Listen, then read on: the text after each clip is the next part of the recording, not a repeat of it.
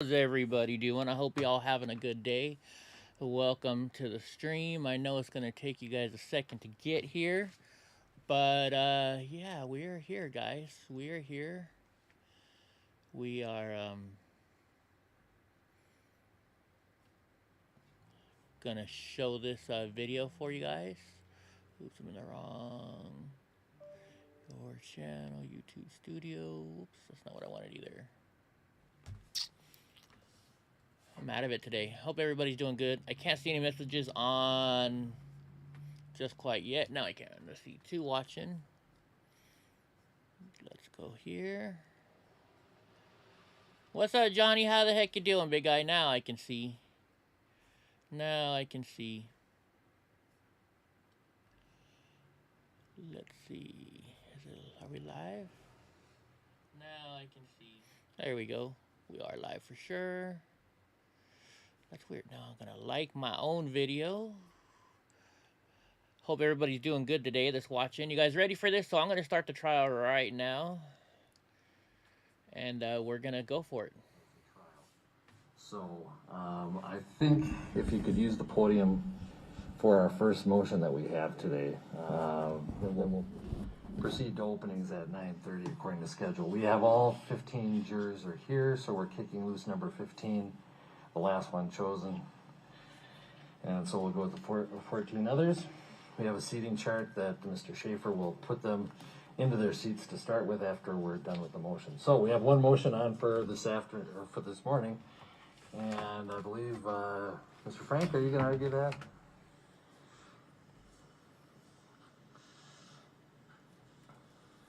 Yeah, good idea to move the podium, but for now it's a little awkward. I apologize, Ryan. We filed this motion just to clarify some points, particularly in light of opening statements. The court's ruling, we thought, was clear and we understood it, but just wanted to make sure that in opening statements, the parties stick to the court's ruling as well, so that something isn't said that's contrary to the court's ruling and could be heard and by the jurors. So we're really, I think our motion is self-explanatory. The statements about Mr. Floyd have to be based on the objective reasonableness standard rather than the subjective intentions of Mr. Floyd and reasonable officers' analysis of that situation. That's the relevant And can you give me an example of what you think should not be said? That Mr. Floyd was trying or wanted to resist arrest, that he was trying to fight with the officers intentionally, that he was faking or malingering his medical distress. Those are the types of things that relate directly to his subjective state of mind. Right. And we've written our motion in a way that we realize those strictures apply to both parties. We acknowledge that, certainly. But it's really to clarify what we see as a potential problem with opening statements. And so I think it's rather self-explanatory. Wanted to bring it to the court's attention so we could deal with it here this morning and just be clear about it. And the other part of that being, as far as Mr. Chauvin's intent or knowledge, or vis-a-vis that policy that you attached to your motion. Right, again, it's an objective officer standard about his perceptions and how they would be dealt with by an objective officer. What he intends to do, right, is relevant because of course there's an assault charge and other intent is an element of some of these crimes, and so his intent is relevant, but his conduct is still judged by an objective, reasonable standard. Correct. Mr. Nelson, anything you want to add? No, Your Honor, I essentially agree as long as we can... Hold on. I gotta get you. Okay, go ahead. Again, Your Honor, just simply stating the objective observations of the police officers and of the people who were there. I don't have an issue with that. I agree that, per the court's ruling, that Mr. Floyd's subjective internal process is off limits. All right. maybe I can give an example, because like most of the judges on this bench, I'm fairly strict regarding no argument in opening. As far as Mr. Floyd, obviously description of appearances, I think even to the point of saying he appeared to not be complying, I think that's permissible because someone will testify to that, but they cannot say he was resisting, he was, especially in opening. Those are conclusions, those are inferences drawn from his behavior. So when witnesses are testifying, expect that they will talk about what they observed as far as appearances. Sometimes it has to lapse into it appeared to be resistance or non-compliance. But to say that he was is an inference from the behavior. I know this is a fine line, but just so you know kind of where I would draw it. As far as Mr. Chauvin, at the scene, there's this policy in place. Certainly it is permissible in opening to talk about the policy and how an officer on the scene has to follow this policy, make an assessment. And I think if you get to the point of saying the word should is where you get into inferences. For example, if in opening you were to say, Mr. Chauvin should have made this evaluation, that's argument. But to say this is the policy, this is what every officer on a scene should do, that I think is objective, and it is, and then you can talk about the behaviors on the scene. It sounds like I'm splitting hairs a little too thinly, but I think you kind of get the gist of it. Any inferences you draw are argumentative, and so that shouldn't be done. But a description of the policies that were in place that bound any officer who's out on the street responding to an arrest, all that is appropriate in opening and as far as testimony. Anybody need any clarification beyond that? Okay. A couple things. We are going to try and stick as much as we can to the 9 to 9:30 is going to be to argue any legal issues that come up, because invariably legal issues come up. I don't want to move up too much the jury start time because of the process of getting here into the building is a little complicated. So I'd prefer that we continue with the 9 o'clock. Plus we will go to 12:30 each day in the morning. And if you do the calculations between our argument on legal issues from 9 to 9:30 and that with our 20-minute break, that allows for essentially 2 hour-and-a-half blocks of time in the morning. And in the afternoon, obviously, I'll tell the jury that we'll be going generally from 1:30 to 4:30, possibly 5 o'clock. If it's possible to keep a witness from having to come back the next day, I would prefer to go later in the day than to have them come back the next day. But we can talk about that, and we can have chambers conferences. Generally, I'll be here by 8:30, at least by 8:45, if you just want to have a chambers conference about logistics, nothing substantive on the record. So I'll be here if you want to come back at that time during the daily schedule. Other than that, since we have our jury waiting, we might start today at 9:15. Now, having said, I want to stick at 9:30. Since we have all 15, we're going to be cutting one loose. I think we can get started around more 9:15, but I'll give you all a break until, let's say 9:20, and then we'll see if we can get the jury set and get rolling. All right, we're in recess. And this is why you have me, and we can fast forward through all this stuff. We have just seen the judge in this case, Judge Peter Cahill, begin this trial, this opening. Will be the judges. Head back to the courtroom. Begin the trial. Will administer an oath to you so that you may take on the important duty of being judges. In this case, you will be the judges of the facts, and I will be the judge of the law. I'd ask everyone in the courtroom to stand while the oath is being administered. Raise your right hand, please.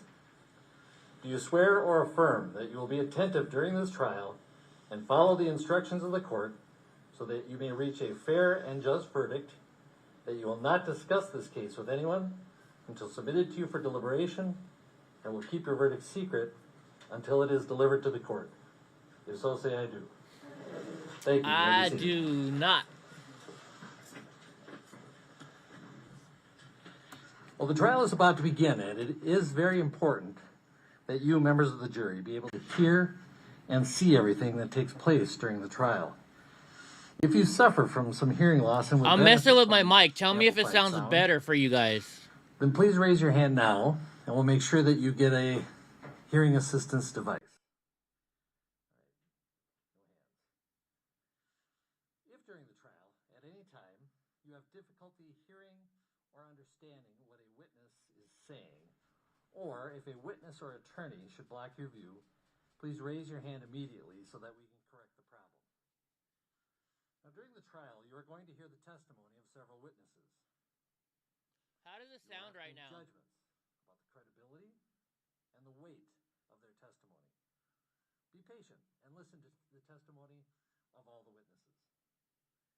Keep it all in mind until you have heard all the evidence. Sounds bad, okay. As you listen to the witnesses, you should take note of such matters as the witness's interest How about now? or lack of interest in the outcome And of the am I case, too much? the ability and opportunity to know, remember, and tell the facts, their experience, Tell me if it got better this time now. and I know it's got sincerity, or the lag, lack so thereof, the reasonableness or the unreasonableness of their I testimony just turned the gain all the way in up. light of all the other evidence, and any other factors that bear on the question of believability and credibility. In the last Now analysis, my you question should is, rely does on it your sound better experience, now or good before I judgment, started and adjusting common it? sense. Now, you have been given notepads so that you may take notes during the trial. You should not, however, feel required to do so. The most important thing is that you give full attention to the testimony as you hear it. Now, to protect the privacy of your notes, I would suggest you write your random juror number, which we will keep the same. No, I'm saying before I started and messing put with that it on a the minute first sheet, ago, and then begin taking did it notes sound on the better second then sheet. or does it sound You also better have extra now pads if you run out of space. before it got lower? So when it was good at the very We will beginning of the collect video. and keep your notes secure at the end of each day, so you can leave them on the chair during breaks and at the You end can't of the tell day. the difference? All right, I'll leave it like it is then. At the end of the trial, you will be allowed to take your notes with you. Oh, wait, I know how we into can do it. deliberation, and I will instruct you further regarding the use of those notes at the end of the trial. Keep in How mind about also now? that I cannot give you a trial transcript at the end of the trial. No such transcript can be prepared for your deliberation. We count on the jury to rely on Okay, the I just collective changed some memory settings. Tell me and the how it exhibits sounds. submitted to you. Now, during the trial, an objection may be made to some evidence, and I may sustain or overrule the objection. If I sustain the objection, it means that the question may not be answered. In that case, you should simply ignore the question and any answer that might have been given. If no I just want to answer make was it sound given really before good the for you objection was guys. made, It sounds you should good? not speculate. Okay, I'm about going to what the change possible one answer thing, might and I have want to been. see if this makes it sound better, okay? Similarly, if I instruct you during How the about trial this? to disregard some statement I just that changed it to a witness bright or tone. Does attorney it has sound made, different? then you must disregard it. If I overrule the objection, it means that the question may be answered. In that case, you should treat the answer Or like does any other does answer. it sound the same now? Similarly, if an exhibit is received despite an objection, you should treat that exhibit like any other evidence. From time to time during the trial, the attorneys will need to discuss issues of law or scheduling matters with me. If these discussions are brief, the lawyers and I will use the wireless headsets while the white noise is on. If the discussions are lengthier, Could I use may it take a a recess. little, Please understand, we are not attempting to conceal anything from you, still the which it is same? necessary for you to Okay. hear. I ask that you be patient. I'll do some when work we on it have later these on. I was discussions, just trying to even do the though they work may right not now be while the case. judge is saying stuff we don't need to And just as an hear. aside, we are scheduled to have the time between 8:30 and 9:30. Well, what if I turn it towards the mic? How does that for the sound? lawyers to I'll argue just- legal issues. So hopefully we can handle most of that before we start. That gave it again a little at bit of 9:30 reverb? each morning. Or- What's up, James? Now, when I turn on the white noise, that's your indication that the conversation is not for you. So please, do not attempt to listen in, and please come to order when I turn the white noise off. And I'm also giving that instructions to anyone who's a spectator here. The white noise is a private conversation, usually about scheduling, nothing exciting. Hi, Mary. How are you doing between today? me and the attorneys. You can use that opportunity, however, if you'd like, to stand up, stretch, talk to your neighbor, but if you could, make sure you don't, there's a piece of black tape in front of you. All right, let me do this. Please don't cross that line. We've taken great care to make sure you are never on camera. And so as long as you stay behind that black line and even stretch in the aisle between, you should be just fine. Now the cameras have been angled so that, as I said, you'll never appear on video. To assist in that, do not cross the black tape, and when entering and departing from the courtroom, please use the aisle between the 2 rows of seats. All right, how about And this? do not get out of your seat until the deputy is at the door waiting to escort you back to the other room. Now, there are things you should not do during this trial. As I said during Oh, jury you know why it's selection, muddy? It's you are not muddy because the investigating. judge has his mask on. You're not to go out to do any looking, and you are not to ask people about this matter. You are not to use the internet to look for information about this case or about the law. I just changed to a high You should pass avoid with all news President's if booth. possible. But at the very least, you should avoid media coverage of this case. Remember, you must not talk to anyone who's involved in the case. The attorneys, the witnesses, or spectators. Do not be offended if they do not speak to you. Perfect. They All right, know good. that I'm it going to would leave be it like this improper. then, guys. To contact you during trial, and they will confine themselves to a brief greeting. You should not discuss the case among yourselves.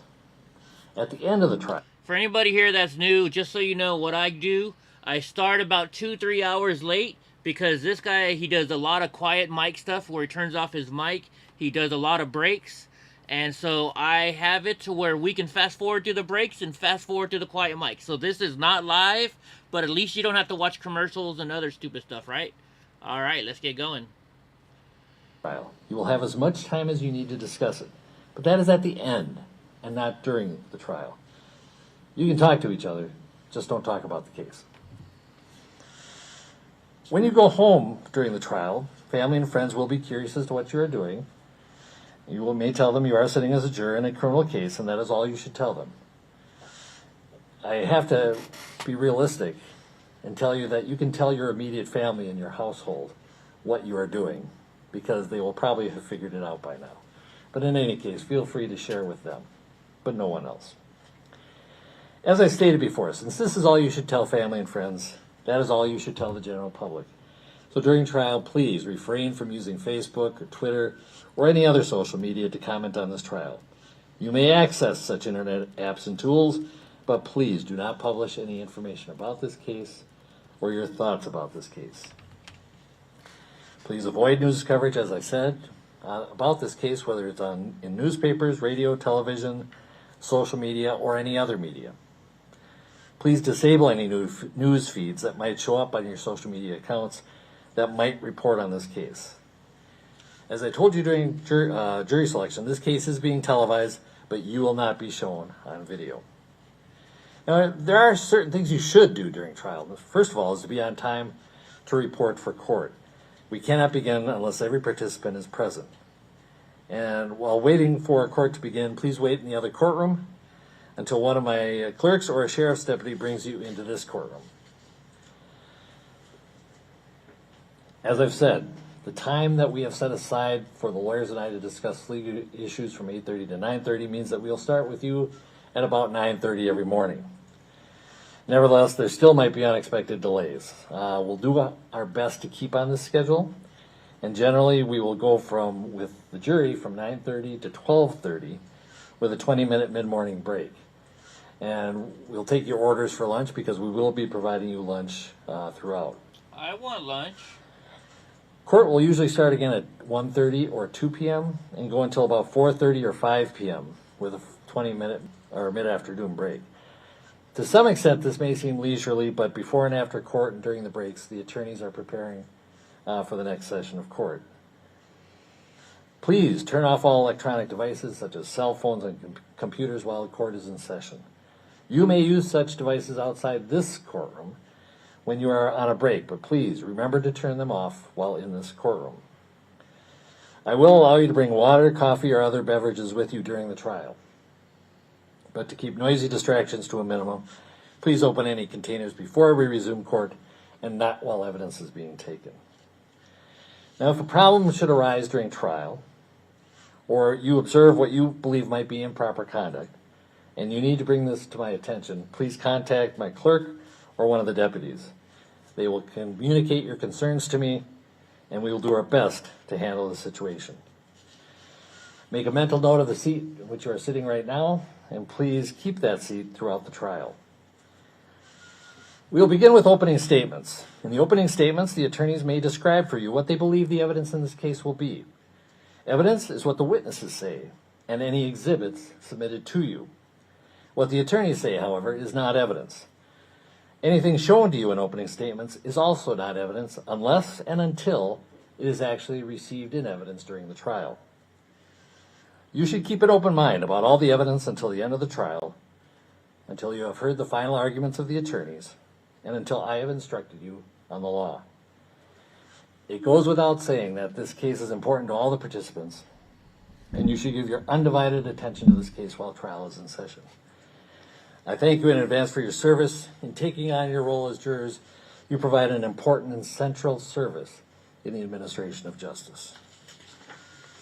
Mr. Blackwell, do you wish to open? You may proceed.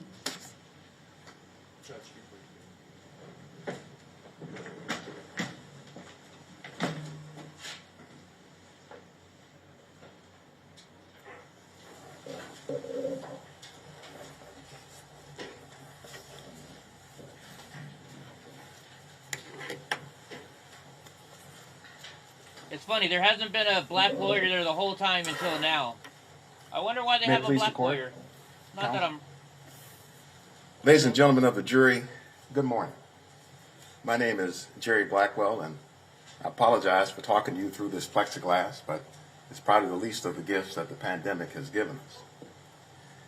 You're going to learn in this case a lot about what it means to be a public servant and to have the honor of wearing this badge. It's a small badge that carries with it a large responsibility and a large accountability to the public. What does it stand for? It represents the very motto of the Minneapolis Police Department: to protect with courage, to serve with compassion, but it also represents the essence of the Minneapolis Police Department approach to the use of force against its citizens when appropriate. The sanctity of life and the protection of the public shall be the cornerstones of the Minneapolis Police Department's use of force. Compassion, sanctity of life, cornerstones, and that little badge is worn right over the officer's heart. But you're also going to learn that the officers take an oath when they become police officers. They take an oath that I will enforce the law courteously and appropriately, and as you will learn, as applies to this case, never employing unnecessary force or violence. And not only that, I recognize the badge of my office as a symbol of public faith, and I accept it as a public trust to be held so long as I am true to the ethics of police service. Symbol of public faith, ethics to police service, sanctity of life, all of this matters tremendously to this case, because you will learn that on May 25th of 2020, Mr. Derek Chauvin betrayed this badge. Wow. When he used excessive and unreasonable force upon the body of Mr. George Floyd. That he put his knees upon his neck and his back, grinding and crushing him until the very breath, no, ladies and gentlemen, until the very life were squeezed out of him. You will learn that he was well aware that Mr. Floyd was unarmed, that Mr. Floyd had not threatened anyone, that Mr. Floyd was in handcuffs, he was completely in the control of the police, he was defenseless. You will learn what happened in that 9 minutes and 29 seconds. The most important numbers you will hear in this trial are 929. What happened in those 9 minutes and 29 seconds when Mr. Derek Chauvin was applying this excessive force to the body of Mr. George Floyd. We have two objectives in this trial, ladies and gentlemen. The first objective is to give Mr. Chauvin a fair trial. Mr. Chauvin has a presumption of innocence. He is presumed to be innocent until proven guilty. We plan to prove to you, beyond a reasonable doubt, that Mr. Chauvin was anything other than innocent on May 25th of 2020. And our second objective, ladies and gentlemen, is to bring you the evidence, which I'm trying to preview this morning. We are bringing this case, this prosecution against Mr. Chauvin, for the excessive force that he applied onto the body of Mr. George Floyd, for engaging in behavior that was imminently dangerous, in the force that he applied without regard for its impact on the life of Mr. George Floyd. So let's begin by focusing then on what we will learn about this 9 minutes and 29 seconds. And you will be able to hear Mr. Floyd saying, "Please, I can't breathe. Please, man, please." In this 9 minutes and 29 seconds, you will see that as Mr. Floyd is handcuffed there on the ground, he is verbalizing 27 times, you will hear, in the 4 minutes and 45 seconds, "I can't breathe. Please, I can't breathe." You will see that Mr. Chauvin is kneeling on Mr. Floyd's neck and back. He has one knee on his neck, and the knee on his back is intermittently off and on his back, as you will be able to see for yourself in the video footage. You will hear Mr. Floyd as he's crying out. You hear him at some point cry out for his mother when he's being squeezed there. He's very close to his mother, you will learn.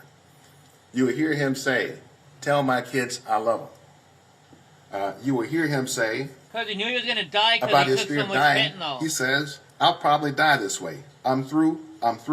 They're going to kill me. They're going to kill me, man."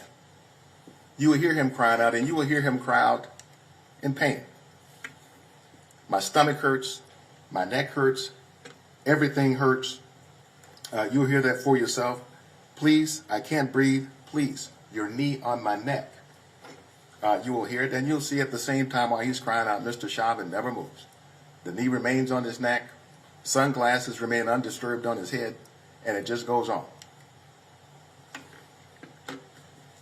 You will hear his final words when he says, "I can't breathe."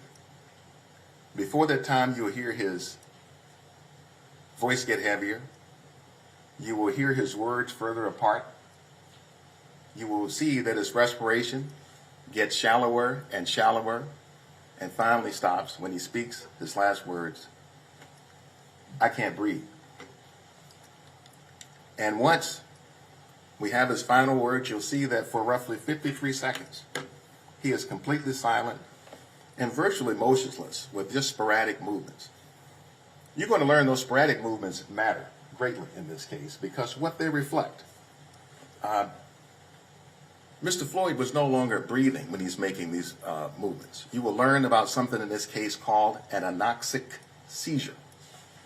It is the body's automatic reflex when breathing has stopped due to oxygen deprivation. We'll be able to point out to you when you'll see the involuntary movements from Mr. Floyd that are part of an anoxic seizure. Not only that, you're going to learn about something that's called agonal breathing. When the heart is stopped, when blood is no longer coursing through the veins, you will hear the body gasp as an involuntary reflex. We'll point out to you when Mr. Floyd is having the agonal breathing, again, as a reflex, involuntary reflex to the oxygen deprivation. So we learn here that Mr. Floyd at some point is completely passed out. Mr. Chauvin continues on as he had, knee on the neck, knee on the back. You'll see he does not let up and he does not get up. For the remaining, as you can see, 3 minutes and 51 seconds. During this period of time, you will learn that Mr. Chauvin is told that they can't even find the pulse of Mr. Floyd. You will learn he's told that twice. They can't even find the pulse. You will be able to see for yourself what he does in response. You will see that he does not let up and that he does not get up. Even when Mr. Floyd does not even have a pulse, it continues on. It continues on, ladies and gentlemen, even after the ambulance arrives on the scene. The ambulance is there, and you'll be able to see for yourself what Mr. Chauvin is doing when the ambulance is there. You can compare You'll be able to compare how he looks in this photograph to how he looked in the first 4 minutes and 45 seconds. Same position, doesn't let up, and you'll see he doesn't get up. The paramedic from the ambulance comes over. You'll be able to see this in the video. He checks Mr. Floyd for a pulse. He has to check him for a pulse, you'll see, with Mr. Chauvin continuing to remain on his body at the same time. Doesn't get up even when the paramedic comes to check for a pulse and doesn't find one. Mr. Chauvin doesn't get up.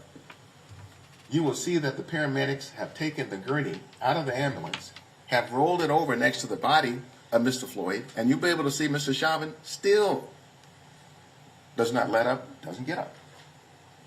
And you will see it wasn't until such time as they want to move the lifeless body of George Floyd onto the gurney. Only then does Mr. Chauvin let up and get up. And you'll see him drag Mr. Floyd's body and unceremoniously cast it onto the gurney.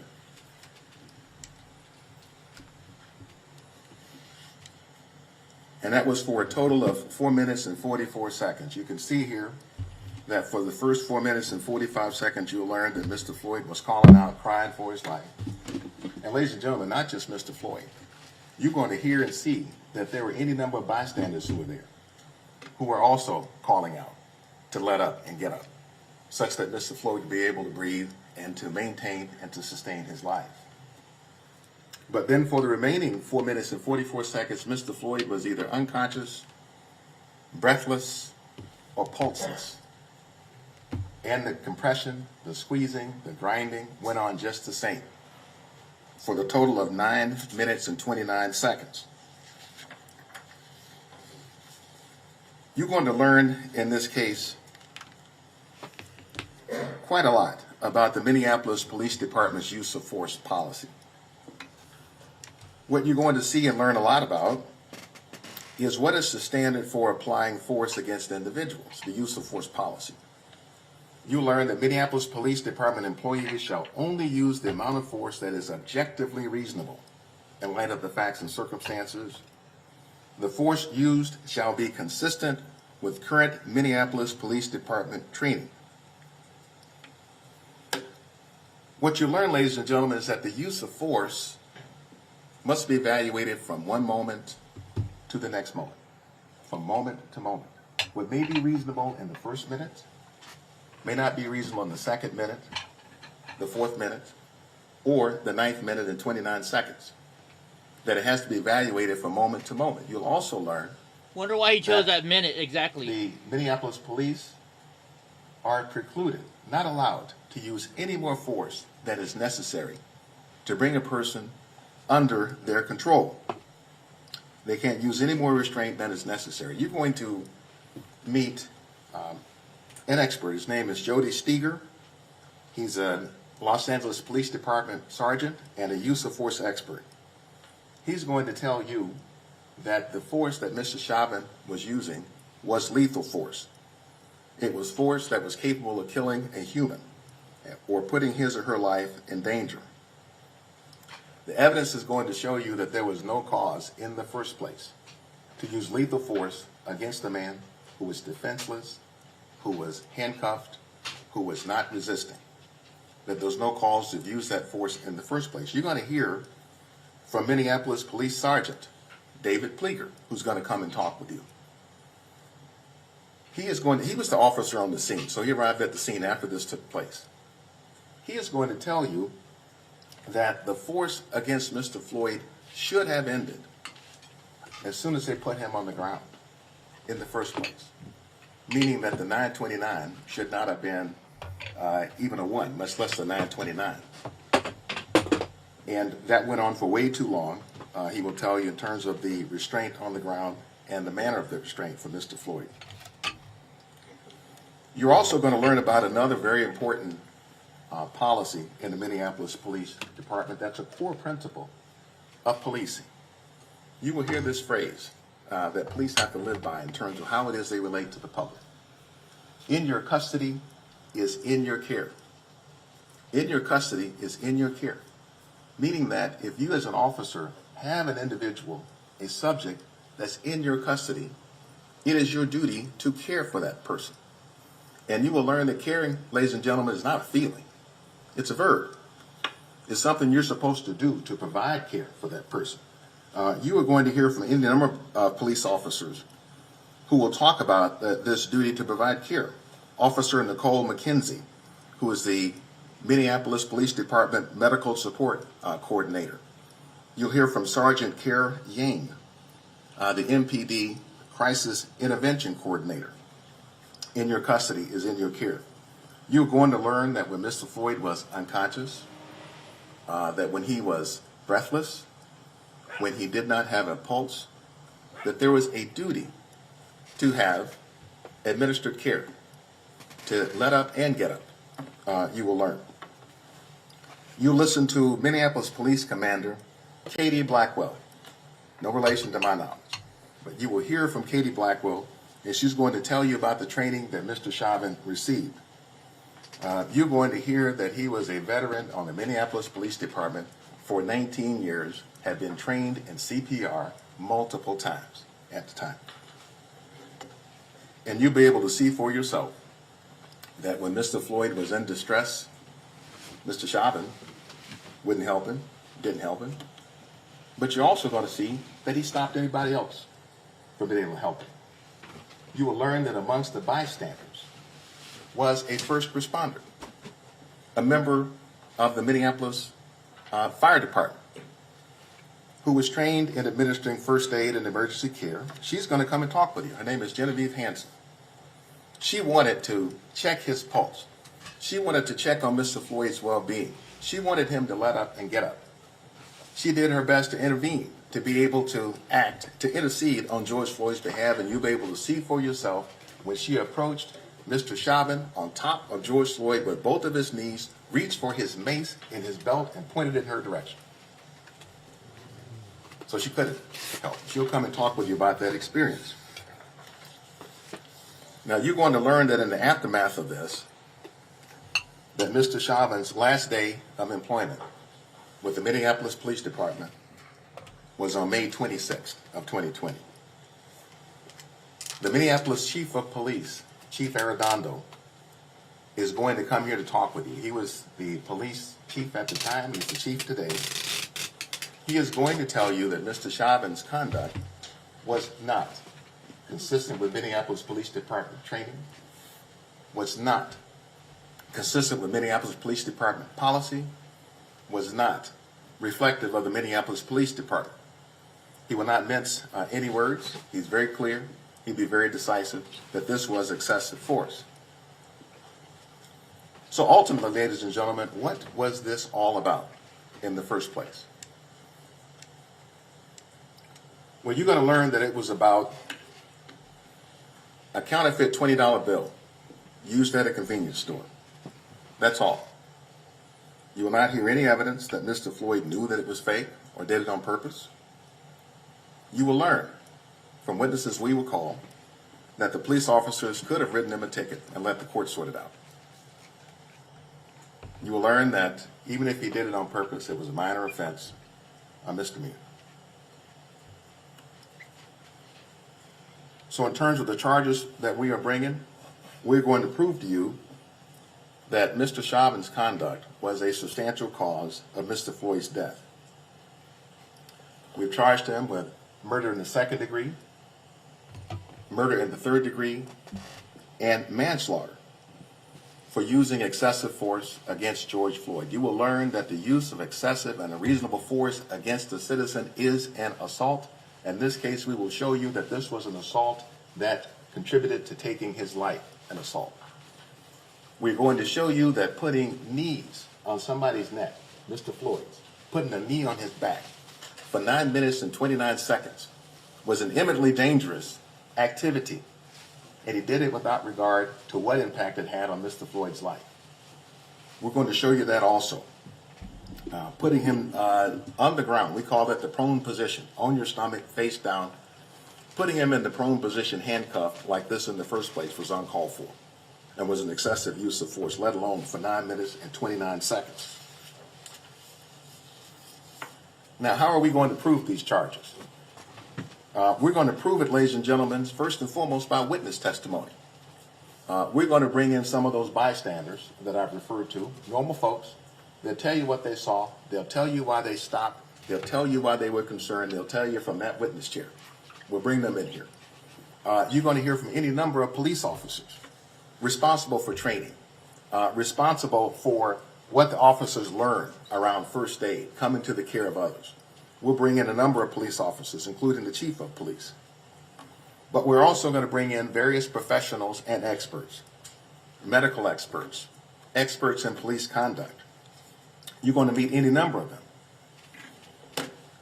You'll have here a forensic pathologist, Dr. Thomas, who studies the tissues of the deceased as a forensic pathologist to determine the cause and manner of death. You're going to hear from a pulmonologist, Dr. Tobin.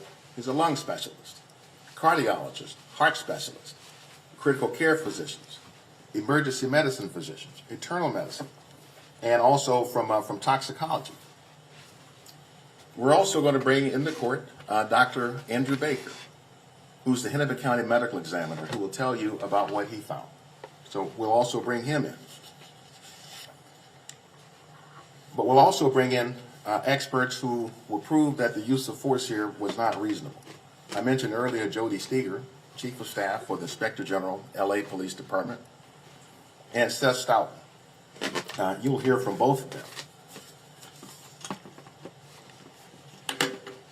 Now, spend a few minutes talking to you about what this case is about.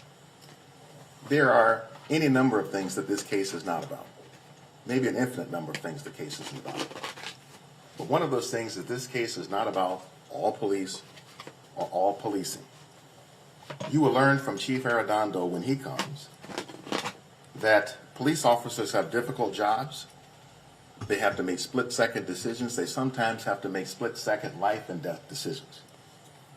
In this trial, you're going to meet any number of the men and women from the Minneapolis Police Department who do a fantastic job. They're committed, take very seriously preserving the sanctity of life. I mentioned already Commander Katie Blackwell, Sergeant Carrie Yang, Officer Nicole McKenzie, to name a few. This case is about Mr. Derek Chauvin and not about any of those men and women, and it's not about all policing at all. And this case is not about split-second decision-making. In 9 minutes and 29 seconds, there are 479 seconds, not a split second a month. That's what this case is about.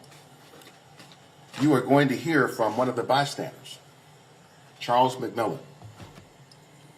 And Charles McMillan is going to talk to you about the excessive force that he saw Mr. Chauvin displaying on May 25th. And he will tell you what he experienced in the way that Mr. Chauvin looked at him and the other bystanders who were calling out for Mr. Floyd's life.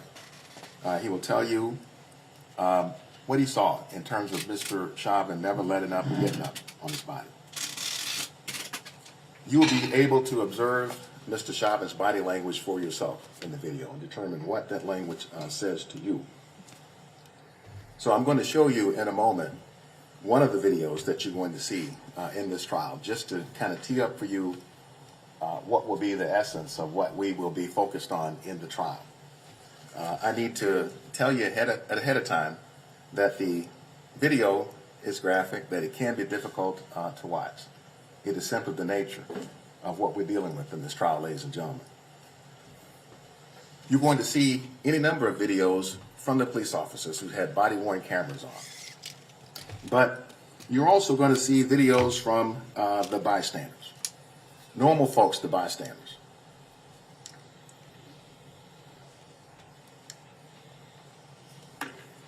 You're going to see these bystanders, a veritable bouquet of humanity, these bystanders. You'll see here a little girl who's wearing a green shirt on the right with the words love on the green shirt. I won't say her name now because she's a minor, but she is going to come and talk with you about what she saw.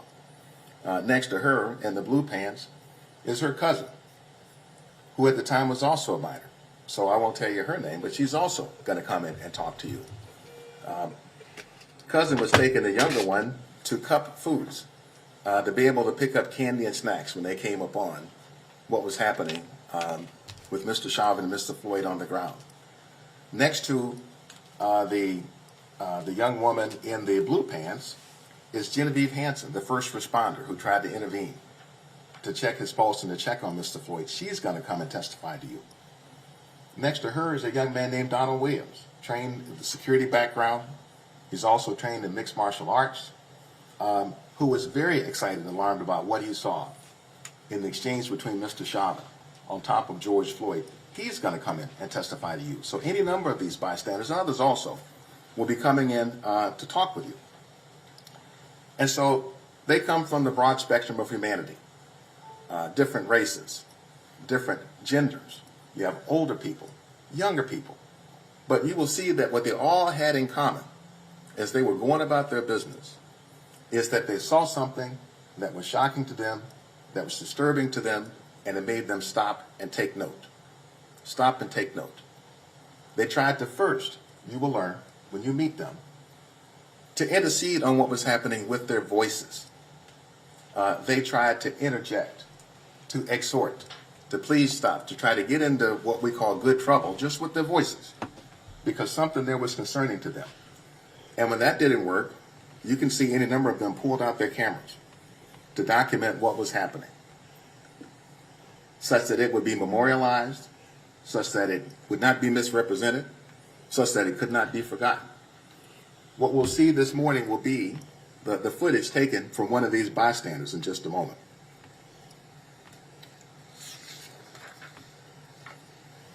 And you will learn, with respect to these bystanders, that none of them knew who George Floyd was. They didn't know his history. They didn't know anything about it. All they knew was they came upon an individual that they saw was in some serious distress under the knees of Mr. Chauvin, and it alarmed them. Let me show you what the scene looks like, just briefly. Here in Minneapolis, this takes place at the intersection of Chicago Avenue and 38th Street at Cup Foods. If you can see the image of a squad car on Chicago Avenue, that is ultimately where Mr. Floyd was being restrained on the ground, under the knees of Mr. Chauvin. We will spend quite a bit more time with this map during the trial, but just for now, I just wanted to try to set the stage for what you're going to see. So with that, I'm going to show you the video evidence. And the video evidence, I think, will be very helpful and meaningful to you because you can see it for yourself without lawyer talk, lawyer spin, lawyer anything. You can see it for yourself.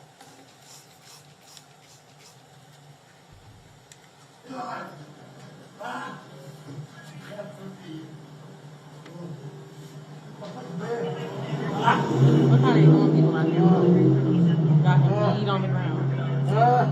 He crying and shit. That's sick. Please, please, please, I can't breathe. Please, man, please, somebody help me.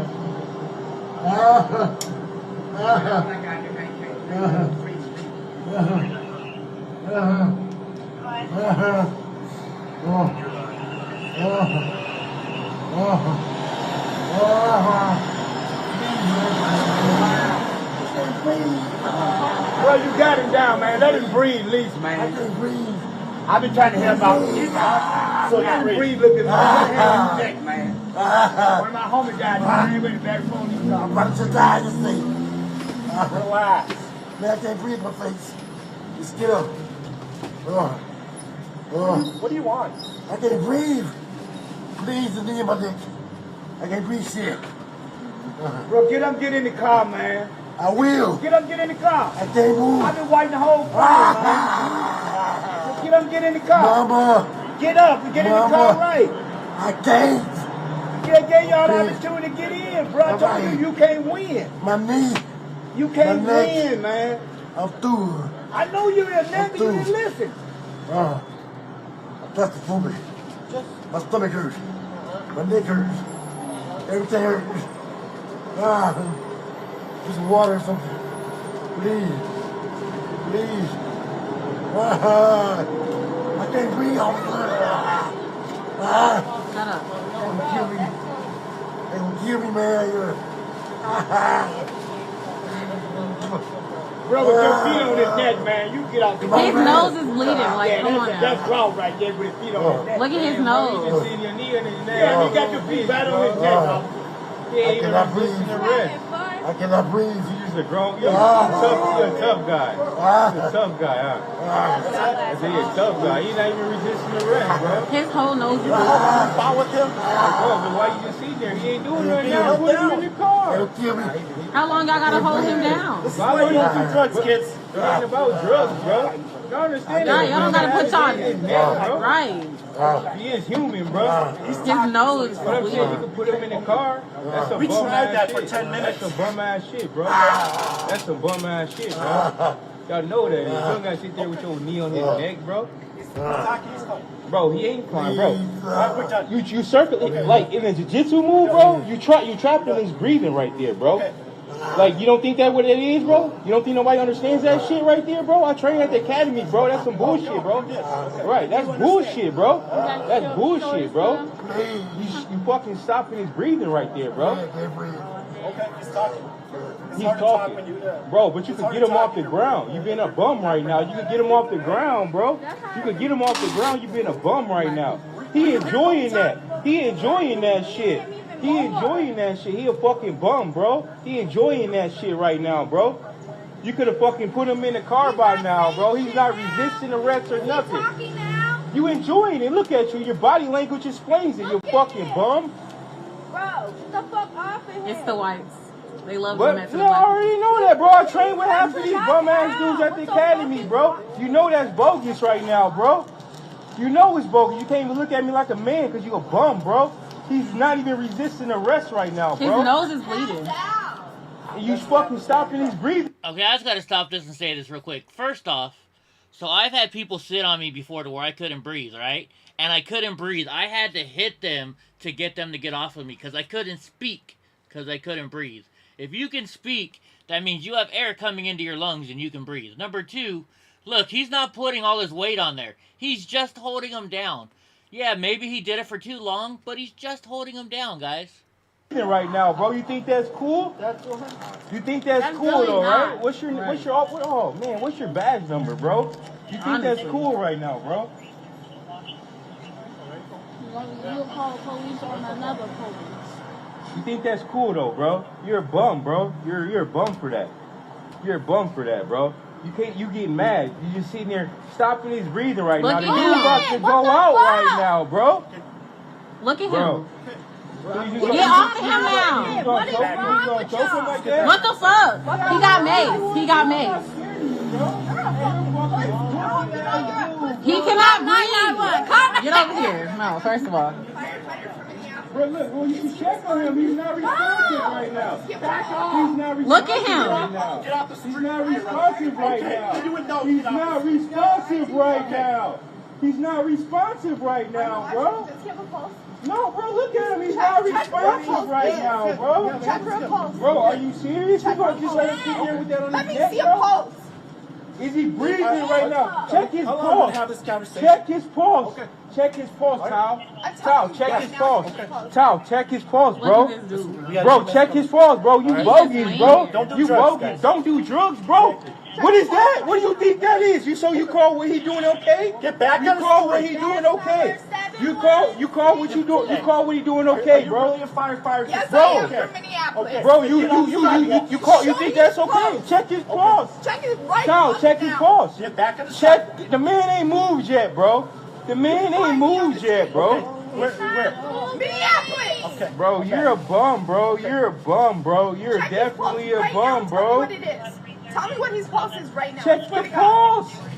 Bro, he has not moved not one time, bro. He's off crack right now. But yeah, bro, go back in the store, bro. You don't understand. No, bro. I'm the reason. Okay, that's cool. Go back in the store, bro. Go back in the store, bro. He's not fucking moving. I see that. Bro, I'm trying to help y'all out. Bro, you don't need to help me out, bro. I know your parents. I know everybody that owns the store. You don't need to help me the fuck out, bro. He's not fucking moving right now, bro. I just saw that, man.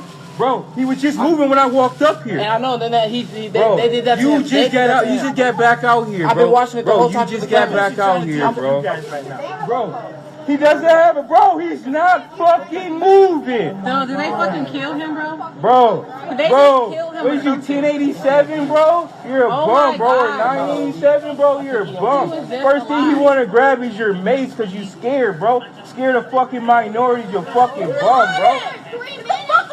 Like, bro, 3 minutes, bro. He's not fucking moving. Bro, he's not even fucking moving. Get off of his fucking neck, bro. Get off of his neck. Yes, look at that, bro. Are you serious? Bro, are you serious? And you gonna keep your thing on your neck? Yeah, I bet you. Bro, I barely touched me like that, dude. I swear I'll slap the fuck out of both of y'all. I didn't want to call the ambulance. Bro, you just gonna let him keep his hand on his neck, bro? You're a bitch, bro. Tyler, you gonna let him keep that like that? You gonna let him kill that man in front of you, bro? Huh? Like what? Bro, he's not even fucking moving right now, bro. He's not even fucking moving. Bro, What it is, we gotta deal with this. bro. They're not gonna help us, bro. Right, he black, they don't care. 97 years If it ain't fake people, they don't care, bro. You gonna just sit there with your knee on his neck, bro. You a real man for that, bro. He ain't handcuffed, bro. You a real man, bro. You a real man, bro. I trained with these dumb ass The fact that you guys are checking his pulse and doing compressions if he needs that, you guys are on it. Oh my God, bro. And then he just gonna pull him They up just there dragging like that, him like, come Yeah, on now. and I have your name tag, bitch. That's not very professional. It don't matter. So what? Freedom of speech. Freedom of speech, fuck. Don't touch him. I got this all on camera. Watch out. Don't touch me. You touched him. You went to him. So shut up. You went to him. Y'all always trying to start something. Bro, don't ever touch me, bro. I ain't said a word having that thing. Like, you bogus, bro. You damn near dead, bro. She's fucking dead, bro. I appreciate you. You're wrong now, bro. You're wrong now, bro.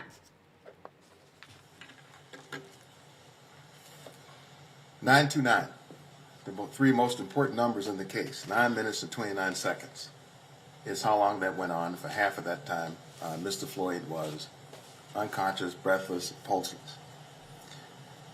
You will see in the videos, ladies and gentlemen, that Mr. Floyd from time to time was heaving up his right shoulder. There's a reason for that. Mr. Chauvin's on his left side, his back and his neck. He can't move that. His hands are behind his back. He's heaving up the right shoulder so he can get room for his rib cage to expand to breathe. Because at this point, you will learn he's pancaked with the hard pavement beneath him and Mr. Chauvin on top of him. In order to breathe, you have to have room for the lungs to expand in and out. And you'll see Mr. Floyd doing his best to kind of crank his right shoulder up, having to lift up his weight and Mr. Chauvin's weight on top of him to get a breath for as long as he could get a breath. And you will see and hear more about that during the trial. You will learn that a number of the bystanders there called the police on the police. Genevieve Hansen, the first responder, called the police on the police. You'll learn that Donald Williams, the young man who's very vocal, security background, mixed martial arts background, saw the pressure that was put on the neck. He called the police on the police. But not only that, you're going to learn that there was a 911 dispatcher. Her name is Jenna Scurry. Jenna Scurry is going to come to talk to you also. There was a fixed police camera that was trained on this particular scene, and she could see through the camera what was going on. You will learn that what she saw was so unusual and for her so so disturbing that she did something that she had never done in her career. She called the police on the police, a 911 dispatcher. She called Sergeant David Pleaker, who's going to come in to testify. She called him to report what she saw because she found it just that disturbing. She will tell you that she felt that she saw a man literally lose his life. And you will hear her testify. Now, I want to talk to you a little bit about intent. That is, what our evidence is going to be on the issue of intent. As I mentioned, we're going to show you that the use of force here was excessive and unreasonable. we're going to show you that it was not accidental in terms of what was happening there at the scene. That what Mr. Chauvin was doing, he was doing deliberately. Now, when we bring you the evidence of intent, it's not going to come in like a sandwich board that has a front side and a back side. And the front side says, this is our evidence of intent. And the back side says, yeah, you saw it. We will bring it to you, ladies and gentlemen, through the totality of all of the evidence, looking at it all together. You will, for example, hear from Nicole McKenzie, the medical support coordinator for the Minneapolis Police Department. She will tell you that the dangers of the prone position, putting people face down on the ground, have been known about in policing for over 30 years, that they train officers on it. She will tell you that arrestees, citizens who are under arrest, should never be put in the prone position except only momentarily to get them under police custody or control to get handcuffs on them, but never left in that position. You will learn that Mr. Floyd was in handcuffs already, so they didn't need to put him on the ground to get him into, to get him under police control. And she will tell you that the reason that you don't put persons or leave them in the prone position that way, let alone with a man's body weight on top of them, let alone for 9 minutes and 29 seconds, the reason you don't do that is because of the potential to obstruct the airways. You're also going to hear from Lieutenant Johnny Mercel, the Minneapolis Police Department Use of Force Training Coordinator. He's going to tell you about what training Mr. Chauvin had received. But he's also going to tell you that he knows of no training that would suggest that kneeling on somebody's neck, as Mr. Chauvin was doing, was proper, according to Minneapolis Police Department training.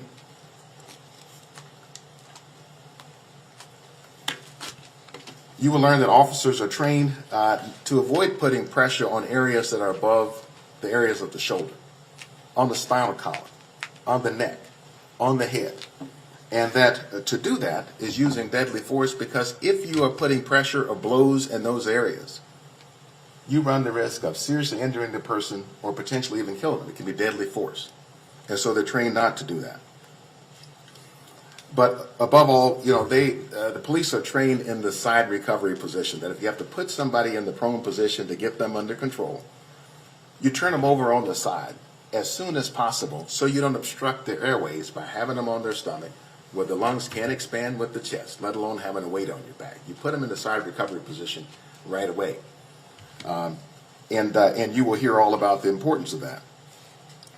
And we'll obviously bring you the evidence of all of the warnings that Mr. Chauvin would have received, not just from George Floyd himself, from the calls and crying out by the bystanders, from the approach of the ambulance, from the paramedics and so on, all of whom did their part to encourage him to let up and to get up. You'll be able to consider that too under the umbrella of intent.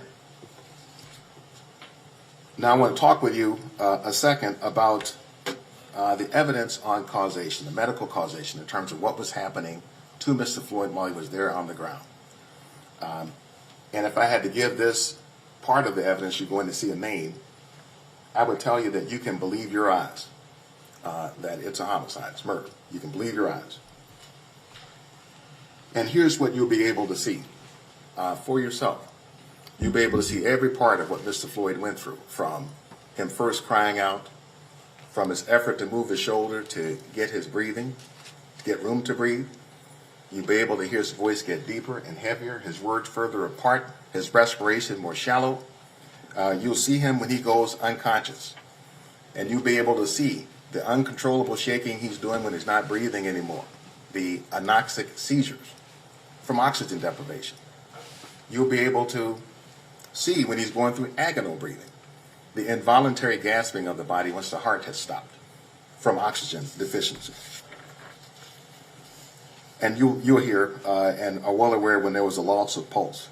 You'll hear from a number of experts on the stand that putting a man in the prone position with handcuffs behind his back, somebody on his neck and back pressing down on him for 9 minutes and 29 seconds is enough to take a life. You will hear that also.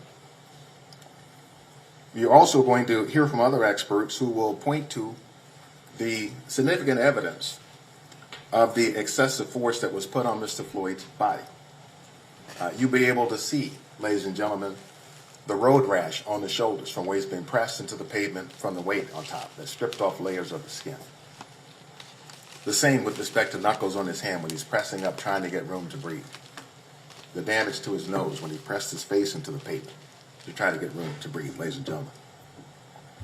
You will learn that the last 9 minutes and 29 seconds of Mr. Floyd's life, he was only alive for part of that period of time, but it matches the patterns of somebody who dies from an oxygen deficiencies.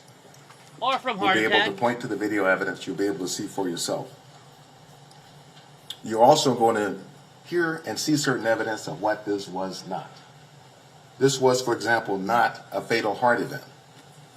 This was not, for example, a heart attack. You will learn that there was no demonstrated injury whatsoever to Mr. Floyd's heart, as in a heart attack. You'll hear evidence that Mr. Floyd had an artery in his heart that was partially clogged. You will learn that there was no damage to Mr. Floyd's heart from an inadequate blood supply to his heart.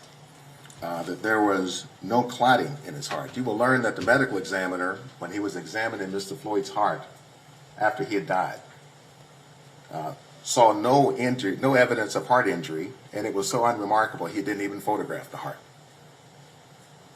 You will learn that this was not what's called a fatal arrhythmia, that the heart beats rhythmically, and occasionally then the heart gets out of rhythm. And out of rhythm, the heart just may stop. In the case of a fatal arrhythmia, you're going to learn that when a person suffers that, they stop and they drop right there where they are. It's instant death. You'll be able to see for yourself that Mr. Floyd did not die in instant death. He died one breath at a time over an extended period of time. It does not at all look like the way that one dies from a fatal arrhythmia. It's instant death. And this was not an instant death. You will also learn, ladies and gentlemen, that George Floyd struggled with an opioid addiction. He struggled with it for years. You will learn that he did not die from a drug overdose. He did not die from an opioid overdose. Why? Because you'll be able to look at the video footage and you see he looks absolutely nothing like a person who would die from an opioid overdose. You will learn that opioids are tranquilizers. And when a person dies from an opioid overdose, what do they look like? First and foremost, asleep, in a stupor. And they never come to again. And they simply pass away. Opioid overdose. They're not screaming for their lives. They're not calling on their mothers. They are not begging, please, please, I can't breathe. That's not what an opioid overdose looks like. Now, you will learn that Mr. Floyd had 11 nanograms of fentanyl in his system when he died, and they may say that's a fatal amount. Well, what you have to learn is something about tolerance.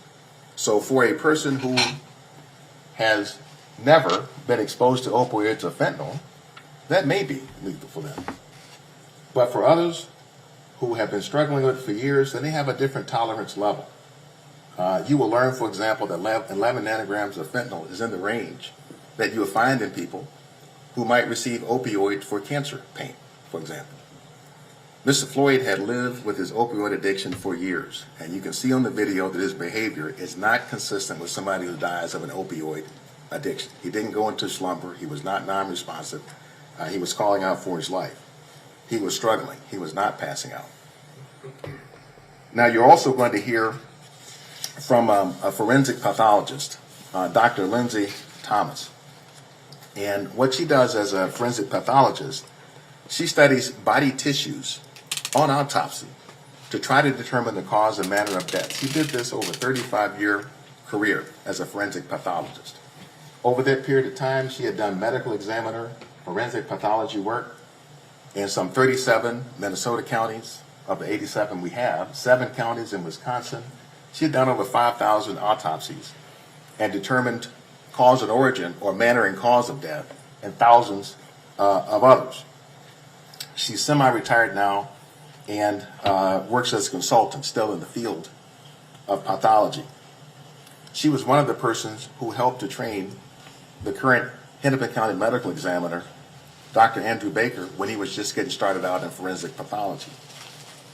Now here's where Dr. Baker and Dr. Thomas agree as to the manner of Mr. Floyd's death, and I will show you the findings from Dr. Baker.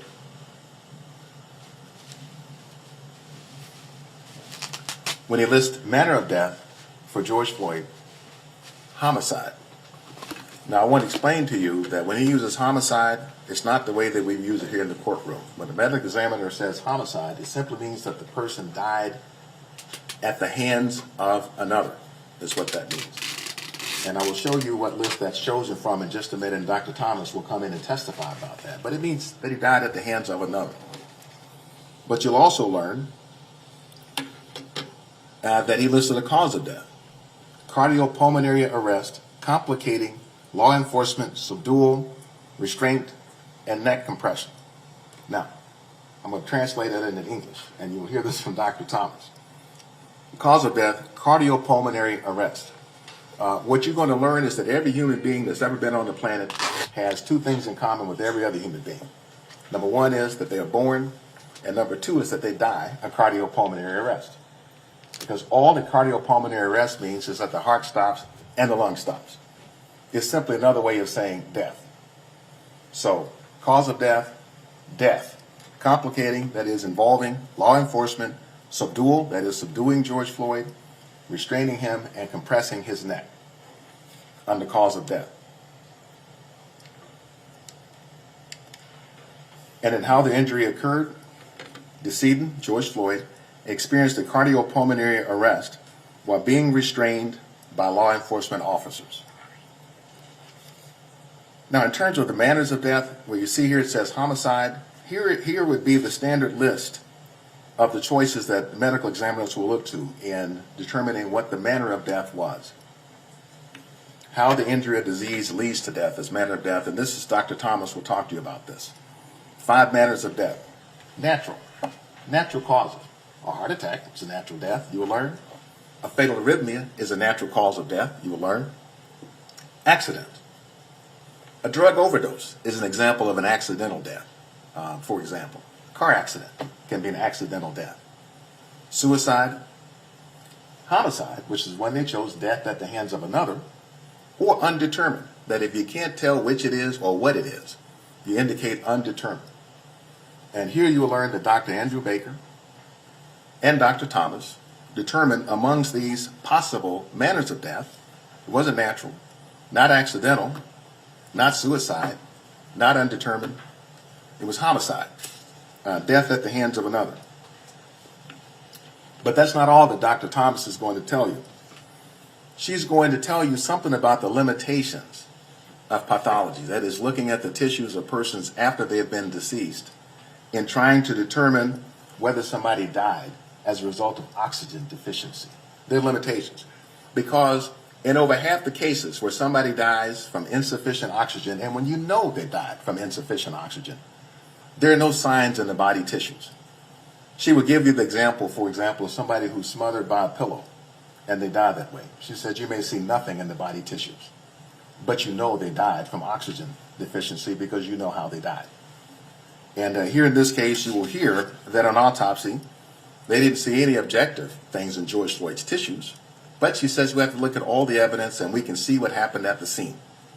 And we can see moment by moment that he had all the telltale signs of a person who's struggling and suffering from not receiving sufficient oxygen. She will say you have to look at all the evidence, and we'll show you that objective evidence as we go through. So finally, I want to talk to you about some of the evidence that you will hear, some of the facts that do not excuse this excessive use of force, but you will hear about them. We will tell you about them. For example, you will hear that George Floyd was a big guy. He was over 6 feet tall. Every police conduct witness we bring to you on the stand, every use of force expert will tell you that his size is no excuse for any police abuse. You're going to hear, obviously, that he struggled with drug addiction, that he had high blood pressure. They'll talk about heart disease, and we will tell you about that, heart disease. that he had. What you will learn is that George Floyd lived for years, day in and day out, every day, with all of these conditions until the one day on May 25th when he ended the 9 minutes and 29 seconds, and that was the only day he didn't survive. That he went into that circle of 9 minutes and 29 seconds is the only day he didn't come out again. You will learn that. It's not an excuse for what happened in the 9 minutes and 29 seconds. You will hear what happened earlier on the day on May 25th. You will be able to see how the police approached him in his vehicle over the fake $20 bill. You'll be able to see how when they approached his car, came to his window within seconds, they had pulled out their gun, were pointing it at his head, and were using the foulest of language. You'll be able to see them get him out of his car, put him right away in the handcuffs. You'll see them pat him down so that they know he doesn't have any weapons. And not only that, you'll be able to hear George Floyd, when he approaches the squad car, saying he is terrified to be put into that squad car. You hear him say, I think I'm going to die if they put me in there. I think I'll die if I'm put in that squad car. He was terrified. You hear him talk about that. He says he was claustrophobic.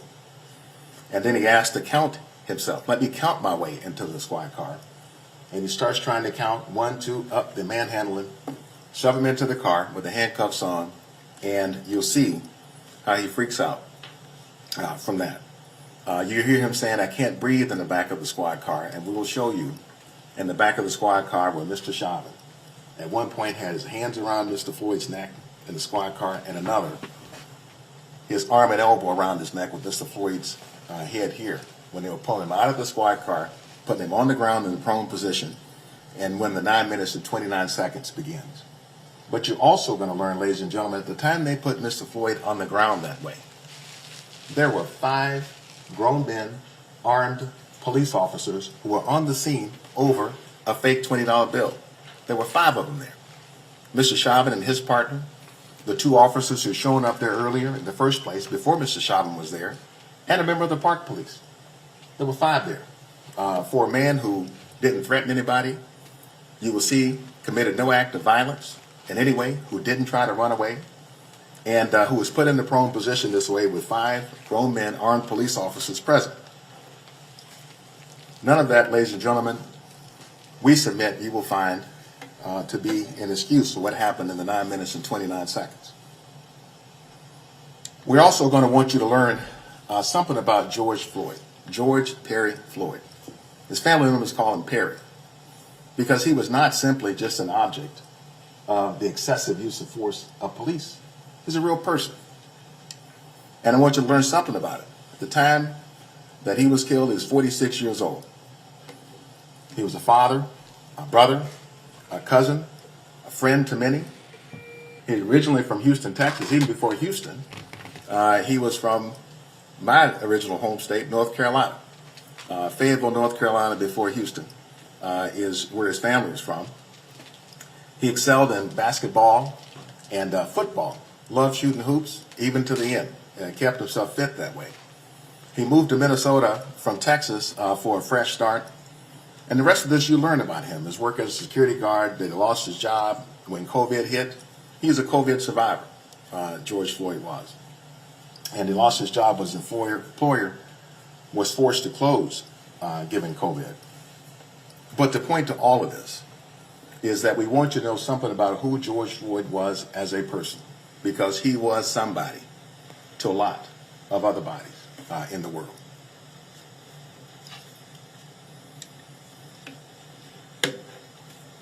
So, ladies and gentlemen, I'm going to sit down in a moment this morning. We're going to show you through the evidence that there was no excuse for the police abuse of Mr. Chauvin. We're going to ask at the end of this case that you find Mr. Chauvin guilty for his excessive use of force against George Floyd that was an assault that contributed to taking his life, and for engaging in eminently dangerous behavior, putting the knee on the neck, the knee on the back, for 9 minutes and 29 seconds without regard for Mr. Floyd's life. We're going to ask that you find him guilty of murder in the 2nd degree, murder in the 3rd degree, and 2nd degree manslaughter. Thank you.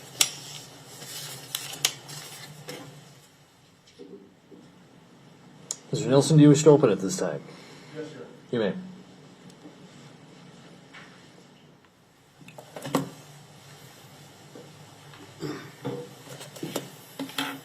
May it please the court, counsel, Mr. Chauvin, members of the jury.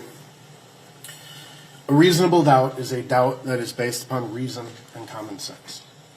At the end of this case, we're going to spend a lot of time talking about doubt. But for purposes of my remarks this morning, I want to talk about reason and common sense and how that applies to the evidence that you're about to see during the course of this trial. Reason is an idea that wholly permeates our law, our legal system, and it forms the foundation. And you will see and hear that repeatedly throughout the course of this trial. What would a reasonable police officer do? What is a reasonable use of force? What would a reasonable person do in his or her most important affairs? What is a reasonable doubt? As such, reason dictates and necessitates how the evidence must be looked at and analyzed in every single case. And common sense is exactly that. It's common sense. Common sense tells you that there are always two sides to a story. Common sense tells us that we need to examine the totality of the circumstances to determine the meaning of evidence and how it can be applied to the questions of reasonableness of actions and reactions. In other words, common sense is the application of sound judgment based upon a reasoned analysis. And that's what this case is ultimately about. It's about the evidence in this case.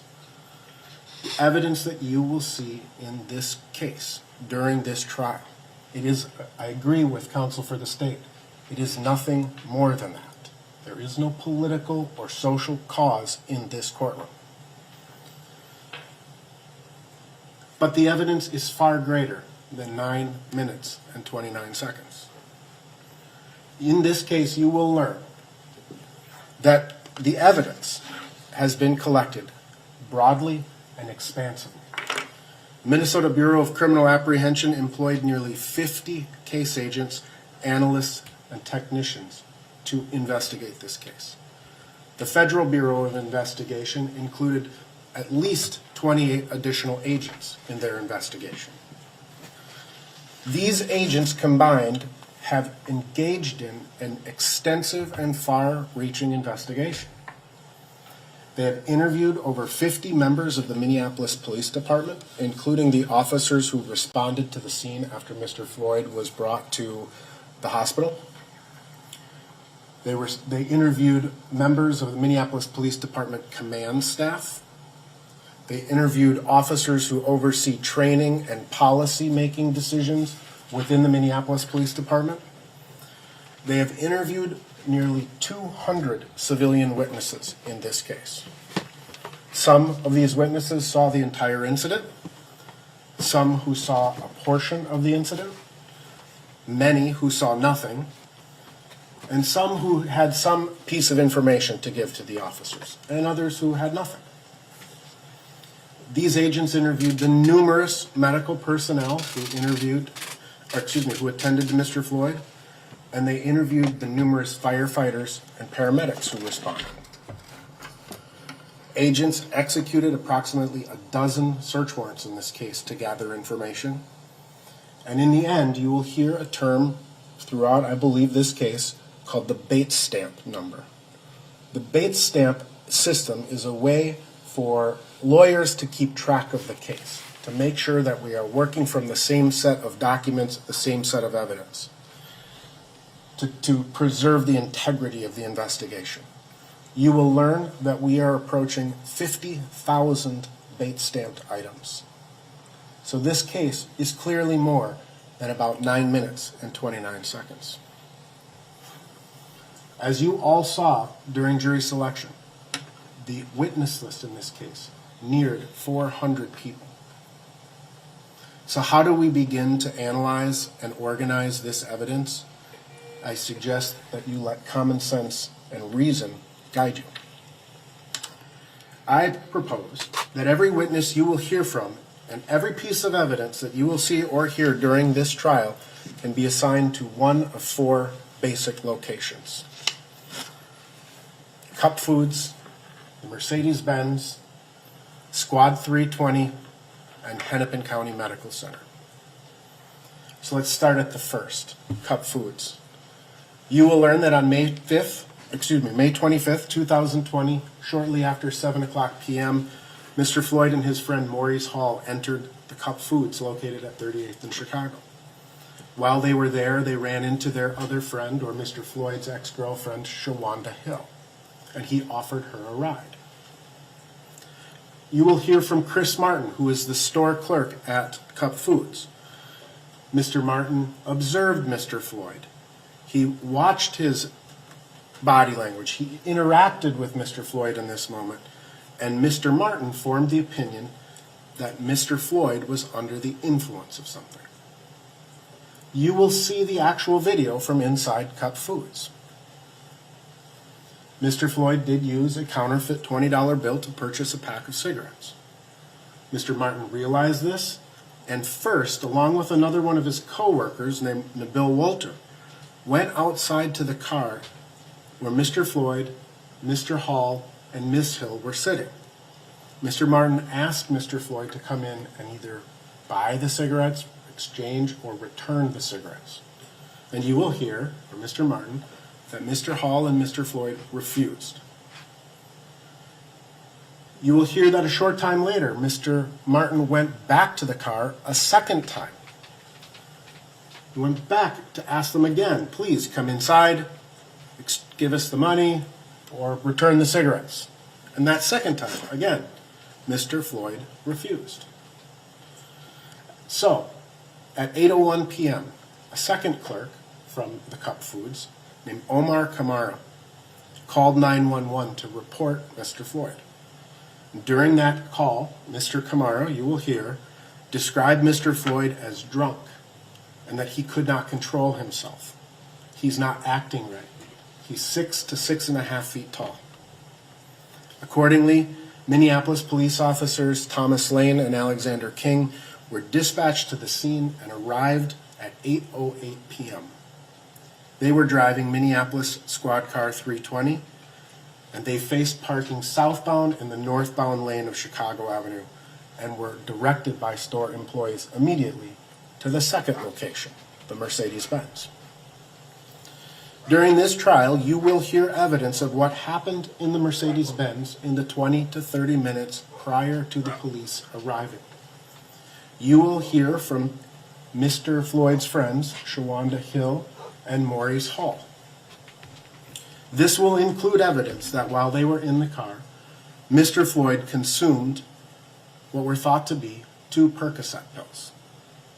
Mr. Floyd's friends will explain that Mr. Floyd fell asleep in the car and that they couldn't wake him up, that they kept trying to wake him up to get going, that they thought the police might be coming because now the store was coming out, and they kept trying to wake him up. And in fact, one of these friends called her daughter, Miss Hill, Shawanda Hill, called her daughter, Shakira Prince, to come and pick her up because they couldn't keep Mr. Floyd awake. At 8:09 p.m., Officers Lane and King approached the vehicle, and Officer Lane approached the driver's side of the vehicle, and Officer King approached the passenger side. During the course of this trial, you will see and hear the body-worn cameras of these officers that fully capture the entire interaction with Mr. Floyd and his friends. You will see Officer Lane draw his service weapon after Mr. Floyd failed several times to respond to his commands to show him his hands. You will learn that that is an acceptable police practice. You will see the officers struggle with Mr. Floyd to get him out of the Mercedes-Benz and handcuffed. And you will see and hear everything that these officers and Mr. Floyd say to each other. The evidence will show that when confronted by police, Mr. Floyd put drugs in his mouth in an effort to conceal them from the police. At approximately 8:10 p.m., Officer Peter Chang of the Minneapolis Park Police responds. He responds to the scene to assist Officers King and Lane, and he helps in detaining the passengers. You will see Officer Chang's body-worn camera, and you will hear his interactions. This becomes important as we learn about police practices, because what you will learn is that when an officer responds to what is sometimes a routine and minimal event, it often evolves into a greater and more serious event. You will see surveillance videos near Squad 320 from a local business called the Dragon Walk that capture the actions and reactions of everyone present at that location, including evidence of further concealment of controlled substances. During the course of the investigation, 2 search warrants were executed on the Mercedes-Benz. The first on May 27th of 2020, the second several months later on December 9th of 2020. BCA agents located various pieces of evidence during both of these searches, including 2 pills that later analysis by the BCA revealed to be a mixture of methamphetamine and fentanyl. This is what's called a speedball, a mixture of an opiate and a stimulant. You will learn that these pills were manufactured to have the appearance of Percocet. While standing next to the Mercedes-Benz, Officer King and Officer Lane both asked Mr. Floyd what he was on. And he says he is on nothing. Officer King and Lane escorted Mr. Floyd to the 3rd location, Minneapolis Squad 320. The evidence will show that as Officers King and Lane escorted Mr. Floyd to their squad car, a citizen by the name of Charles McMillian walked alongside them. He kind of joined them. And he was encouraging Mr. Floyd to cooperate with the officers. Get in the car, you can't win. The evidence will show that Mr. Floyd and the officers began to struggle as they attempted to get him in the squad car. And you will learn that Officers Derek Chauvin and his partner Tu Tao arrived to assist Officers King and Lane at 8:16 and 48 seconds, almost 8:17. Upon their arrival, the first thing that Officer Chauvin sees is Officers King and Lane struggling with Mr. Floyd. Mr. Chauvin asked the officers, "Is he under arrest?" Yes. And then Officer Chauvin began to assist them in their efforts to get him into the squad car. You will see that 3 Minneapolis police officers could not overcome the strength of Mr. Floyd. Mr. Chauvin stands 5'9", 140 pounds. Mr. Floyd is 6'3", weighs 223 pounds. You will learn that because of this intersection at 38th and Chicago is considered a high crime area, the city installs what's called the milestone video system.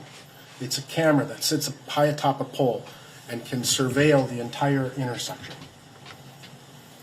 When you see these videos pulled back from afar, you will be able to see the Minneapolis police squad car rocking back and forth during this struggle.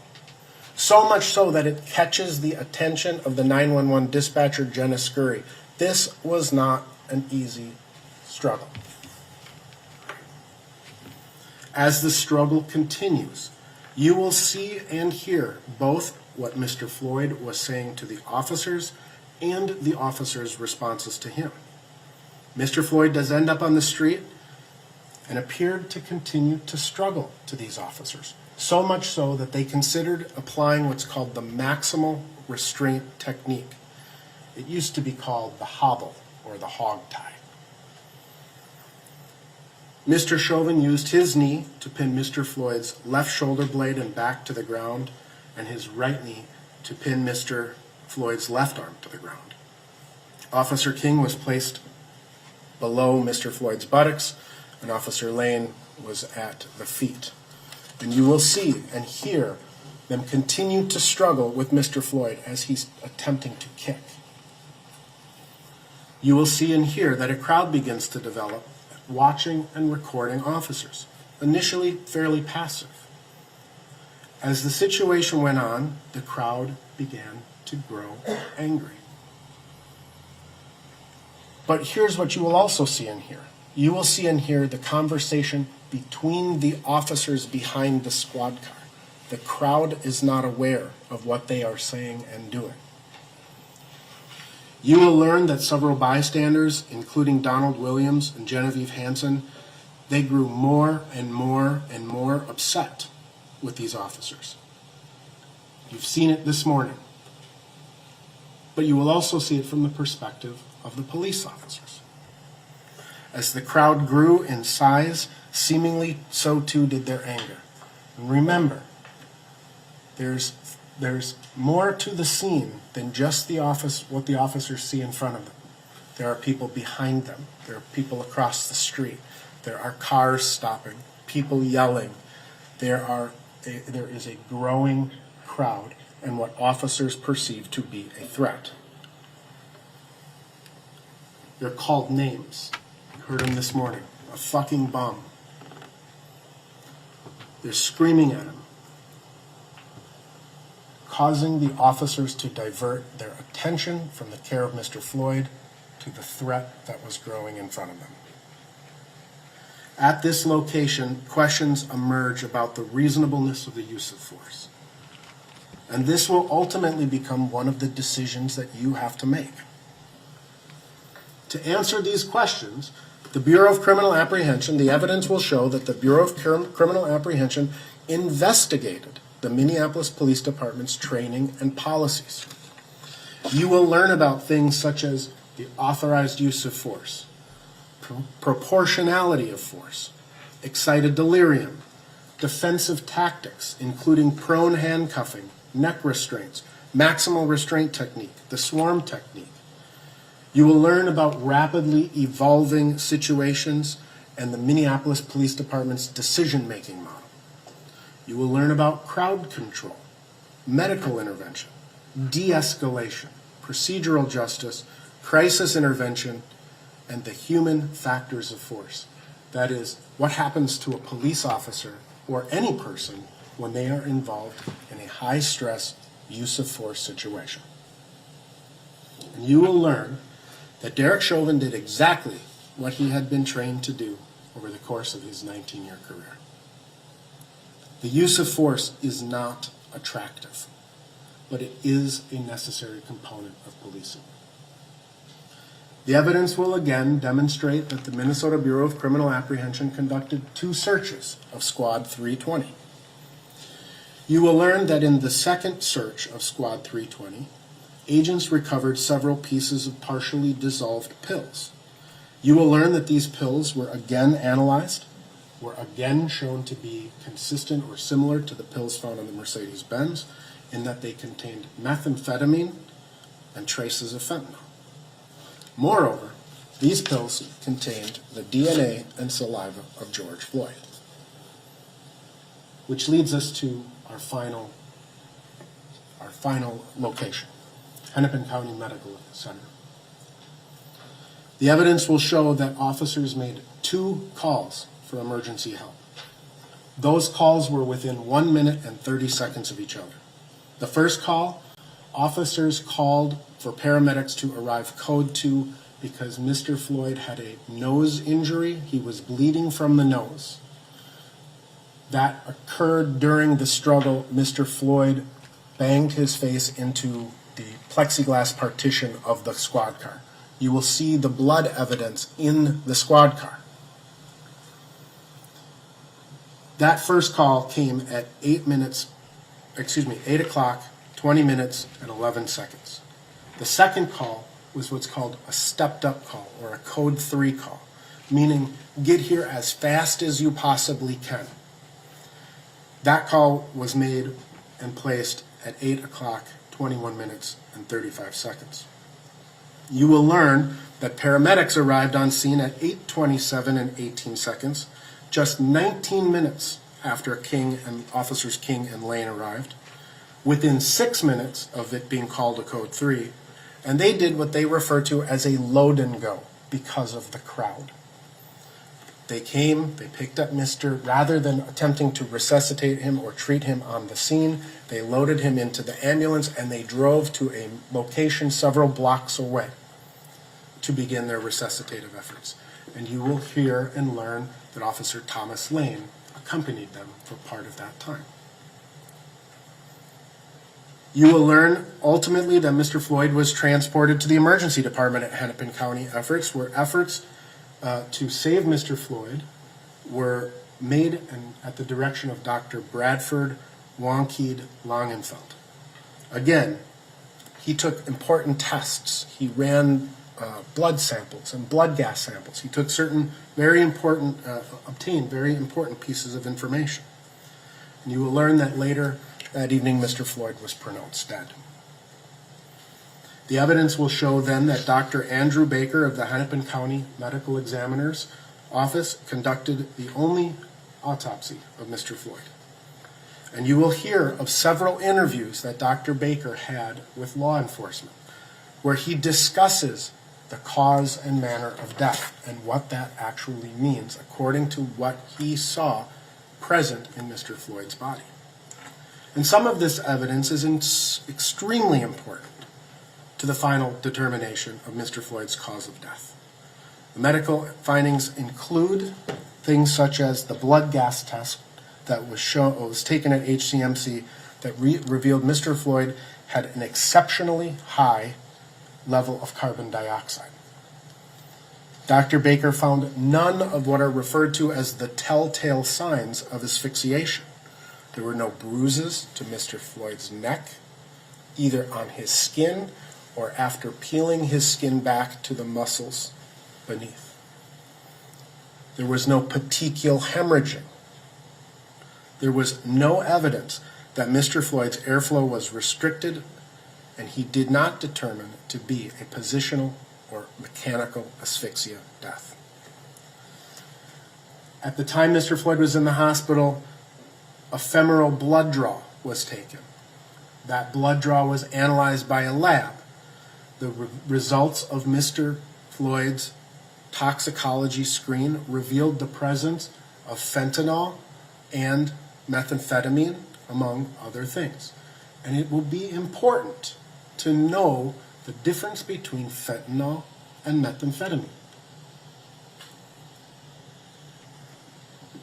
The autopsy revealed many other issues, including coronary disease, an enlarged heart, what's called a paraganglioma, which is a tumor that secretes adrenaline, swelling or edema of the lungs. And the state was not satisfied with Dr. Baker's work. And so they have contracted with numerous physicians to contradict Dr. Baker's findings. And this will ultimately be another significant battle in this trial. What was Mr. Floyd's actual cause of death? The evidence will show that Mr. Floyd died of a cardiac arrhythmia that occurred as a result of hypertension, his coronary disease, the ingestion of methamphetamine and fentanyl, and the adrenaline flowing through his body, all of which acted to further compromise an already compromised heart. At the conclusion of this evidence, you will be instructed as to the law, the elements of the offense, and the court will give you detailed instructions on what you must find to convict Mr. Chauvin of these charges. But when you review the actual evidence, and when you hear the law and apply reason and common sense, there will only be one just verdict, and that is to find Mr. Chauvin not guilty. Members of the jury, we're going to take our morning recess at this time until about 11:15. I want you to keep in mind that these breaks, we try and keep as much as we can to time, but if bathroom needs and other needs are important, we can expand it a little bit. So I don't want you to be nervous about making sure all of your personal business is done within the 20 minutes. But keep in mind, the 20 minutes is what we'll try and stick to for our morning and afternoon breaks. And so now, Deputy will take you back to the other courtroom where to All right, we'll fast forward. That's why we do what we do, so we can fast forward to this stuff. To confront the size of George Floyd. The evidence will show that Mr. Floyd and the officers began to struggle as they attempted to get him in the squad car. And you will learn that officers Derek Chauvin and his partner Tu Tao arrived to assist officers King and Lane at 8:16 and 48 seconds, almost 8:17. Upon their arrival, the first thing that Officer Chauvin sees is officers King and Lane struggling with Mr. Floyd. Mr. Chauvin asked the officers, "Is he under arrest?" Yes. And then Officer Chauvin began to assist them in their efforts to get him into the squad car. You will see that 3 Minneapolis police officers could not overcome the strength of Mr. Floyd. Mr. Chauvin stands 5'9", 140 pounds. Mr. Floyd is 6'3", weighs 223 pounds. Oh. So Eugene, Nelson mentioned a few times they were doing Floyd's size and compared it to Chauvin. Hey, will be the truth and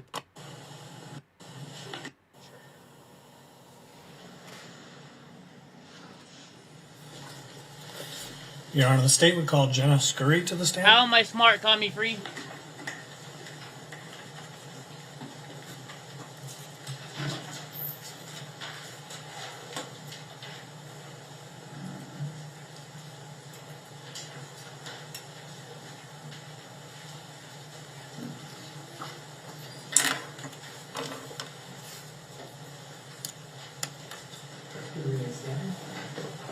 You swear or affirm on the penalty of perjury that the testimony you're about to give will be the truth and nothing but the truth? I do.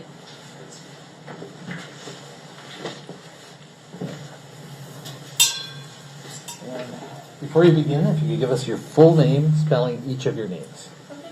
My first name is Jenna, Jena.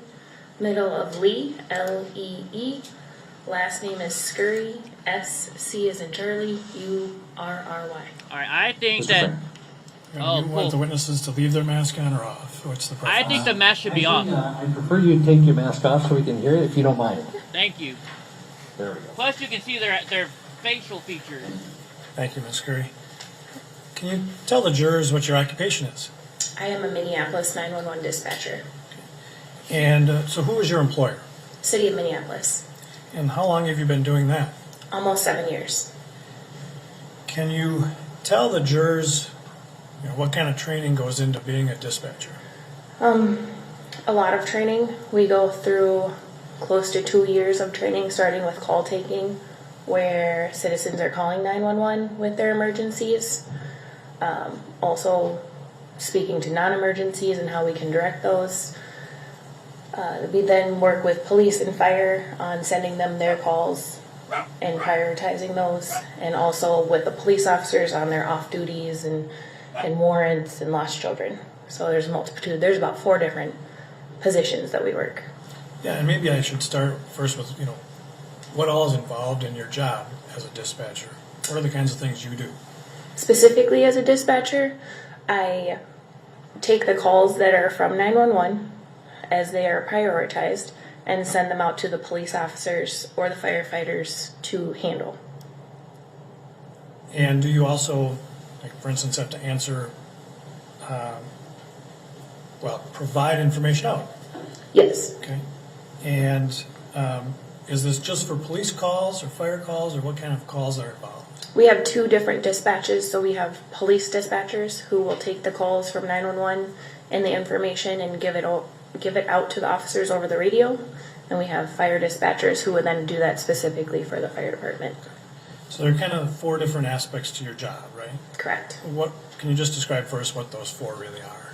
The first one, 911 call taking, again, where the citizens would call in, giving their emergencies. We help with prioritizing those or getting them to non-emergencies lines. We then have fire dispatch, where those dispatchers specifically send over fire rigs to fires or medical runs. Channel 7 would be where we log in our off-duty officers, deal with lost children reports, warrants. It's called our information channel because it is a lot of where information questions happen. And then our police dispatching, where we take those calls from 911 and then send them out to the officers based off of priority. So a lot of people think of a dispatcher as getting a call from somebody and then just calling a police officer and saying, go answer this call. But it's more to it than that. A lot more to it. Okay. And when you're working a typical shift, well, describe for the jurors what's around you. What's your office look like when you're a dispatcher? My office, our center is currently located in a basement. We have walls similar to like this, covered with carpet. It's a large center. You'll have all the call takers together, similar to how the jurors are set, but you'll have 5 to 6 different screens around you. And then in another room, you'll have your fire dispatchers to give them some silence so they can work around that and be on the radio and listen to the firefighters. Across the room, you will have our Channel 7 that is closely located to our dispatch group, which is approximately 4 people that are giving out all the calls to the officers. So when you say the fire dispatchers are somewhere different, why is that? It's just the layout of our center. I mean, police dispatch is also on across the room away from the call takers. It gives them the ability to be louder if they need to, if someone's hard of hearing or anything like that. The chatter also gets, with everybody together, gets pretty loud, so we have our own different areas for the ability to be on the radio without all of the background noise. So in any particular shift, there are some people taking calls and some people dispatching calls. Correct. We are not doing the same. I am not taking a 911 call and then dispatching it. Why is that? Minneapolis is very busy. We have dedicated 911 call takers at that time. We wouldn't be able to do it all at the same time. And then fire dispatches their own fire units for a particular call? Correct. Now, you mentioned having 5 or 6 screens in front of you. What are all those screens about?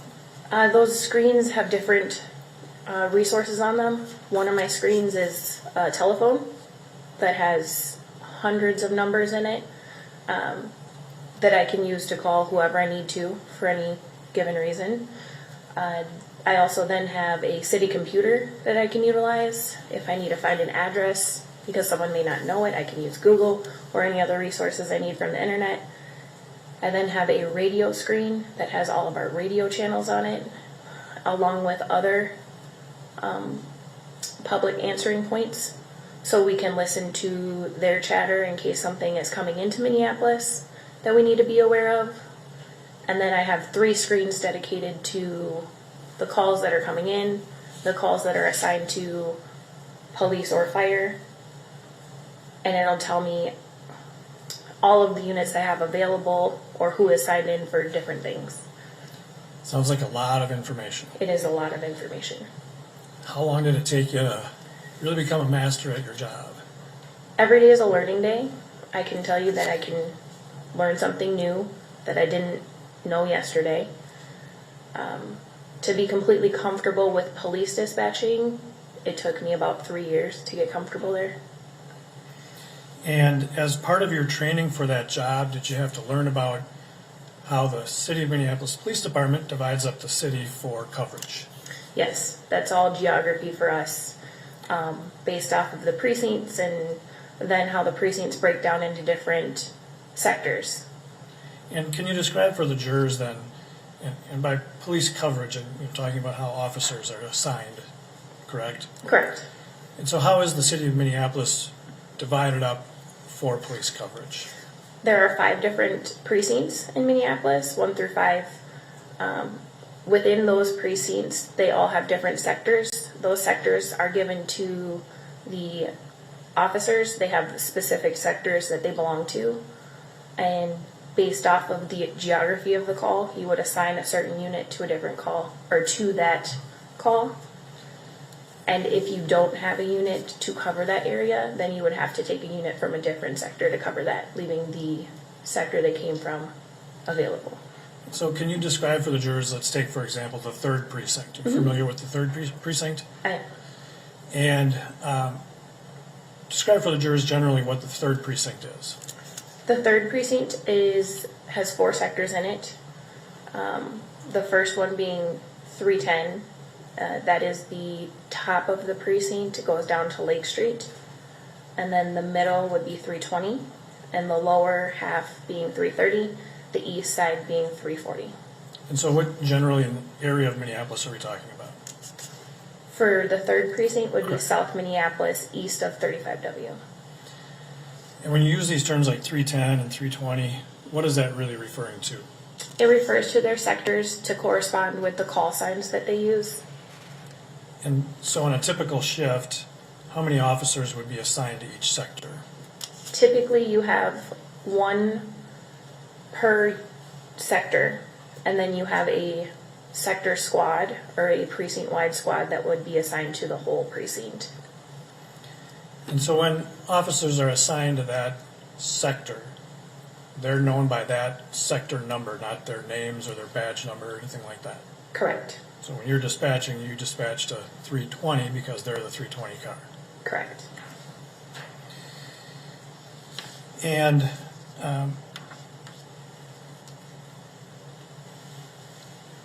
so if you dispatch a call and that sector car is not available, what's the process there? You move to that 360 number. It is a precinct-wide squad. If there is not one available, then you move to the most closest available squad. So somebody has to go out of their sector to respond to that? Correct. And what's a priority call? A priority call is a incident where someone calls in within 10 minutes of the situation happening, or there's the suspect that is still on scene. So what's the significance of calling that a priority call in terms of dispatch? The significance, we would want to get someone there as soon as possible. It's no longer, it falls still into the, how would I say this? It's still happening. There's possibility of the person still being on scene. It's not a report call that they would go not code 2. And so describe for us then what code 2 means. As far as I understand, code 2 would be not using lights and sirens. They're going without those. So it sort of makes sense for a call to be priority if you've got a suspect still there, want to get an officer there right away. Correct. And so code 2, from your training and experience, means proceeding without lights and sirens. Are there other codes that are used as part of the dispatch process and the policing process? We have code 4, which would be scene safe. If we're working with other agencies, such as EMS, and they're staging in the area, which means they're not going in unless police have deemed it safe for them, police would let us know that the scene is code 4, and then they would proceed in. And so between 2 and 4, is there a code 3? There is a code 3. And what does that mean? Code 3 means emergent. So they need them as quickly as possible. Okay. I'm going to back up a little bit. In your job as a dispatcher, you do a lot by hearing what's going on, getting calls. Is there also some things that you can do visually in terms of seeing what's going on outside of in the city of Minneapolis? The majority of our job is all through listening. From the first call that comes into us to dispatching it to radios between dispatch and the responders. At sometimes we do have cameras available to us.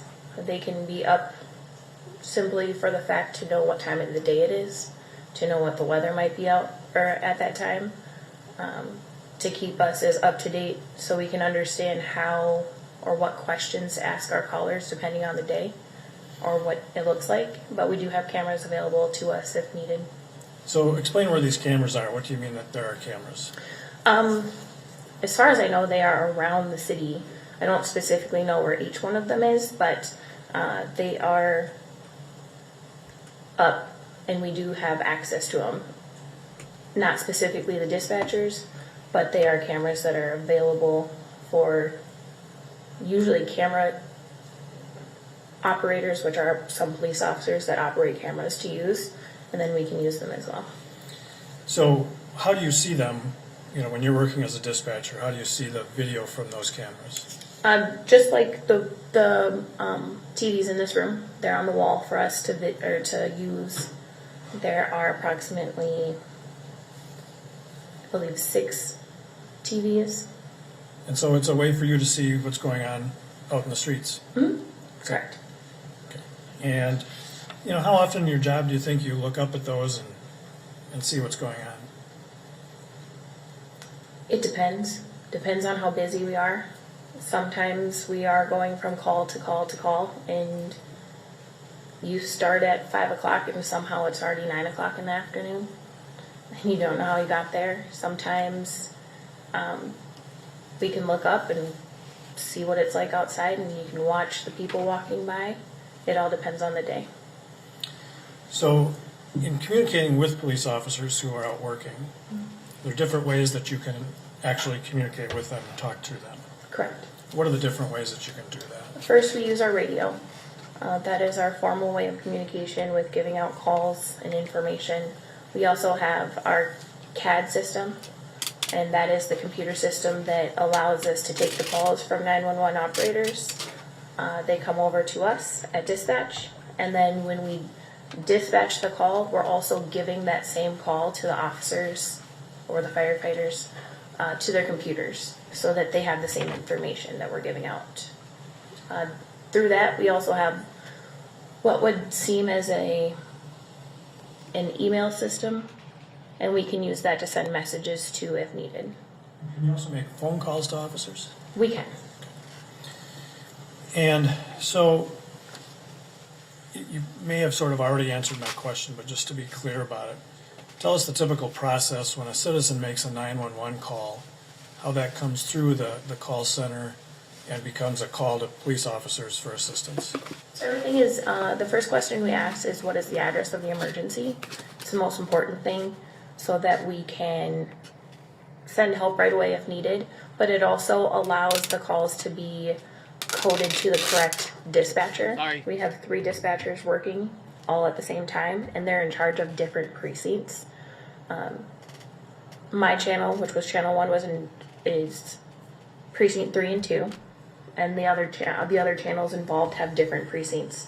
So the address allows us to give it to different dispatchers so they can disseminate that information. And so a call goes to a call taker. Mm-hmm. They give information to you to do the dispatch out. Correct.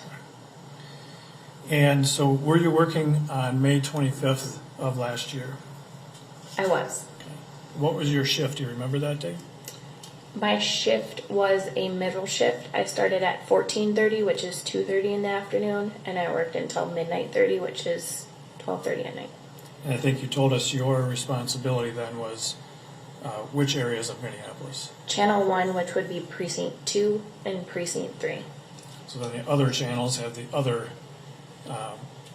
precincts. Correct. And so what was your assignments? What were your job duties on May 25th of 2020? As a police dispatcher, it was to take the calls that came in from 911 and to dispatch them to the police officers. And incidentally, I think I may have forgot to ask you, is there always a sergeant on duty when you're serving as a dispatcher, a sergeant on duty out in the streets in each precinct? Yes. How many sergeants are there generally on? It depends on their shift. Minimal of 1. And as part of your duties, do you often have contact with those sergeants about calls and other matters? Yes. Now, on that date, May 25 of 2020, did you dispatch a call to officers to a location known as Cup Foods? Yes. And did you receive that 911 call? I did not. And but you dispatched a call about that? Correct. Are you familiar with that location, Cup Foods? Yes. And do you know the intersection where that's located? 38th in Chicago. And is that in the city of Minneapolis? Yes. You know what county that's in? Hennepin. Okay. And why are you familiar with that location?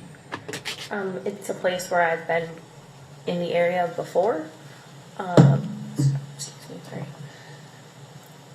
And also it's part of our geography to know certain landmarks that stick out. It's a place where we have to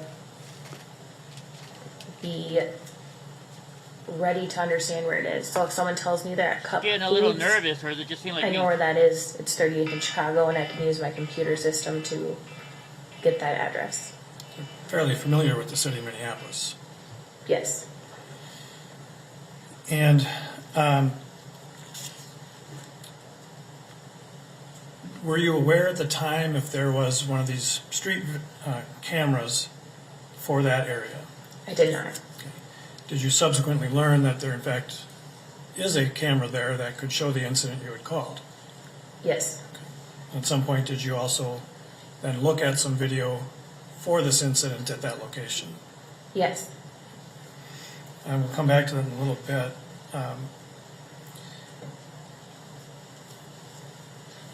Prior to coming into court, did you have a chance to look at what we've marked as Exhibit 151? You don't know that, but it's the VisiNet or CAD printout from part of this call, correct? Yes. Your Honor, can we turn on just the witness's screen, please? Can you put up 151, please?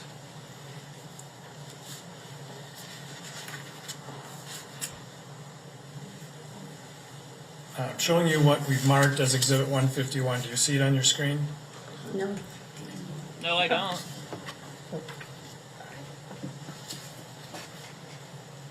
Now, do you see it? Yes, I'm using the judge's computer. Okay. First of all, do you recognize what this document is? Yes. And how would you refer to it so I get it right? It is the printout version of the call that it Why don't we came in get to from see that? 911. So as calls are processed through the center, a record of that is made that looks like this. Yes. And is this kept in the ordinary course of the business of the call center and keeping track of what it does? Yes. And have you on prior occasions relied on something like this to recall what happened during a call? Yes. And is it something that you're able to see even sometimes during your shift? Yes. And would this come up on one of the multiple screens that you have if you wanted to? Yes.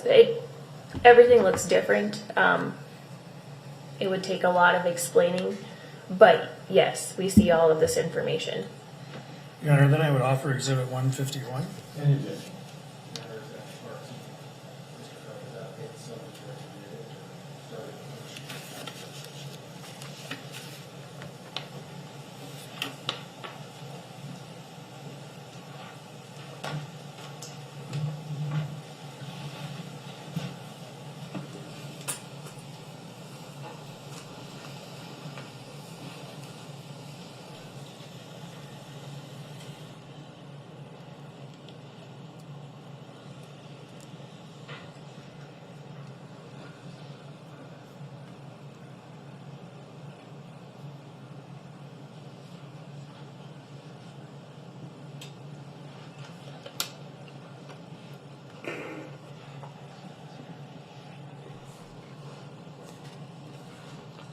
Let's fast forward to this stuff. Ms. Scurry, I'm going to... 151 is received.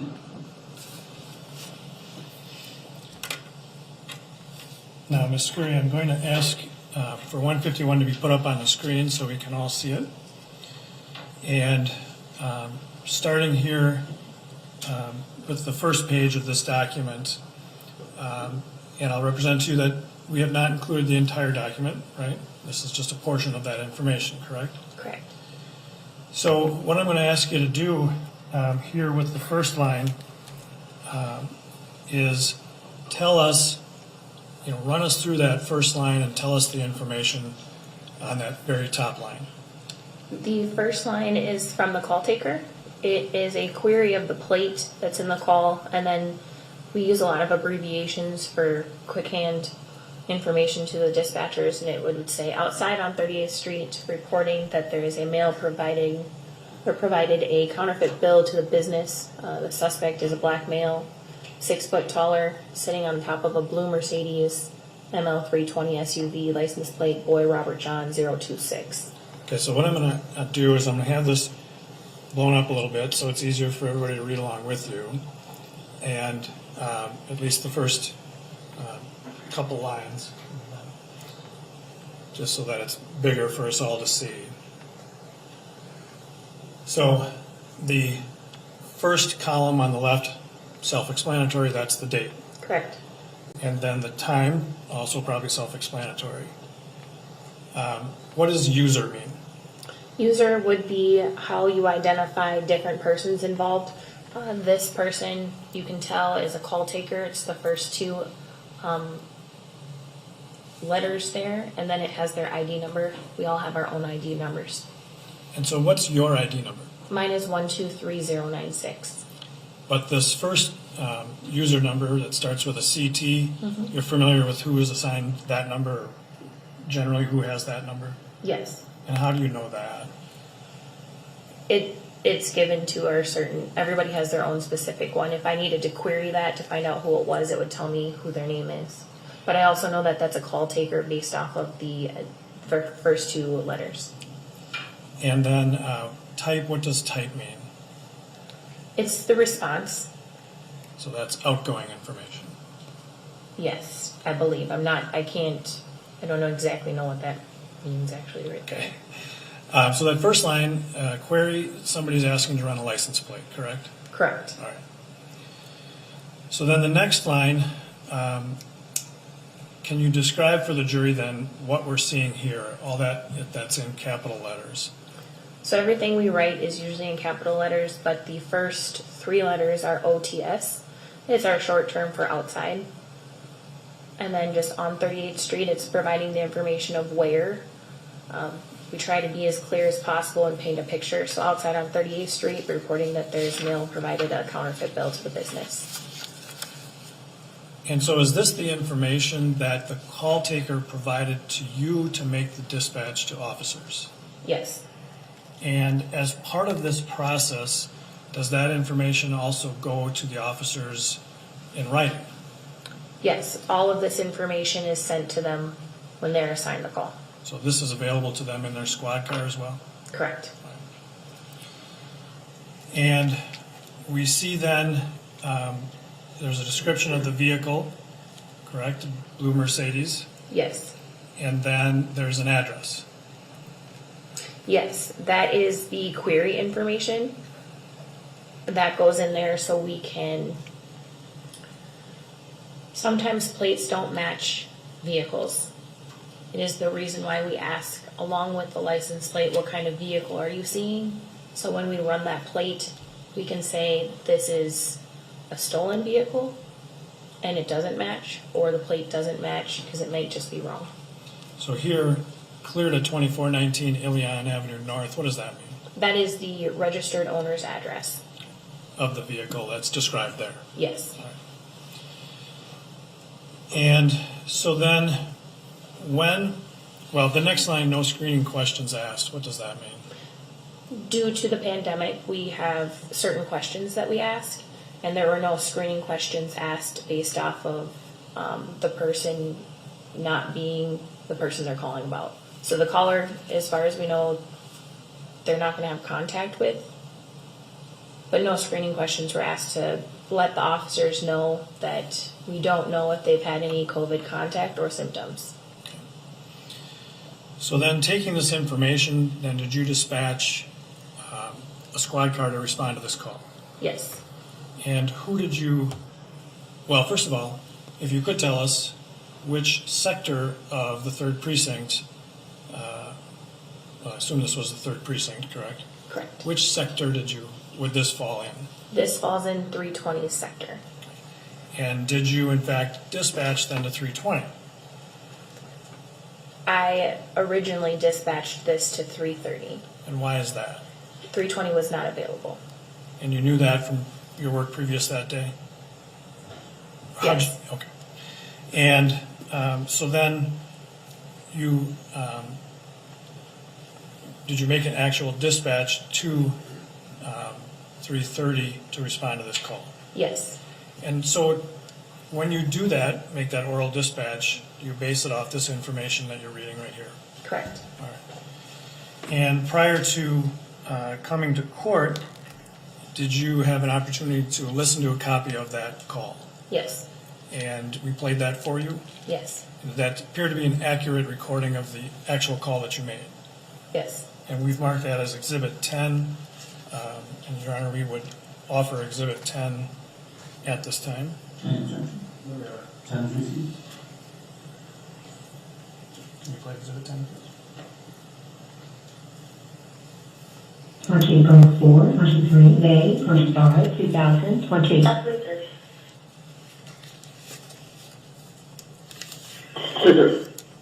3:30, as you can start, is the only available out of your sector to Cup Foods on Chicago, 3759 Chicago. On 38th, they are reporting that there's a person who used a counterfeit bill at the business. Suspect is a black male, 6 foot or taller.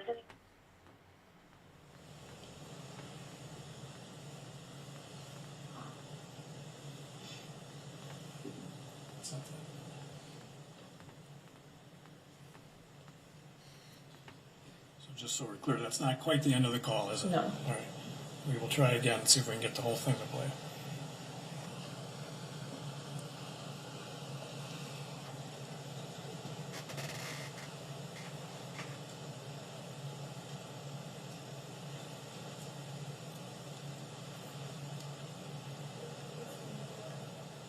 Mr. Frank, you want to take a moment?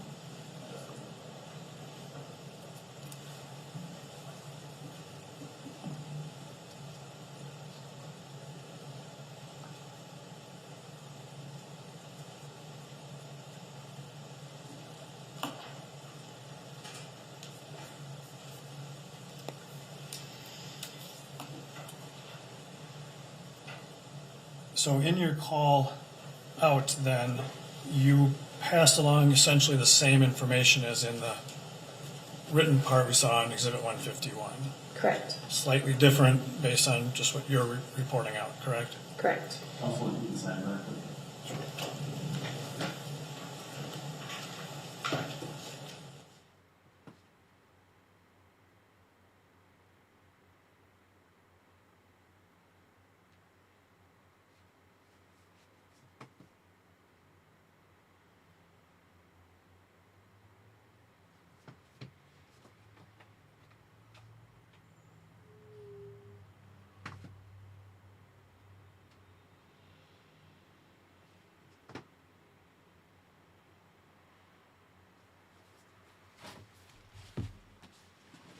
Oops, sorry. I'm not doing my job, am I? Let me fast forward.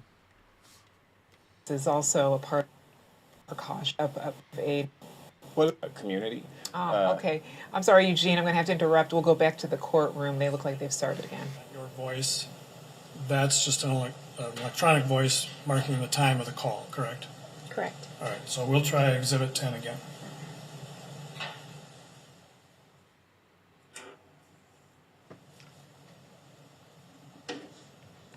April 4, 23, May 25, 2020. 3:30. 3:30, as you can start, is the only available out of your sector to Cup Foods on Chicago, 3759 Chicago. On 38th, they are reporting that there's a person who used a counterfeit bill at the business. Suspect is a black male, 6 foot or taller, sitting on the hood of a blue Mercedes. License plate Floyd Robert John 026, possibly intoxicated as well.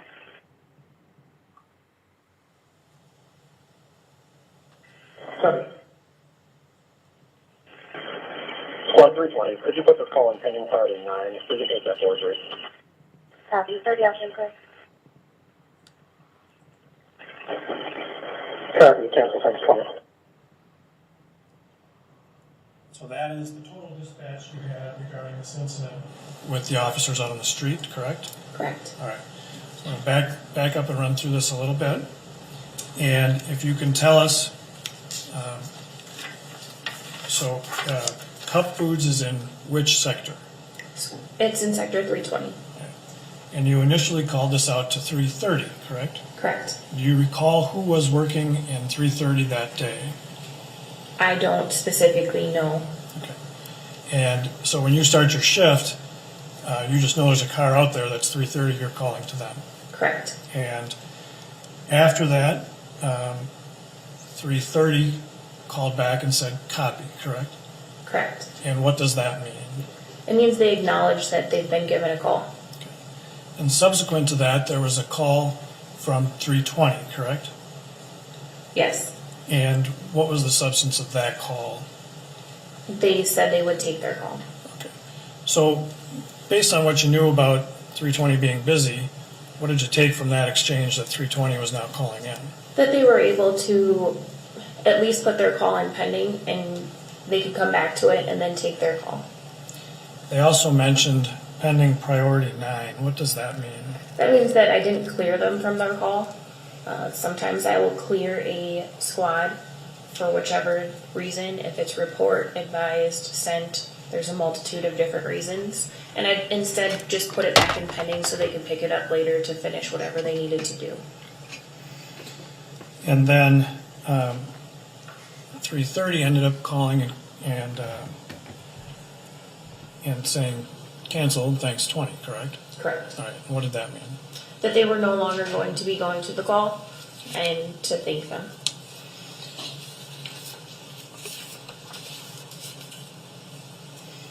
And so when you're making, when you're doing that dispatch, at some point, did you ask to send additional officers there? In the initial one, no. Correct. But did you eventually? Yes. All right. So if we can go back to 151, please.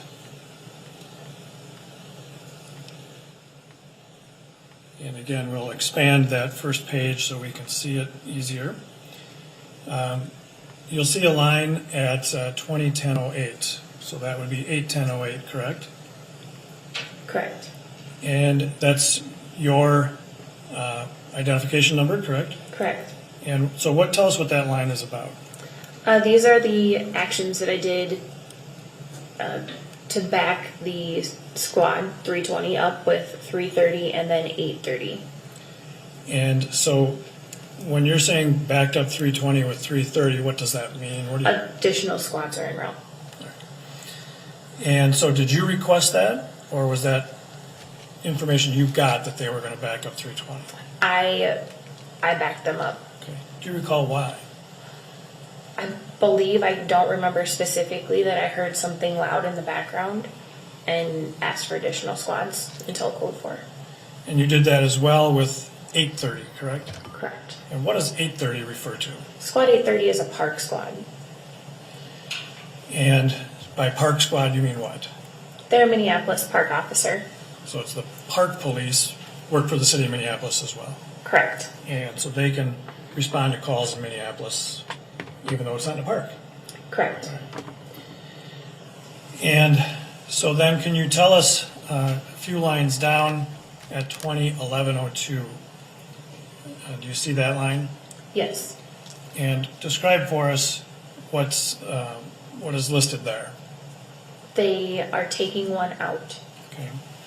And what does that mean? They are taking a person out of the vehicle. Is that customary for officers to call that in? Yes. And then right below that is a license plate number, correct? Yes. And we have removed the identifying information from that, correct? Correct. That's why there's a gap there. Mm-hmm. And though there is a street address in Minneapolis, correct?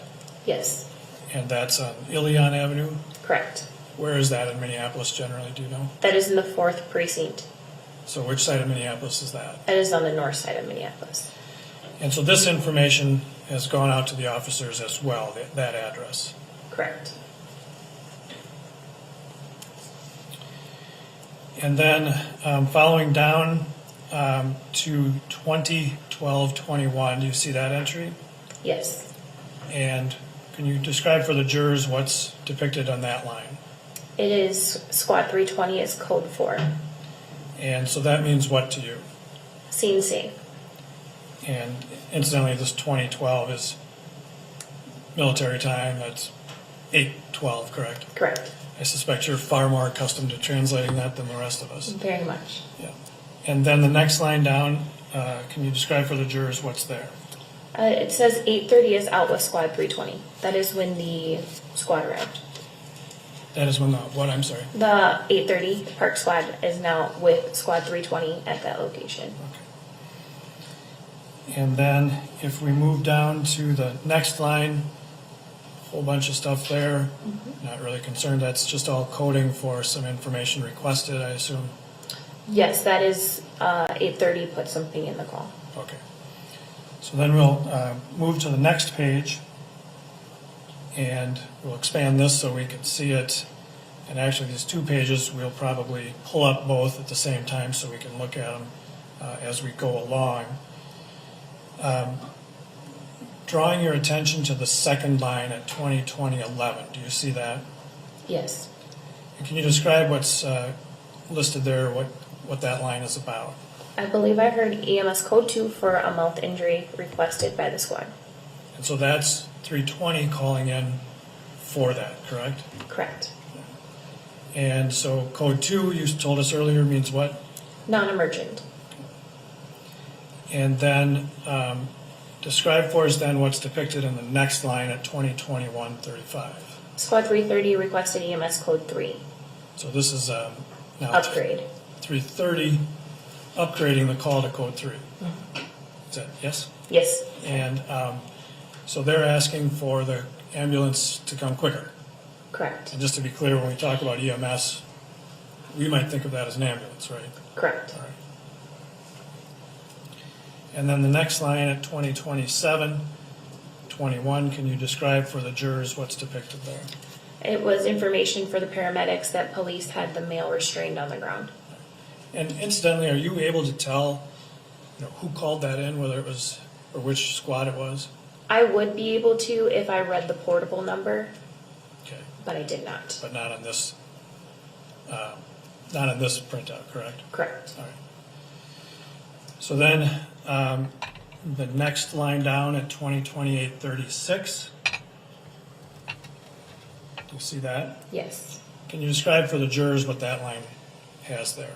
So we first start out with a different number, so the long numbers with all the zeros, and then that is a paramedic writing into the call, and it says Rig 412 is requesting fire code 3, so we're adding additional agency to that.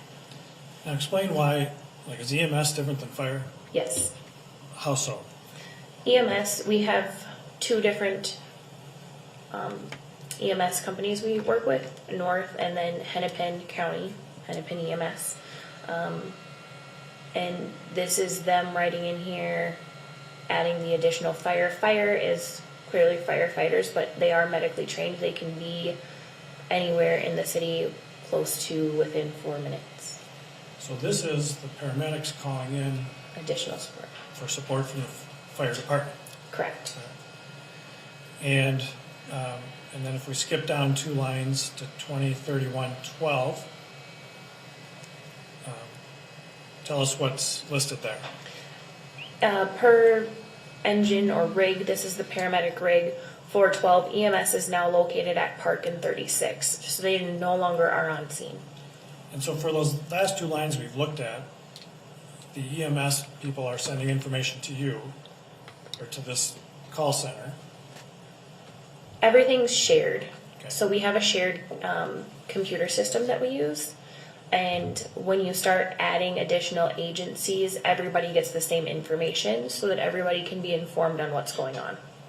And so this information then as well goes out to the fire department. Correct. Is that a separate thing you have to do, or is it automatic as part of the sharing?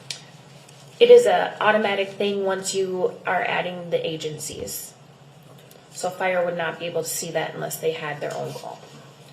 And so the line above that is the multi-agency fire is adding fire in? Correct.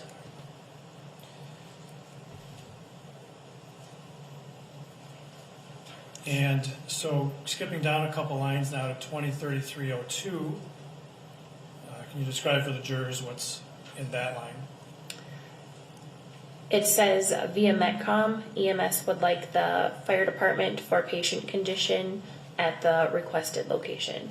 And this is something you dispatched out. Correct. And so that's, what's the import of this information? What's being communicated here? I no longer knew what was going on. And I asked our partners, our agency, other agencies, via Metcom. It is a resource group that we have that we can connect radio to radio instead of phone to phone. It's faster. And I asked them what was going on, and that's what they told me, so I put it in the call so that everybody had that information. And the next line down at 203410, can you describe where that information is coming from? It's coming from the paramedics, and it says full arrest. Okay. So that's something they're reporting into this shared system, full arrest. Correct. Okay. And the next line after that, 203430. Again, coming from paramedics, where they said engine or rig 412, the paramedics are working a full arrest. And the next line down again now is you calling in, or you handling this information, correct? Yes.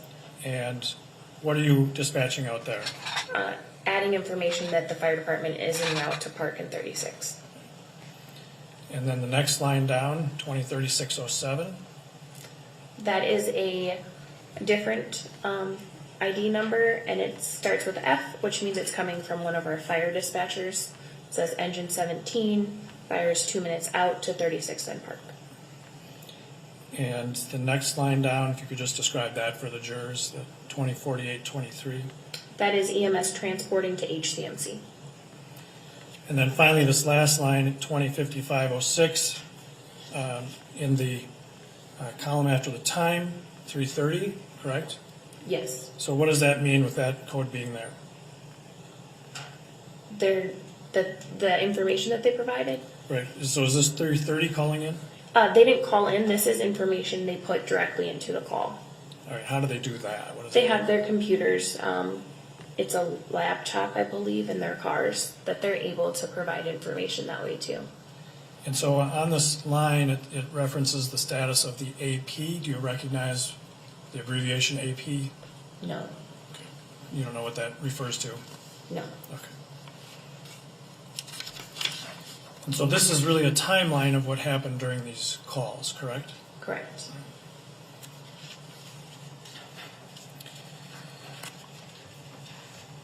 So during this call, you know why we're here today, of course, because of this incident, correct? Correct. You have since learned the identities of the officers involved? Correct. On May 25th of 2020, did you personally know any of those officers? No. And during this time of this call, did you have some opportunities to look at the street video from this location? I did. And can you describe for the jurors how you came to see that? While working at my position, we have 2 cameras or 2 TVs on our walls, one on both sides of the walls, so either side of the room can see.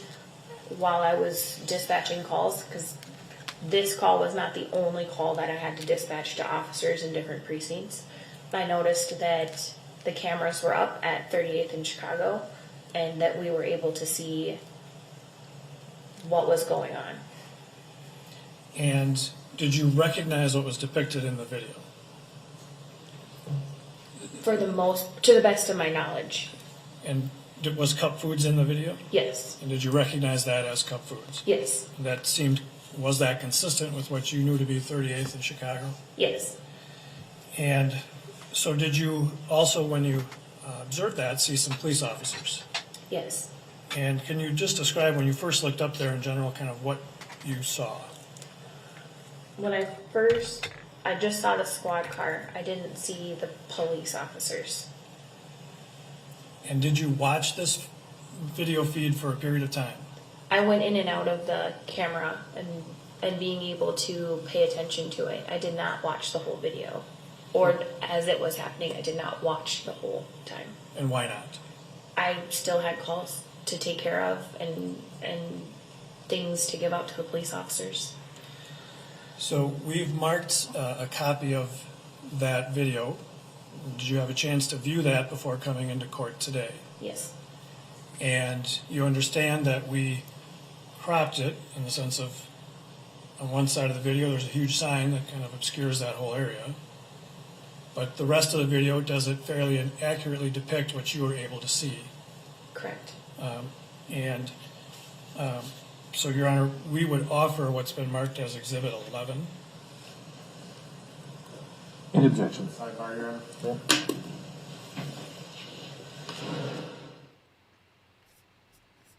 All right, let's fast forward to this stuff. You're not going to let us hear it anyway, so...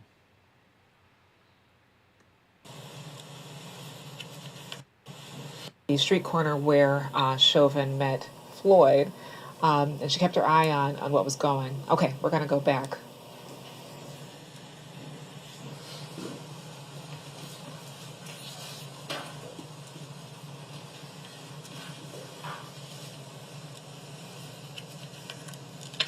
All right, so what I'm going to do is I'm going to start showing Exhibit 11, and I'm going to let it run for about 15 seconds, and then I'm going to pause it, okay? All right, so if you could do that, please.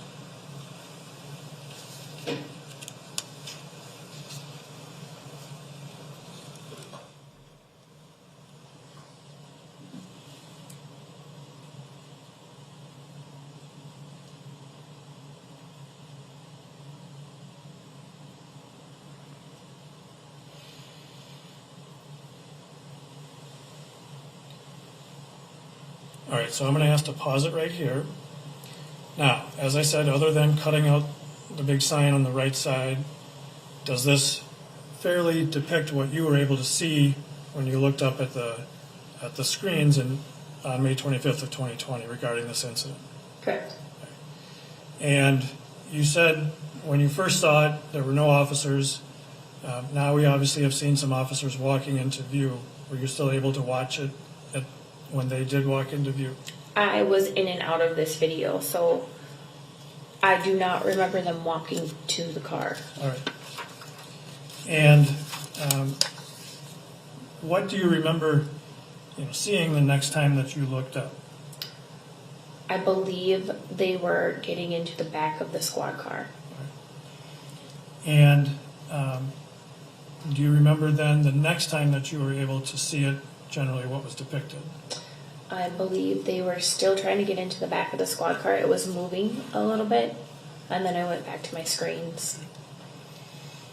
And I think what I'd like to do is have this run, and if you could just watch the video and tell the jurors, when you were able to look up what parts that you remember seeing that day during your shift, okay? Okay. All right.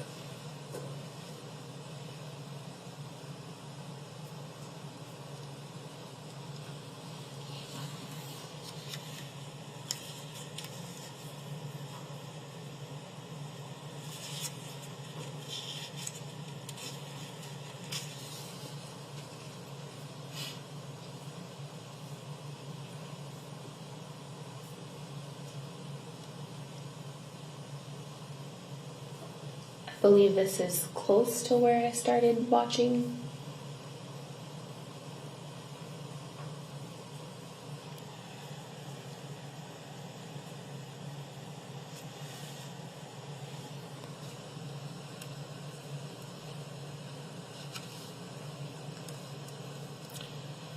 So obviously you can see some police officers here. Did you recognize them individually? No.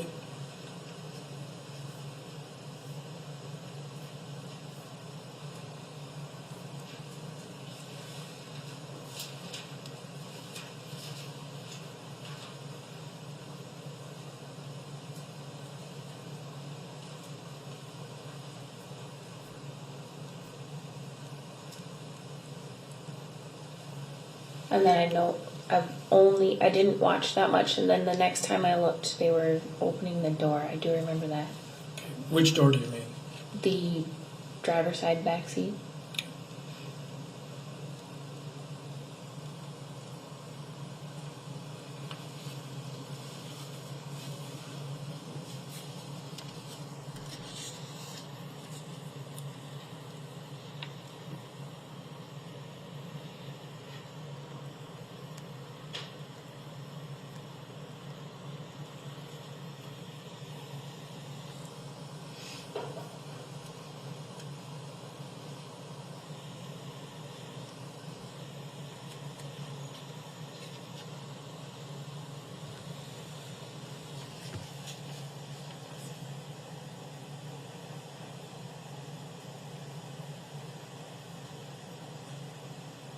This is what I remember seeing.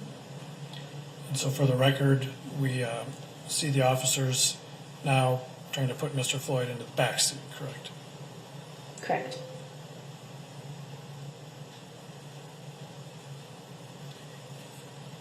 The timestamp on the top, for the record, reflects about 8:17 and 10 seconds when you said that approximately. Yes.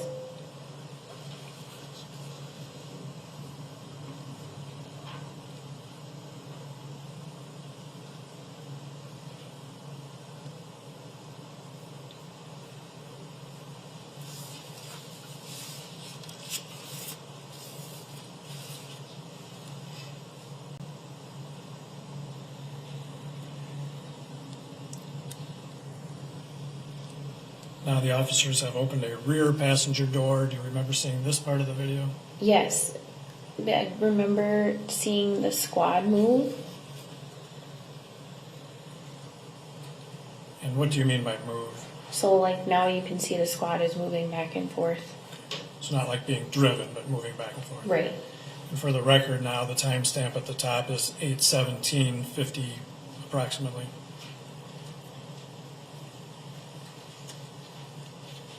And I know I wasn't able to watch all of this. So at some point here, you had to turn away and do your job. Yeah.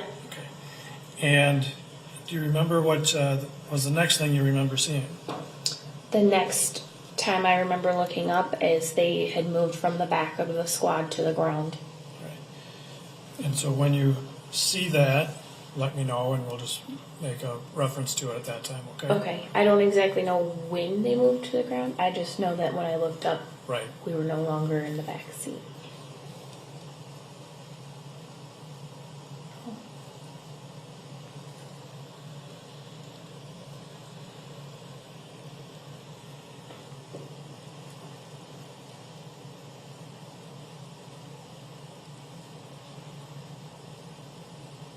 I mean, you can see him fighting with the cops.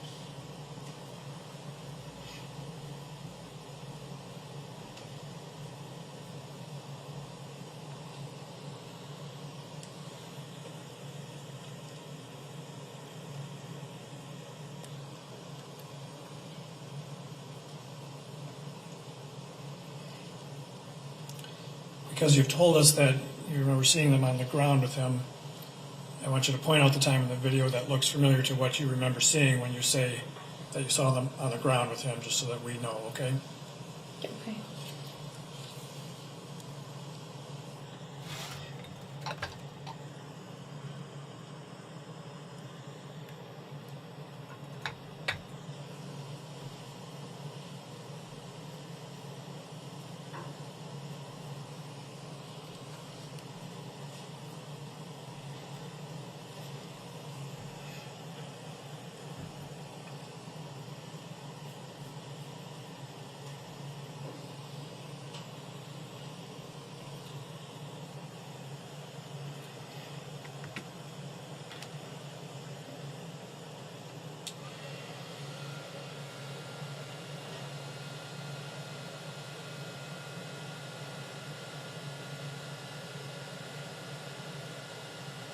So now they're yelling at the guy in the back, looks like. So they pull him out.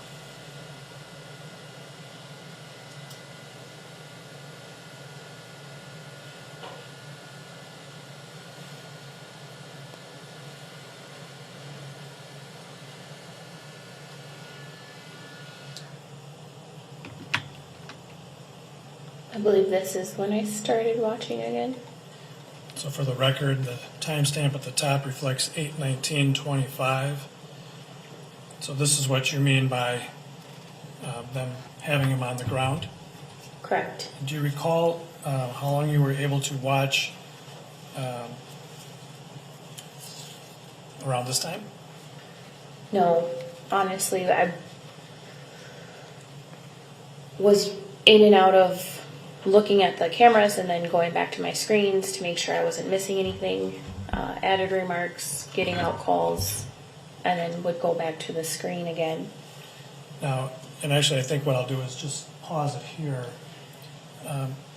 After seeing this, at some point, then did you look back to the screen? To back to working? No, back to this video of the scene. Yes, I was in and out of looking at this screen and then my work. And at some point then, did you go back to this and how did it appear at that time when you went back to it? It had not changed. And what do you mean by that? They were still on the ground. The whole situation was still the same. Had there been other changes to the scene? Were there other people in the... I didn't pay attention to the surroundings of what was going on. I just know that they hadn't moved. All right. But at some point, did you see other citizens in the video? I cannot remember seeing them. I just remembered looking up and seeing that the situation hadn't changed. Do you recall approximately how long that was? No, it was long enough. It was long enough that I could look back multiple times. And so when you did look back, still on the ground, like depicted here, essentially. Correct. And what did you think about this when you looked back and saw that it hadn't changed? I first asked if the screens had frozen. Why did you ask that? Because it hadn't changed. Okay. And did you find that it had frozen? No. How did I was told that it was not frozen. Did you see the screen change yourself? Yes, I saw the person's moving. So what did you start thinking at that point? Something might be wrong. Why? We don't get these videos often, or, video at all, unless it's looking at the bridge or just looking at people walking. We very rarely get incidents where police are actively on a scene. And they had changed. They had come from the back of the squad to the ground, and my instincts were telling me that something's wrong. Something is not right. I don't know what, but something wasn't right. In what ways were you thinking that something was not right? It was an extended period of time. Again, I can't tell you the exact amount of time. And they hadn't told me if they needed any more resources. It's a multitude of different things that ran through my brain. But I became concerned that something might be wrong. Wrong with what? What are you thinking? It was a gut instinct of, in the incident, something's not going right. Whether it be they needed more assistance, or if there just something wasn't right. I don't know how to explain it. It was a gut instinct to tell me that now we can be concerned. And what did you decide to do? I took that instinct and I called the sergeant. And do you recall who the sergeant was that you talked to? It was Sergeant Kluger. And why did you call a sergeant? The sergeant is the police officer's supervisor. You're not a Minneapolis police officer. No. You haven't gone through the use of force training. No. But in your experience, you felt something was wrong here that a sergeant needed to know about. Correct. If this was a form of use of force, I was calling to let them know. Why would you involve a sergeant in a call that might involve the use of force? Sergeants are usually always notified for use of force. And so did you in fact call Sergeant Kluger? I did. Have you ever in your career before called a sergeant for something like this? Multiple. For an incident like this? Right. To be exact, no. where you had this instinct and felt something was wrong and you needed to call a sergeant about it. Have you ever had that incident or that situation before this incident? If something was wrong with a call, yes. And not, I don't know how to say this, not if, I can call the sergeant for anything because they are a resource. And if I'm wrong, then I'm wrong. But I can call them regarding calls if something doesn't look right in a call, if there's a caution note, if there's something that they can do beyond the scope of the call, I can call them. And have you had a chance to listen to a recording of that call you actually made? Yes. And that recording is made as part of the business of the call center, records that traffic. Everything's recorded. And we played a recording of that for you previously, Yes. and was it an accurate recording of your call? Yes. And we've now marked that as Exhibit 12. Your Honor, we would offer Exhibit 12. No objection. 12 is received. And at this time, we'll play that call, all right? 2030-44, May 25, 2020. Hey, this is Jenna with Channel 1. Hey, what's up? Hey, so just wanted to let you know about the person with a knife at 2602 Bloomington. And then, I don't know, you can call me a snitch if you want to, but we have the cameras up for 320's call. Oh, did they already put him in the, they must have already started moving him. And 320 over at Cup Foods. Okay. I don't know if they had use force or not. They got something out of the back of the squad, and all of them sat on this man. So I don't know if they needed you or not, but they haven't said anything to me yet. Yeah, they haven't said anything unless they're just a takedown, which doesn't count, but Okay. I'll find out. No problem. We don't get to ever see it, so when we see it, we're just like, well, that looks a little different. All right, thank you. Bye. 2031-33, May 25, 2020. So I'm going to walk through that just a little bit. At the very beginning, you spoke kind of fast, and you identified yourself. Can you just describe for the jury what you were saying there? I told them my name was Jenna and that I was Channel 1 dispatch. So that's meaning the dispatch for 3rd Precinct. Correct. And then you talked about something involving a knife. Is that related to this case at all? No. That was from some other call? Correct. And then you used the term snitch. Yes. What did you mean by that? At that moment, it was a word that just came out of my mouth, but it's out of the scope of my duties to call a sergeant if there was any use of force. And so that's what the purpose, well, tell me, what was the purpose of making that call to him and giving him that information? Voicing my concerns. Like I said, we don't see incidents. My job is mainly all listening. And by the time you made that call, you said something to Sergeant Pleager about, did they take him already? By the time you made that call, were you still able to see the video from the street camera? Yes, the video was still up. And what did you see at the time you were making that call? That nobody was there. So you were aware an ambulance had come to the scene? Yes. But the ambulance was not in the video at that time? Correct. So is that the reason why you made a reference to them being gone? Yes, so I was speaking to the rest of my team over there and asking a question to them while still on the phone with the sergeant. So probably a better time for me to ask this question, but have you ever, prior to that date, made a call like that to a sergeant? No. In your job?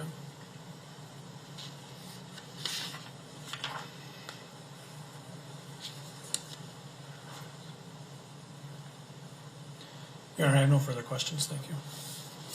Mr. Nelson, should we take our lunch break or would you like to do short cross-examination? All right. All right. Members of the jury, we'll take our lunch break. Lunches should be delivered to your room soon, so we'll see you at 1:30. Let's see if we get to hear what they discussed, though. With that gavel, we are now in a lunch duty. The day George Floyd died, she kept her. The police sergeant, and we just Why don't heard we that get to call. I don't want to hear you guys talk. I want to hear what they're into talking about. what Jeez she Louise. told the sergeant. Why do you think they spent so much time with her? Yeah, there's. And one of the other arguments that we will likely continue to hear from the defense is George Floyd's drug use. They've already brought that up today, and it's expected that they will continue. How he got to where he is. I know we did a great piece in the Washington Post about his upbringing, in Houston. All right, we're back on, guys. I gotta run to the store. I will be right back. Take me about half an hour. Listen. And just a reminder, you're still under oath. Okay, thank you. Mr. Nelson. Sure.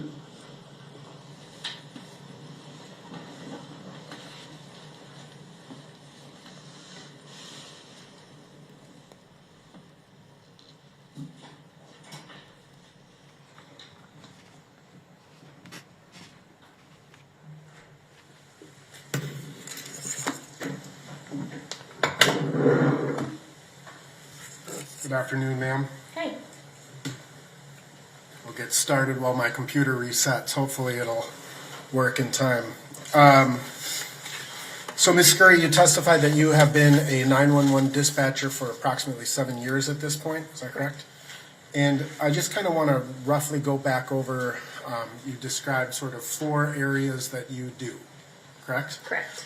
So as I understand it, the first area is there are days or shifts where you have, you may be the actual call taker. Is that correct? Correct. And so as a call taker, a citizen calls 911, you pick up the phone and respond to whatever that call for service is. Is that correct? Correct. And then you'll type it into a system. That information will get sent over to a dispatcher, correct? Correct. And the dispatcher is the person who is in charge of communicating with and assigning officers to calls, correct? Correct. And there are days when you show up for work and you're assigned to be the dispatcher, correct? Correct. You course, also Donnie takes described my the third frickin' part of shoes. your job is to be the fire dispatcher, which is separate from police. Correct. Now, in preparation for trial, I believe on March 2nd, you met with members of the prosecution team, correct? Correct. Not driving on my made scooter. a statement, apparently made a statement that police is more fluid than fire. What did you mean by that? Correct. So when fire calls come in, let's start over. There are most generally not times where the fire department comes upon an issue. It doesn't happen often, but it does happen where we can assign a rig that's come across someone who might be down on the ground or anything like that. But when a structure fire comes in, it's not because they were out driving around. It's because someone called soft flames or smoke, whatever prompted them to call. And then we send the rigs to where they need to go. Okay. So basically, whereas police, they may be driving around and they may just see 2 people fighting on the corner, stop and have to deal with it, right? Correct.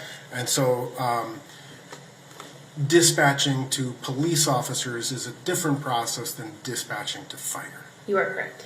All right, so we've got the call taker, the dispatcher, the fire dispatcher, and what was the 4th aspect again? We call it our Channel 7. It's an information channel.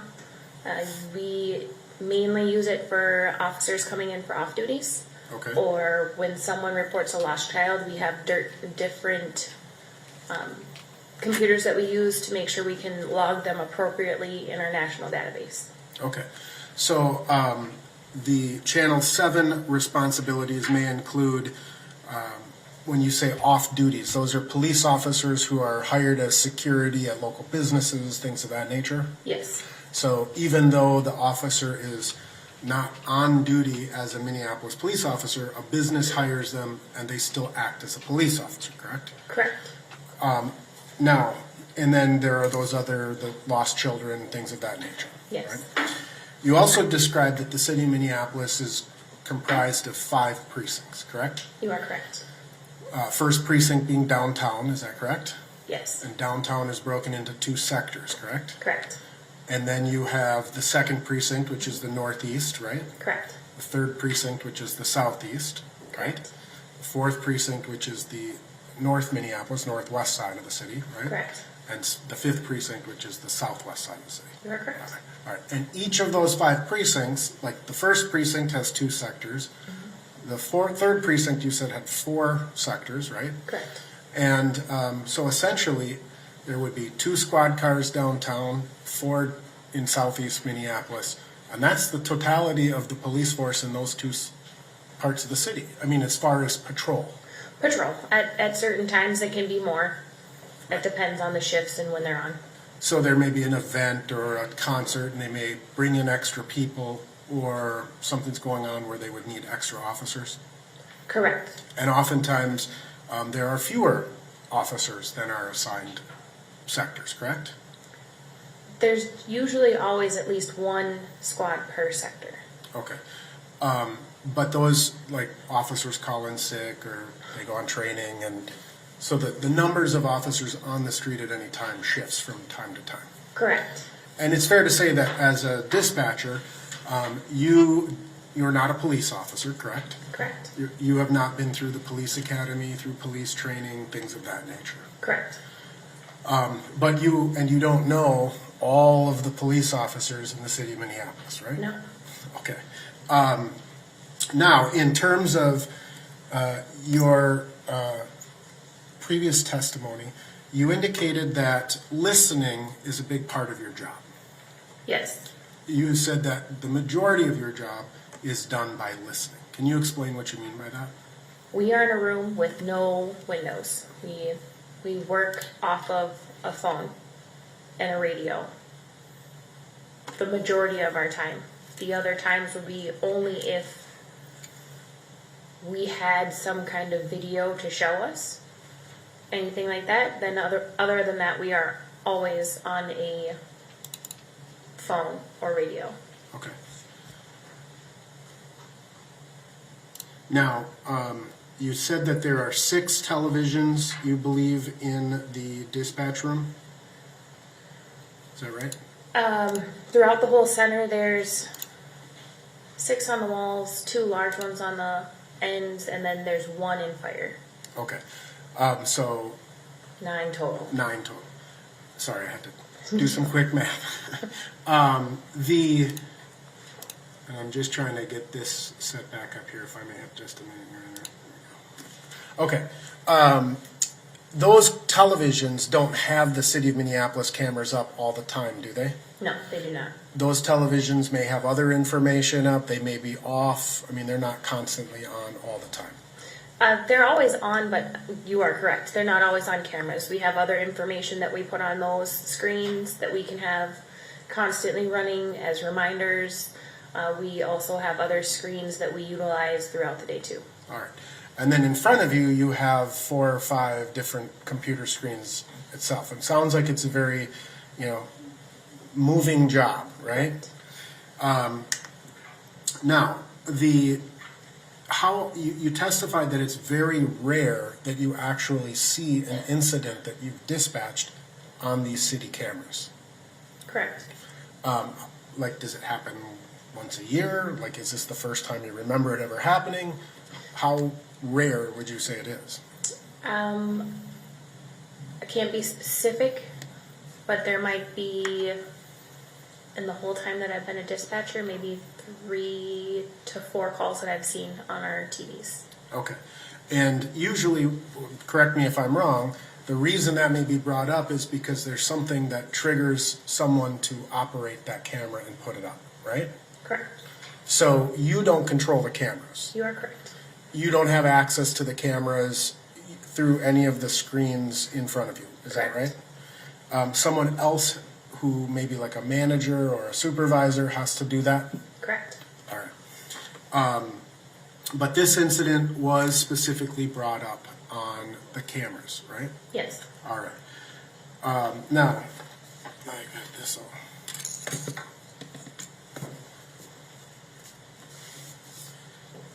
You also were previously interviewed in connection with this case by Special Agent Brent Peterson.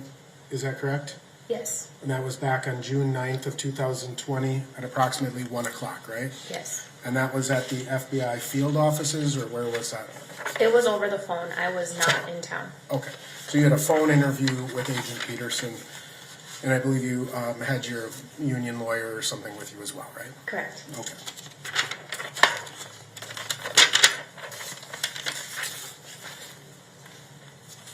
So you, on May 25th, you were Channel 1 dispatch. That covers both the 2nd and 3rd precinct, correct? Correct. And there were, again, the 4 sectors of the 3rd precinct, Squad 310, Squad 320, Squad 330, and Squad 340, right? And you didn't necessarily know who the officers were assigned to those cars. Correct. Have you subsequently learned who the officers were who were assigned to those squad cars? Yes. So who was assigned to Squad 320? Officer Lane, and I do not know how to correctly pronounce the other officer's last King. name. King. All right. And Squad 330 was Officer Chauvin and Officer Tao, correct? Correct. And the other cars did not come, right? Squad 310 or 340 were not on scene, right? And ultimately, 830, did you identify who Squad 830 was for the Park Police? I didn't. Now, when this call initially came in, you again were not the call taker this day, you were the dispatcher, right? Correct. And so the call taker comes in, takes the call, you see the information that the call taker puts into the computer system, correct? Correct. And it's fair to say that that information is also being seen in the squad cars of a Minneapolis squad car, right? Correct. So when the call taker types in this information, it's visible to the officers in the squad car. Yes. And it allows them to respond as well. You can respond. Lots of people can respond to various calls, right? Correct. All right. I am going to go back to the court's permission. I believe this was Exhibit 151, which was the computer-aided dispatch. Can you see that in front of you? Yes. All right. Let's see if I can get rid of some of this stuff here. All right. Okay, so the call initially comes in at 8:02 and 13 seconds, correct? Correct. And as you described, that the caller reported that outside the reporting party that there's a male provided a counterfeit bill to the business. Suspect is a black male, 600 plus, that means 6 foot or higher. Yes. Okay. Sitting on top of a blue Mercedes-Benz ML320 with the particular license plate. And it also noted that it appears this person is under the influence, right? Correct. So at the time that the call came in, you would have seen that this person was suspected to be under the influence by the caller, right? As would the officers in their cars. Correct. And so you indicated that you had initially did you say you radio dispatched Squad 330 to this call? Initially, yes. Right. And that was because, and do you recall where they were at the time you dispatched them? No. Excuse me. Back in June 9th, when you spoke with Officer Peterson, or Agent Peterson with BCA, would you dispute me if I said you told him that they were at the precinct at the time of the call? I would not dispute you. Okay. And so it's, at that time, you believe that Squad 320, which was the sector car, was tied up, but they had not cleared something from the computer? Is that right? Right. They were still on the call that they had been working on. So let's talk about when an officer finishes a call. Is there something that an officer is supposed to do to say, hey, I'm done with this call, I'm on to the next one? It is, they can either clear over the radio with us, clear me, whichever reported by send, whatever, there's a multitude of things, or they can clear themselves. On my screen, I have a status screen that shows me when a car is clear, when the car is en route, when they're on scene, and when they're code 4. Okay. And so on one of these screens that's right in front of you, you have some sort of representation of each of the sector cars that you're responsible for dispatching. So if, for example, you have a call in sector 310 and 310 is already occupied with some other call, you can send 320 or 330 or 340 or even somebody from a different precinct or sector, correct? From a different precinct, it requires more conversations with a sergeant to pull response cars. It's a policy of calling people and getting their permission to use their cars. But yes, if someone is busy and I don't have a 360 or whichever precinct 60 car to use, then I have to go to the closest available. Or if there's no one who's close and I only have one squad available, that's the person that has to go. Okay. So when you are looking at your computer screen, do you see all of the precincts' cars and their availability, or do you only see the second and the third precinct? I only see the second and the third. Okay. Now, so you indicated that ultimately Squad 320 kind of took the call back, right? Correct. They said, hey, we're clear, we're going to go handle this call at the Cup Foods, right? Correct. And you're familiar with the, you said you were familiar with the 38th and Chicago intersection? Mm-hmm. Correct. And does it get a fair number of police calls to that area? That I don't have the statistics for. Okay. And I wouldn't be able to rattle off of a yes or a no. Okay. In the last year, yes. Before that, I wouldn't be able to tell you. Okay. Now, so again, Squad 30 was ultimately Squad 320 was ultimately backed up with Squad 830, the Park Police, and Squad 330, Officer Chauvin's squad car, right? Correct. And again, do you recall why you backed these officers up?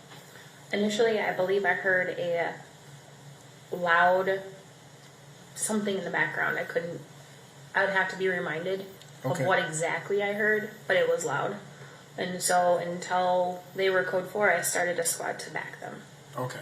So correct me if I'm wrong. You can't just hear what an officer is doing at any given time. Listen in on their calls, right? No, they have to radio us to let us know what's going on. All right. So when an officer pushes his button on his radio, or however they do it, it opens up the air or the microphone, so to speak. And that's what you're talking about. You're trained to listen, right? Correct. And when you spoke with Agent Peterson, do you recall telling him that you heard lots of yelling and things of that nature at one point when Squad 320 said they were taking one out? I don't remember specifically. I believe I told him that because that was the reason why I asked for assistance. Right. Squad 320 didn't call in and say, hey, we need help. You heard something that was concerning to you and you sent help. Correct. And then when they said they were taking one out, had they said that first, I would have also started it then. Right. And so Squad 830 was the first to respond? Yes. And I believe that they responded, let's see, at 8, 10, and 38 seconds, right? These actions right here, the one with my numbers where it says backed up with 320, or 320 with 330 and 330 with 830, that is me using my tools at dispatch to just back them up. I don't see the arrival times on here. Okay. So this, you see here, 525 at 20:12:21, 320 C4. That's code 4. Correct. Meaning all clear, right? To my understanding, yes. And then 830 out with 320 at 20:12:55. So roughly 40 seconds or 34 seconds later, Squad 320, or excuse me, Squad 830 is out with 320, Correct. right? And then there was an inquiry to get some information, right? And ultimately then at 8:20 and 11 seconds, there was a code 2 call for a mouth injury, right? Correct. Meaning, code 2 again, meaning just come in the matter of due course, and no need to rush. Routine, yes. Routine, right.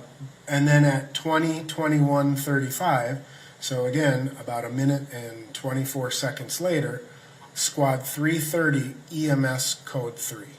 Correct. So someone assigned to squad 320, either Officer Chauvin or Tao, called EMS and stepped them up to code 3. Squad 330. Squad 330, right, which would be Officer Chauvin or Officer Tao. Correct. All right. And they, code 3 means get here as quickly as you possibly can, right? Correct. Lights and sirens. Correct. Sorry.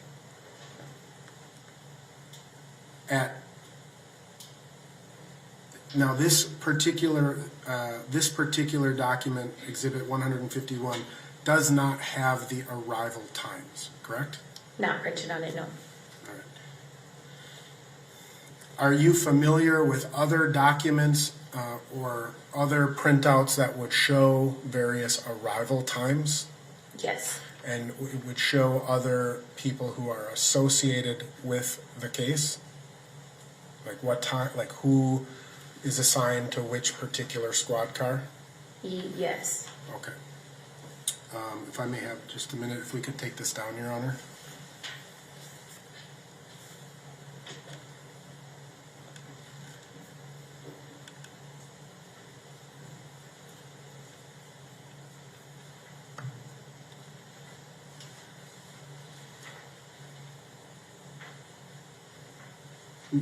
Mr. Frank, I'd be referencing bait stamp 7438 for your information.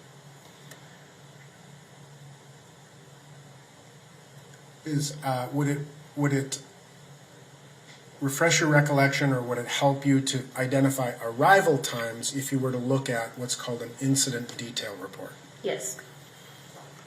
I'll ask you if you can show this screen to the witness. This hasn't been offered, Your Honor. I'm sorry? I can't kill Oh. those screens, but not that one.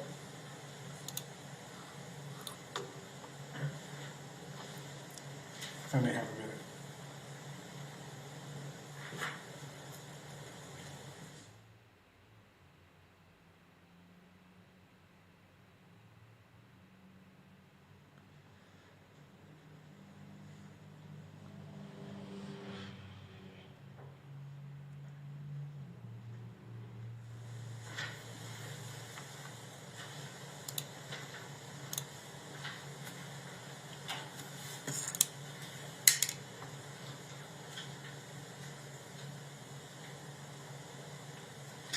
All right. Now, the incident detail report has a much more detailed time of like first keystroke, of when somebody starts typing, what time officers arrive. Every single time is documented very closely, correct? Correct. Now, would you disagree if I told you that the phone was picked up from the 911 caller at 8:01 and 15 seconds? I can't disagree with that.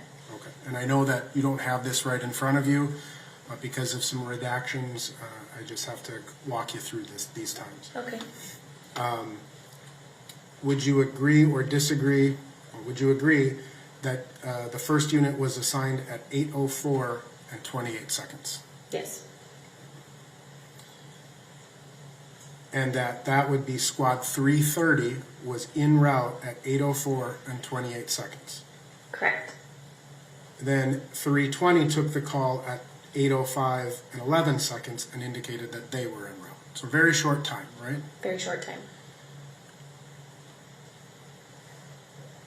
Would you agree that if I told you that squad 320 arrived at Cup Foods at 8:08 and 10 seconds? Correct.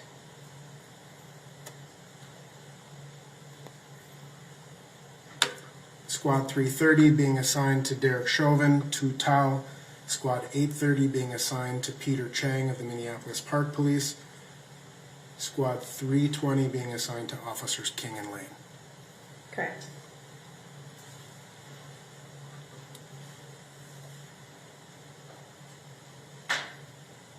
Now, in terms of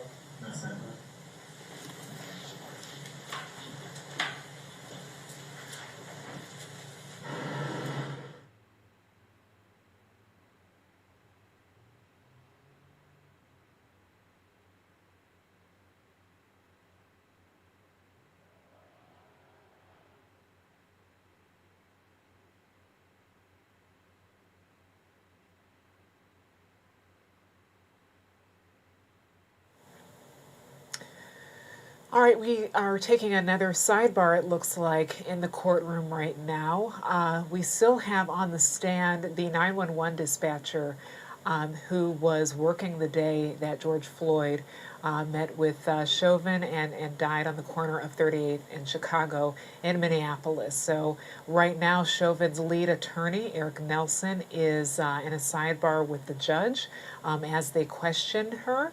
Her name is Jenna Scurry, and she has worked in this role for about 7 years. And she had said earlier that she was alarmed by the footage she was seeing and decided to call the sergeant. Okay, it looks like they're coming back.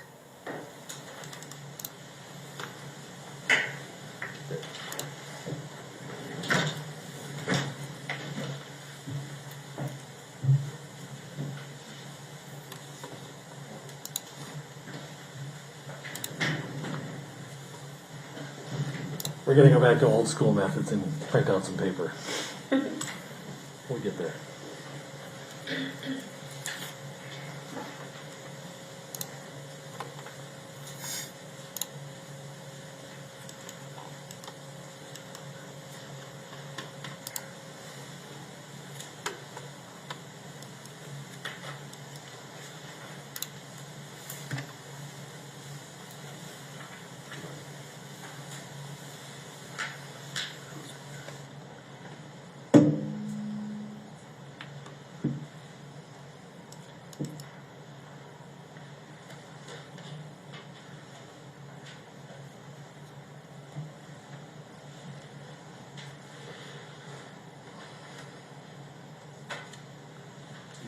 To Your Honor.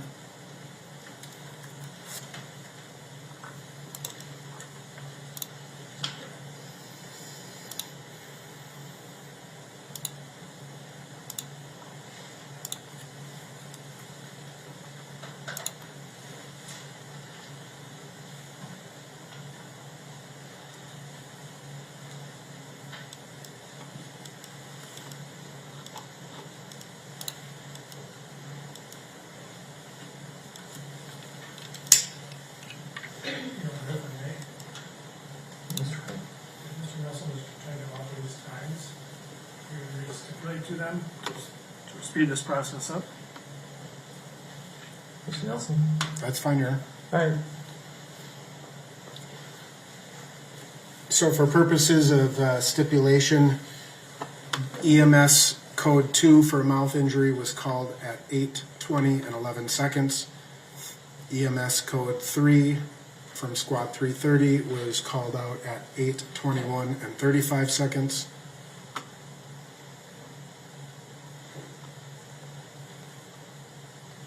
The arrival time of EMS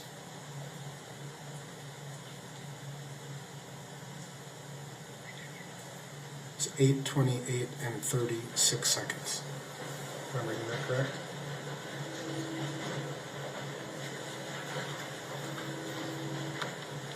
So 8:28 and 36 seconds EMS arrives, correct? Correct. All right. And then EMS didn't stay on scene, right? No.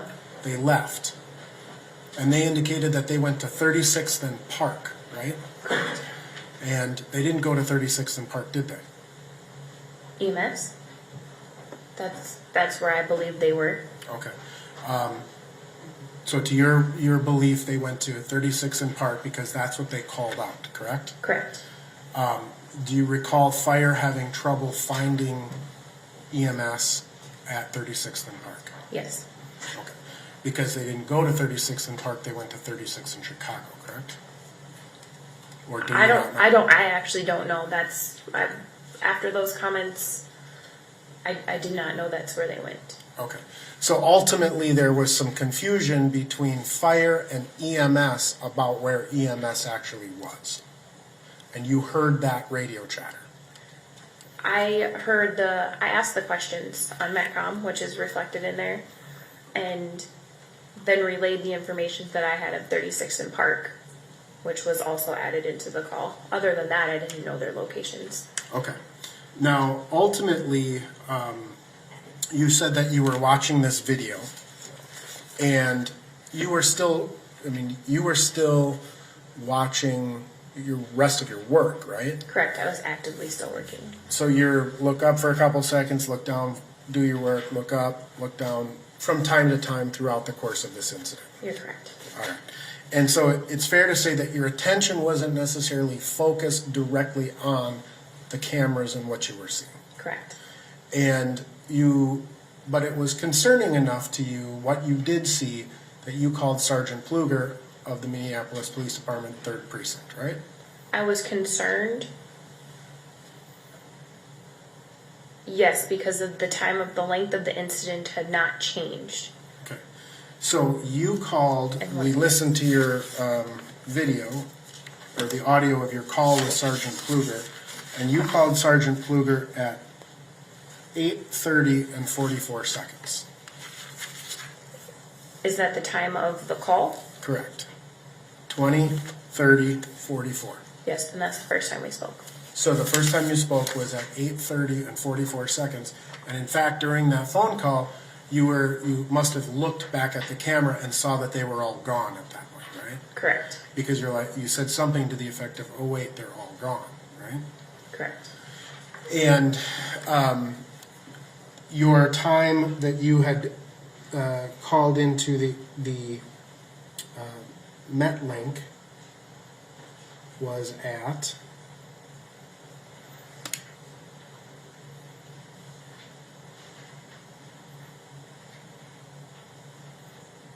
8:31 and 12 seconds. Does that sound right to you? For the Metcom hail? Right. Correct.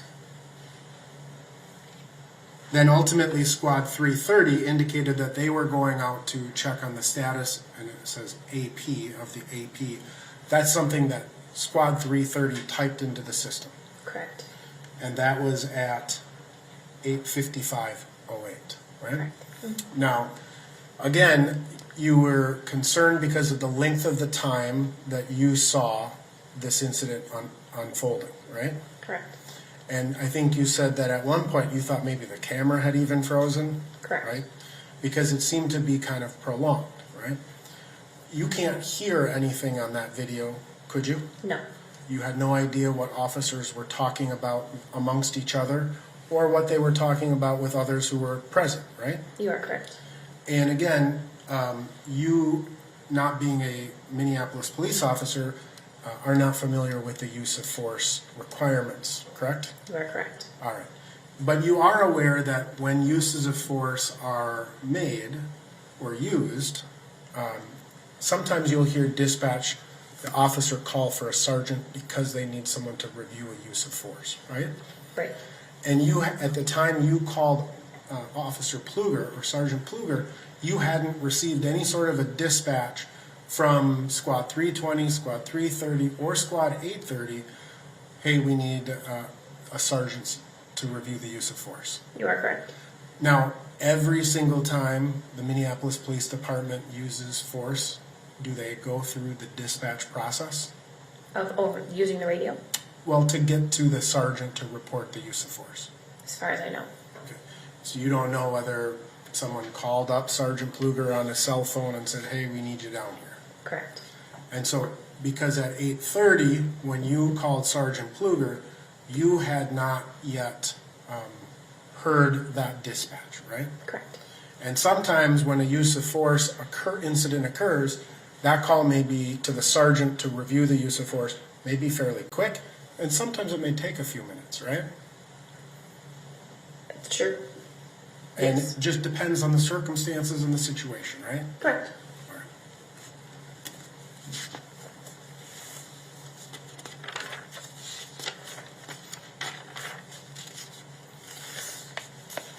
Now, you indicated that there were these TVs. There are more cameras within the city of Minneapolis than 6 or 9 TVs worth, right? Yes. Are the televisions, like, are they split screen where you can see 5 or 6 cameras at one time, or are they, is it one big TV with one big camera? It is split screens, and then you can go into different camera views. Okay.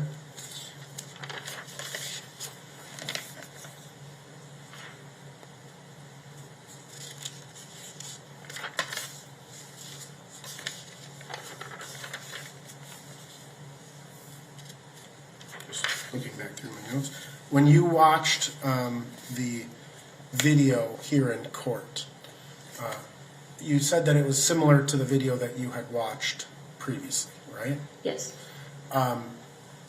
Would you agree with me that the video that we just watched in court seemed to be moving very slowly in terms of kind of choppy Pace. pace? Yes. Right. So an incident that you watched it in real time, subject to a few seconds of delay for the signal to get through, right? Correct. So I'm going to see if it makes a difference if we look at it on my computer.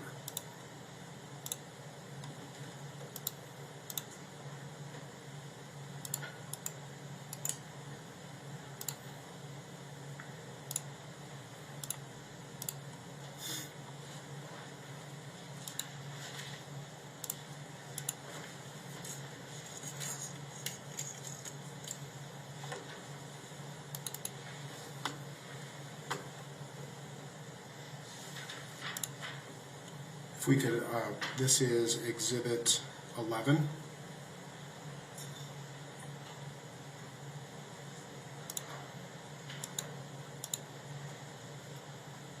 Yep, oh, it should be plugged in. Is it, can we put it up? Right.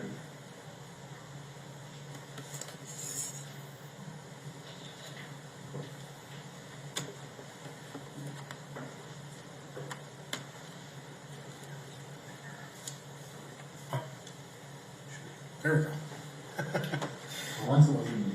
It's day one, Your Honor. So. All right. So now when you watch the same video, it seems to be moving in a little faster time. Correct.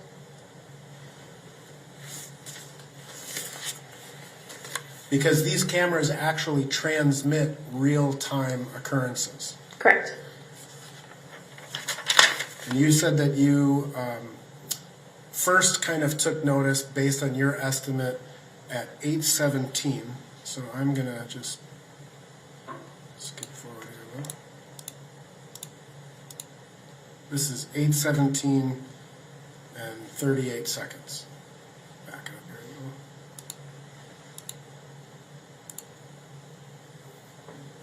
So this is 8:17 and about 30 seconds, and this is when you first sort of took notice of these cameras on the squad car, right?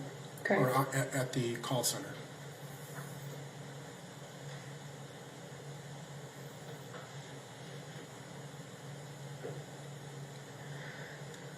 Now, in terms of the pacing of this, is this more consistent with real time? Yes.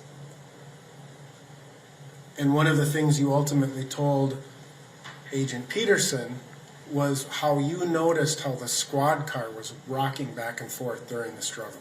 Correct. And if you could just watch this and tell me when you start to see that happen. Well, it's currently shaking.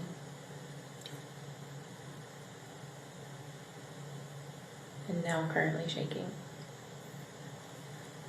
And by rocking back and forth, the car is actually going forward, a little backwards, and it's happening over and over and over again, right? Correct. And it's happening pretty much consistently during the course of the interaction of the officers, right? Correct. And that back door is opening and closing on the officers, right? Correct. Now, the other things that you notice when you look at this intersection, this is a pretty busy intersection, right? Correct. Lots of cars coming by, lots of people wandering about. This was May 25th, pretty nice spring day in the middle of, or not long after being cooped up inside here. Correct.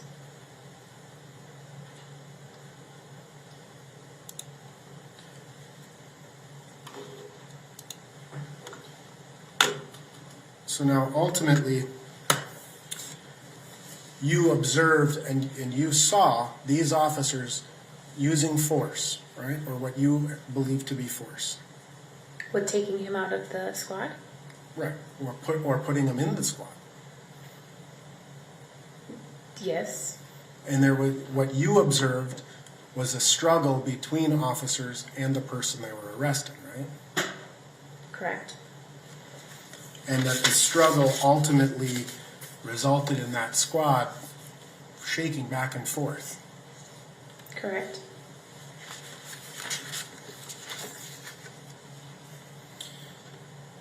And when you ultimately called Sergeant Pluger, you said, I don't know if this is a use of force or not, right? Correct. And Sergeant Pluger told you that it could be just a takedown. Correct. And a takedown wouldn't require a supervisor. Correct. Ultimately, you know that Sergeant Pluger responded to the scene, right?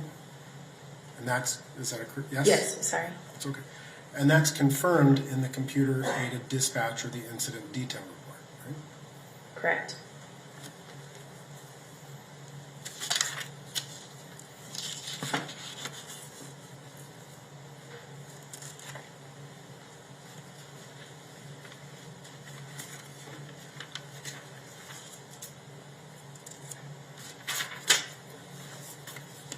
Your Honor, I have no further questions at this time. Frank, can you redirect?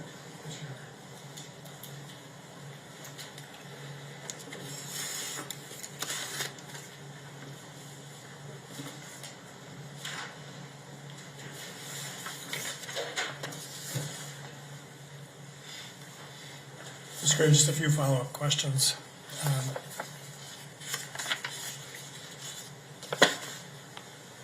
I'm going to put 151 back up on the screen for you because I think in the questioning, I think counsel had asked you about MetLink, I think was the term he used. I just want to clarify that 2 points. So if we could put.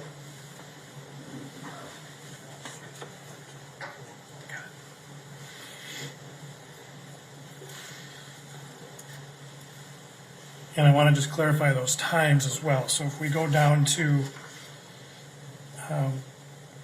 the time of 20:31:12, and if we could just expand that out so we could all see it a little better, please. I think counsel asked you about this 20:31:12, and that being the Metcom call. Having looked at this, what time was your Metcom call? So the information I added was at 2033 for the Metcom. That is our resource that we use radio to radio in the metro, so we can be quick and be able to get information back and forth. So that 2033:02, what is the purpose of that entry right there? What are you reflecting? I'm asking basically what is the reason why fire was added. I got on there and asked, what do you need fire for? Because there were no additional comments of saying why they were needed code 3. And so what you've typed in there via Metcom is, and you sent out, yes? Yes. Is to tell what? The information that I got via Metcom was that EMS would like the fire department for patient condition at the requested location of Park and 36th. So that's the answer you got, is that that EMS wanted them to go there. Correct. Right. And so that was information you received before 2033:02, but you sent out at that time. Correct. Okay. There's the time of me typing and putting it in there.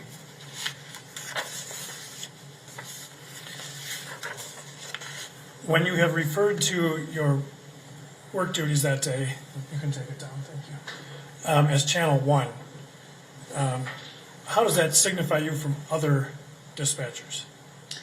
We have two other channels. There's Channel 2, which is in charge of the north side, and then there's Channel 3, who has downtown in the 5th precinct, and then we have a relief dispatcher who's there to help us when we take our breaks or when we need to get up for any given reason. So when you dispatch over Channel 1, does that go citywide or just precinct-wide? Just on those two precincts. I have my own dedicated channel.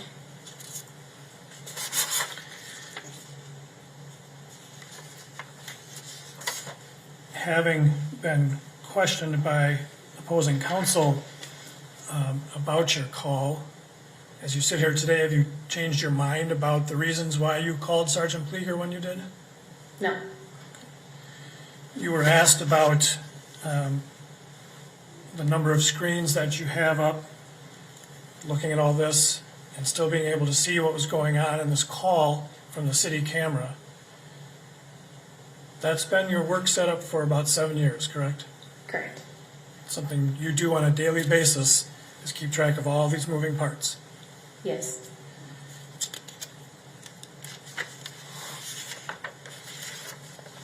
And that video that's up there, when it's not sending out work messages, can put up these city cameras, correct? Correct. But you don't control that. Correct. Do you know who or what office controls that? It could change. Sometimes the supervisors at our center can pull up cameras. Like I said, sometimes we put them on there just to see what the weather is. Especially if we have inclement weather, if there's storms coming through, we can see actually how severe they are when people are calling in. Sometimes they put them up for incidences if we can see anything.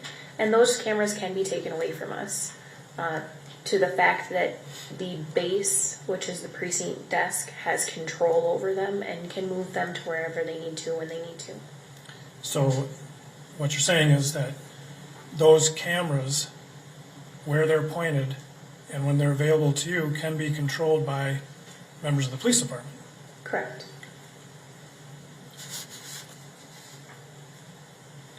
And in your 6 years by this date and 7 years now, it's a rare incident for somebody to put an incident up on the screen like that. Correct. I have nothing further, Your Honor. All right, thank you, Ms. Curry. You may step down. Thank you, sir.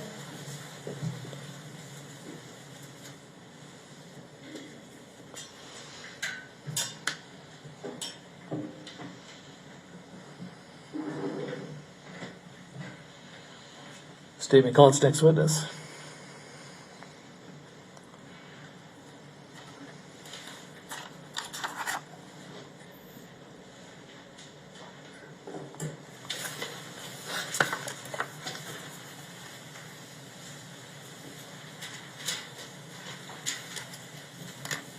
Thank you, Your Honor. Your Honor, the state calls Alicia Euler.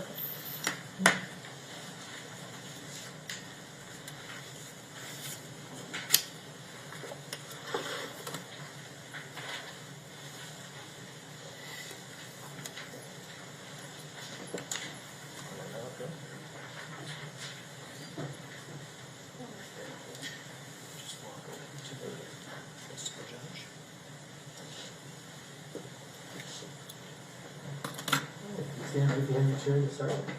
Raise your right hand. Do you swear or affirm on the penalty of perjury that the testimony you're about to give will be the truth and nothing but the truth? Yes. All right, have a seat.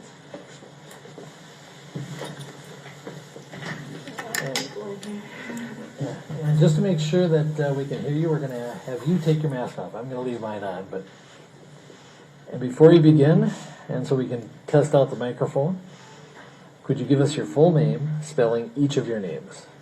Like my whole name? Yep. Alicia Marie Euler, ALISHA, And I think I'm going to have you pull up just a little closer to the microphone. Perfect. Thank you. Mr. Slisher. Thank you very much, Your Honor. And Ms. Euler, the key I'm going to give you is that when you speak, you should be able to hear your own voice over the speakers, all right? So just lean close enough to the microphone to be able to do that, all right? So first, I'm going to ask you a few questions so we can get to know you a little better. How old are you? 23. 23. And are you originally from Minnesota? No. Where did you grow up? No, I'm from Arizona. I'm sorry. I don't like this. Okay. Yeah, I just need to speak towards Okay, okay. I'm good? All right. Thank you, thank you. And you can even pretend you're yelling at me if you want to, or make your voice hit the back of the room, all right? Okay. So you said that you grew up in Arizona, is that right? Yep. What part of Arizona? Just Arizona. The whole state? Yep. Okay. When did you make your way over to Minnesota? I don't know. A while ago.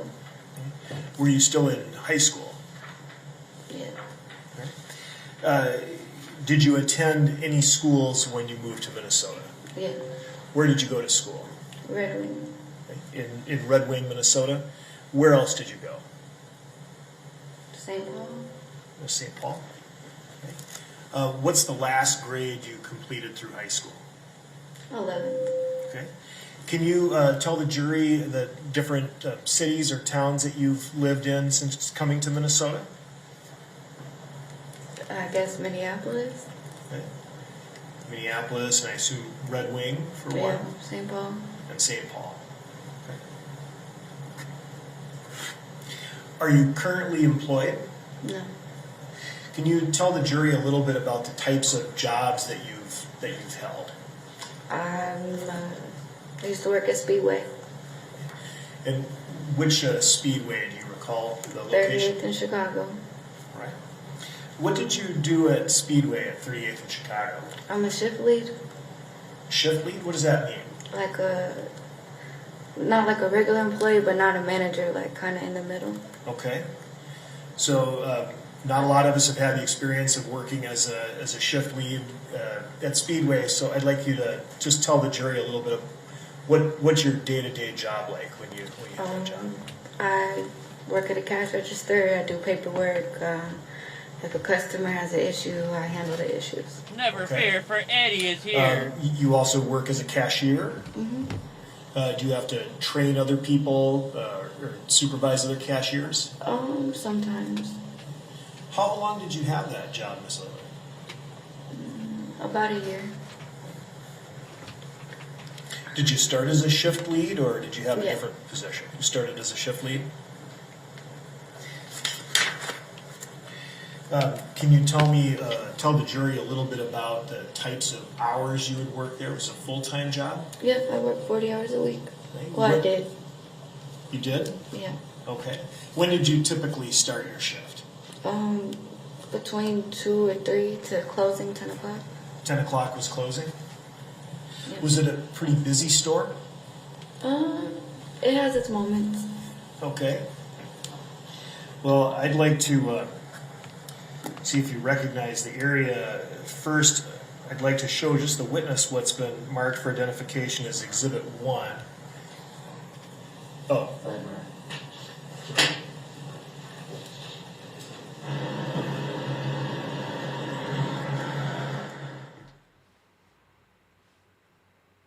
What happened to the sound now? Are they not going to let us hear it? Boy, this chick has an attitude like she doesn't want to be there, and she totally looks high. Oh, wait. They're doing a conference. Hold on, let's fast forward to this shit so we don't gotta... Euler. I don't think we have too much clarity. Okay, we're going to go back and listen. I'm going to show you. First, I'm going to offer Exhibit 1. And then I'm going to show you Exhibit 1. If you can take a look at the screen. It's just the one in front of you. Oh.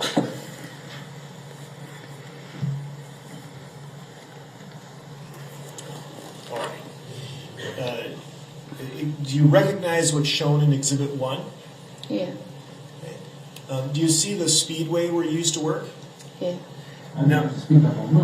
Yep. All right. So Do you have something that looks like this in front of you? A little stylus? All right. What I'd like you to do is just take this and see if you can draw a circle around the speedway where you used to work. Thank you.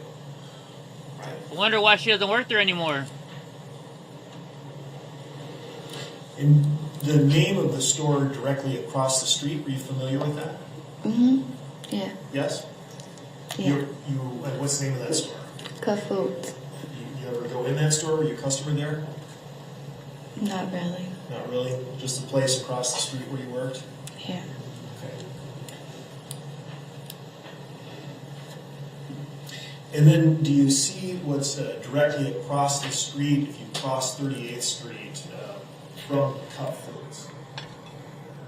Yeah. Do you recognize that building? Yeah, I didn't know that's what it was though. What did you know it was? I never really paid attention to it.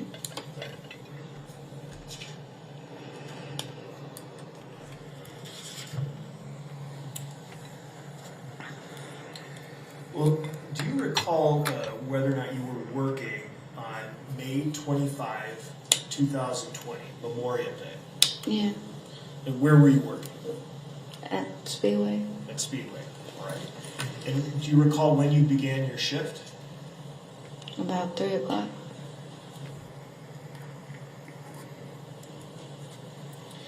And do you recall specifically what you were doing at the Speedway that day?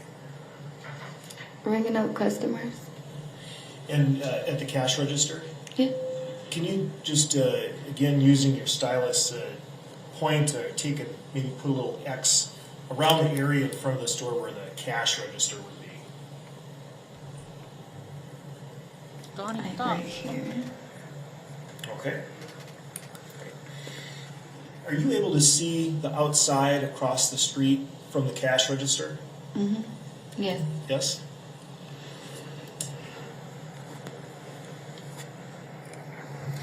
And you said you began working at 3. I'd like to draw your attention to a little after 8 o'clock in the evening that day. Do you recall something that caught your attention outside of the Speedway? Yeah. You tell the jury what caught your attention. The police, like in that area, it's always police. When did you first notice, or where did you first notice the police? I would say like on the corner, right, like diagonal, like across the street, like right here. Oops. Okay. And so for the record, that's across from Cup Foods, across 38th Street in what is labeled on Exhibit 1 as Dragon Walk. Is that right? Mm-hmm. Yes. All right. Wait a minute, she's white. Shouldn't she know how to use a computer? According to Joe Biden, right?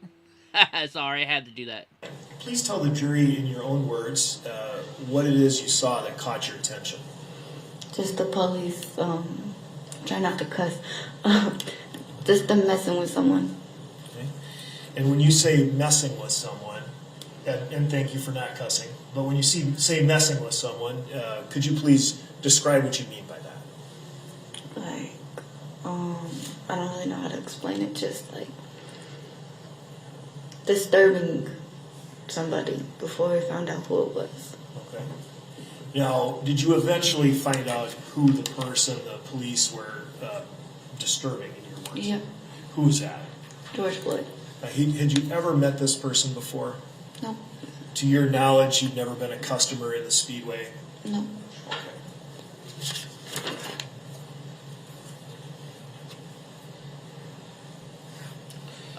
This lawyer's Please going to have describe fun with for the her. jury what you saw after you first noticed the police having this interaction with the person you now know to be Mr. Floyd.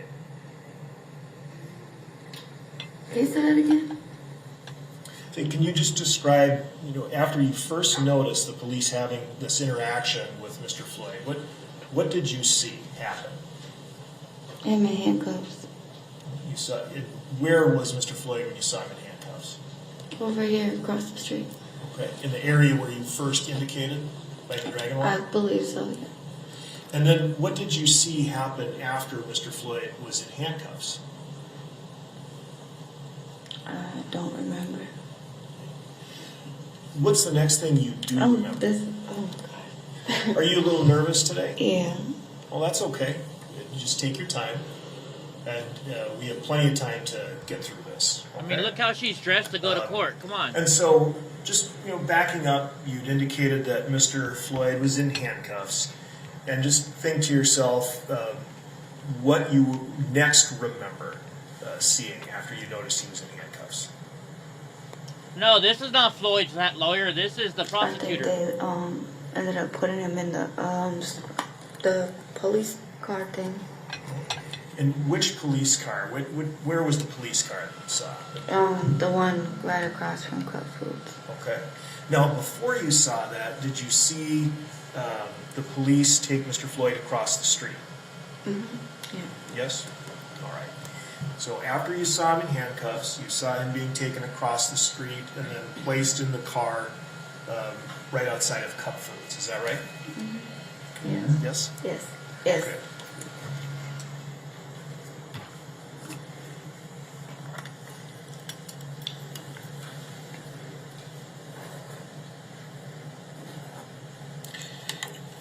And you owned a cell phone, correct? Yeah.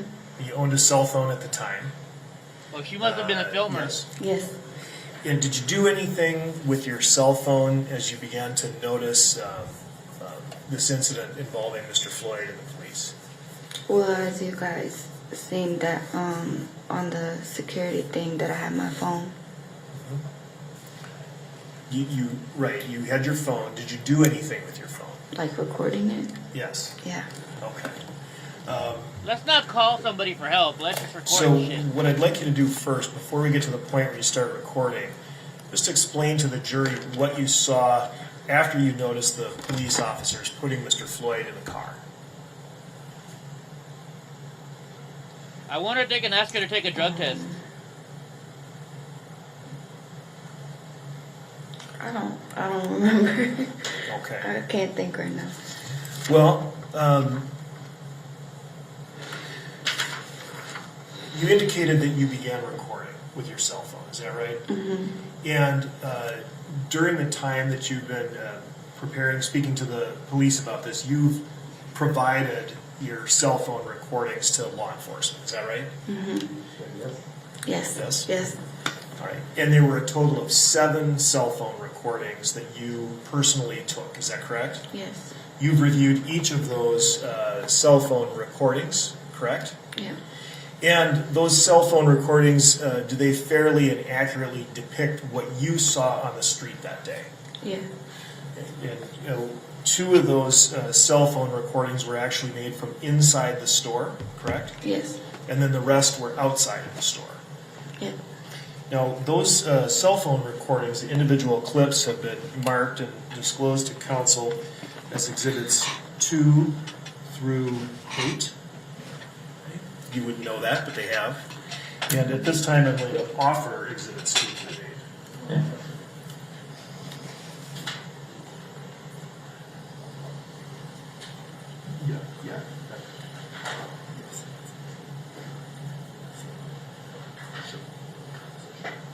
Any objection? No, you're 2 through 8 are received.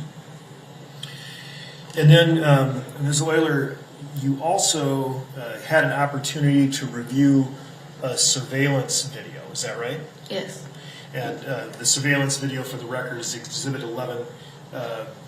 Having reviewed that video, did that video, fairly and accurately capture things that you observed when you were working at Speedway on the 25th? Yes. Okay. And then you were able to review that surveillance video in a format in which all of your cell phone videos, or I guess I should say 6 of the 7 cell phone videos, had been spliced into or put next to the surveillance video, correct? Yes. And that kind of gives a perspective of when those individual videos were shot, is that correct? Yes. And then the combination of the 6 videos that we've just received and Exhibit 11, which has been offered and received, would that composition better help you and assist you in explaining your testimony to the jury? Yes. All right. And that, for the record, is Exhibit 9. I offer Exhibit 9. Any objection? 9 is received. And at this time, I'm going to go ahead and publish Exhibit 9. I ask you to take Exhibit 1 down. And when I say publish, I mean I'm going to play it, and at times I'm going to stop and pause and have you explain some things. All right? Okay. All right. If we She's could a begin 2 publishing o'clock in the Exhibit 9, morning please. at the bar type chick. I'm sure y'all can guess what I mean by that. You know, when there's no women left at the bar and you're really drunk and I can't believe we're see and have paused beer at goggles 7 on. seconds. At this point, you can see, and I'm going to place a circle around the officers. You see them there? And are those the people that you saw interacting with the person you now know to be Mr. Floyd? Yep. Yes. And your first interaction that you noticed was actually across the street by the Dragon Walk. Is that right? Yes.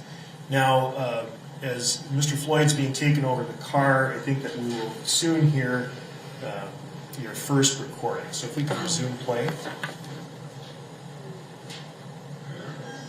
Always some shit going on over there. She's not even watching it. After you made that short recording, and that was you, I suppose, narrating? Yes. Okay. After you were narrating that portion, you continued to watch? Yes.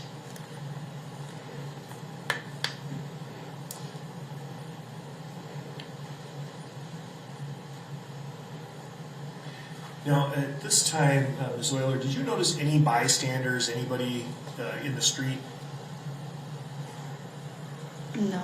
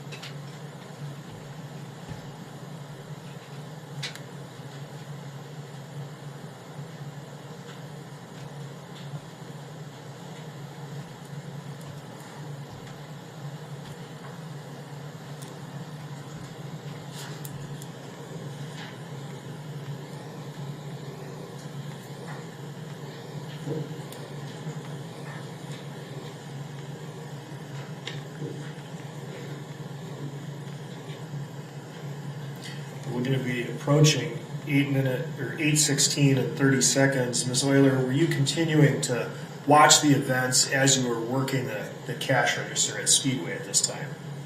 I believe so, yes.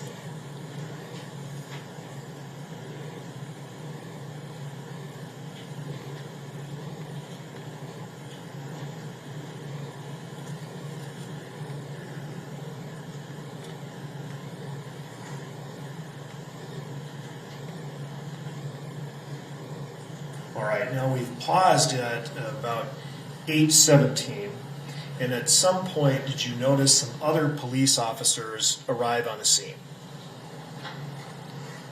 I think so. Let's resume play here.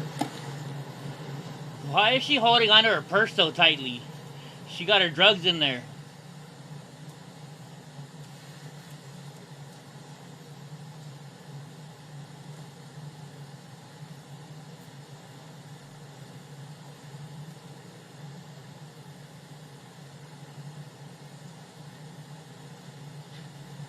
Okay, and let's pause. Drugs are bad. Now, Okay. at this time, I'm showing you two other individuals who are joining the first two officers that you saw. You notice those? Yeah. And what did you see those two officers do after they arrived? I don't remember. Let's continue.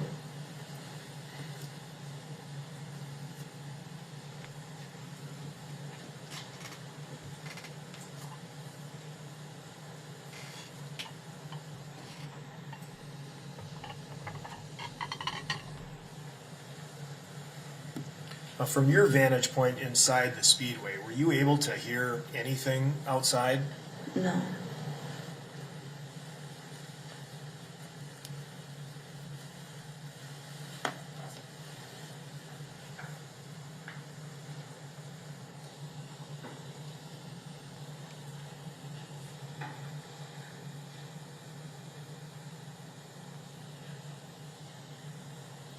All right, let's pause here for a moment, and we're at 8:18 and 10 seconds.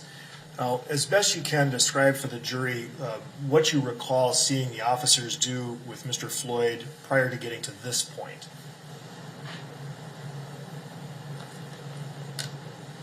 Before this point? Before this point. For example, did you see Mr. Floyd get into a vehicle? Like off of what we just watched? What do you recall seeing with Mr. Floyd and the squad car just before we get to this point? Like when they drag him out? Okay. All right, let's resume.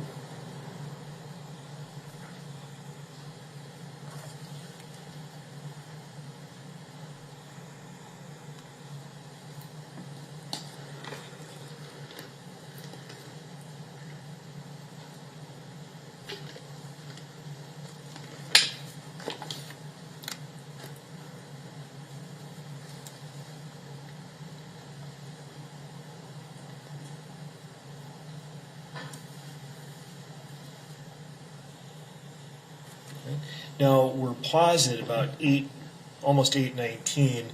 I asked you previously about bystanders and noticing bystanders. At some point, as you made these observations, did you see a crowd of bystanders gather? Not till like after. After what? Like after they did yeah. Okay.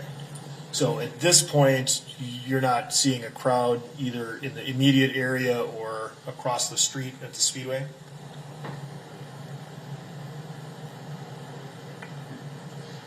I'm trying to remember. I don't remember. Okay. Well, let's resume play. Marijuana affects the brain. Coming from a marijuana user. You guys know how many times we're going to have to watch this video? I guess at least 100 times. If you watch the whole trial.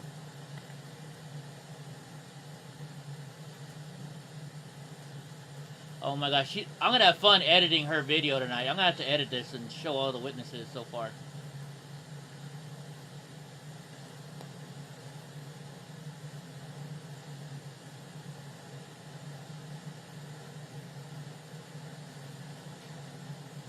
Oh, I'm sure Chauvin's lawyer's gonna mess with her big time. That's gonna be fun to watch.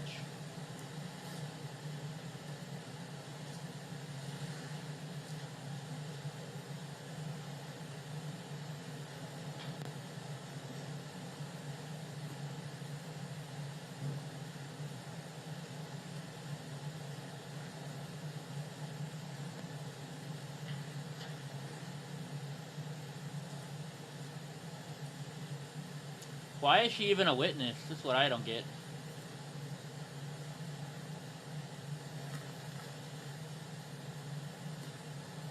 She's gonna be a meme big time beyond the tags.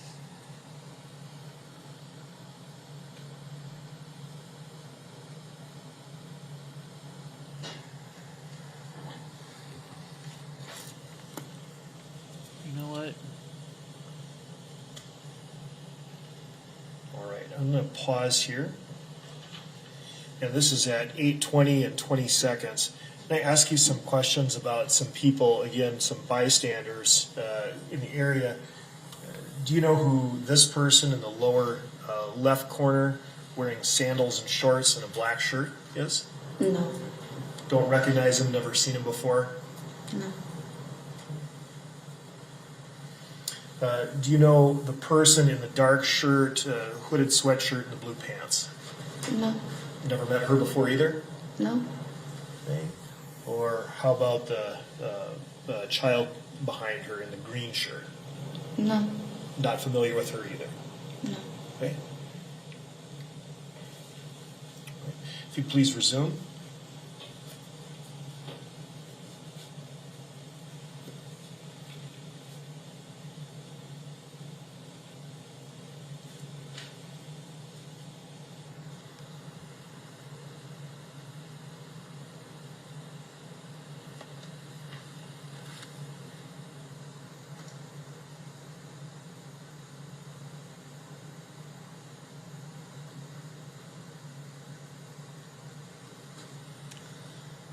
Oh my god. Oh, the Twitch chat is going good today. I love you beyond. You're funny as hell.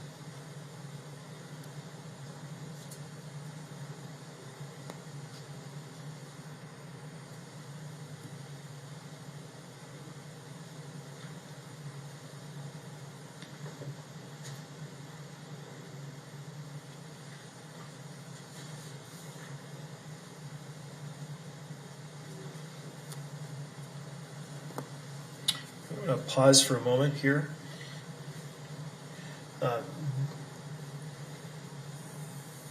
Do you recognize that person, that officer? Do you recall seeing an officer interacting with a group of bystanders who would later gather? I think so. Can you physically describe that person as best you can remember? I don't really know. It's been so long. Do you recall previously talking about a bald police officer? I think in one of my videos She cracking I her was talking to a knuckles? person. Okay. A bald officer. Do you recall as you sit here today what the bald officer did? I think he was like yelling at people. Like before or after this. Do you also recall describing a tall officer? Yeah. What did the tall officer do? I think he was like, I don't remember. There's so much. Let's resume play.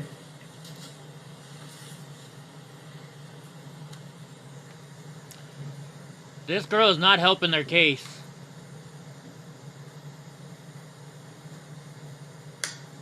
There's always some shit going on. Pause for a moment. Now, what we heard there that was imposed at the same time as the surveillance video was your second recording. Is that right? Mm-hmm. Yes? Yes.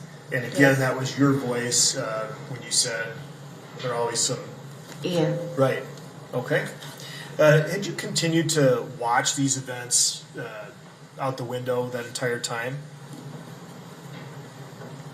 Did I watch it outside? From inside? I think I went outside to smoke a cigarette.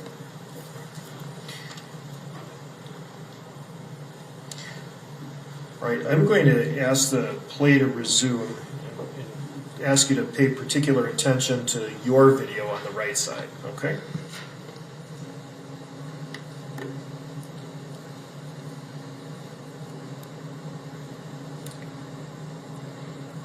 Freeze. Yeah. Go a little bit further. Stop. All right. Now, I'm showing you what appears to be a reflection. Mm-hmm. You recognize that? Yeah. Who's that? That's me. Okay. So that's you recording the events reflected in the window, correct? Yep. So based on that, would you agree that you were inside the speedway at the time this particular recording was made? Yes.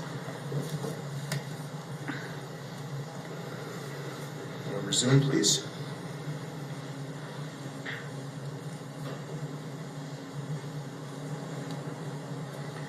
What was the point of that?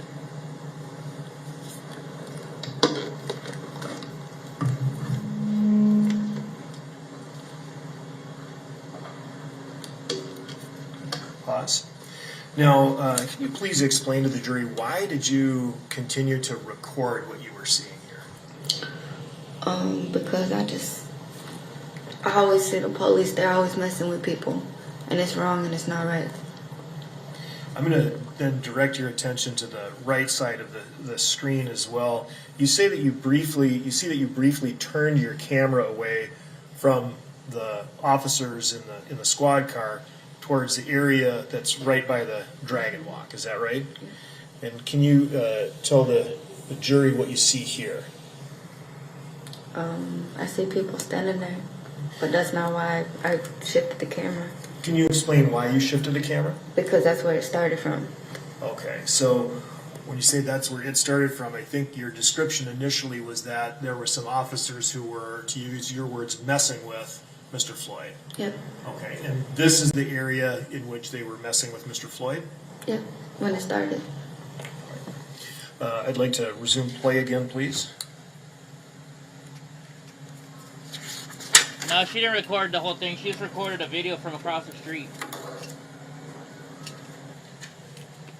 All right, let's pause for a moment, and you can see that your that would have been your second recording has stopped. And at this point, we're continuing to watch the surveillance video. Please resume.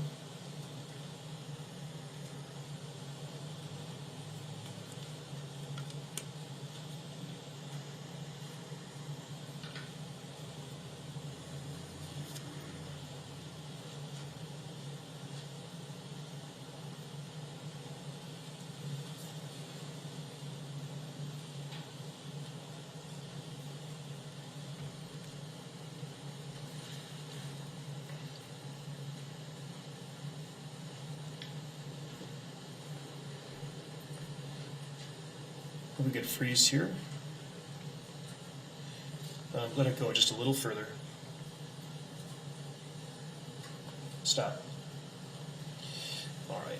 So again, I've already asked you about some of the people in the crowd, and you said you didn't know them. I want to add some of the folks. There's no, a person they already in a white showed her, t-shirt. Gene. Do you She's recognize inside. that person? I don't know that person. Never seen that young woman before? Not before like this. And then I think walking by, I don't know if you noticed, there was a couple with a child. Had you ever seen them before? No.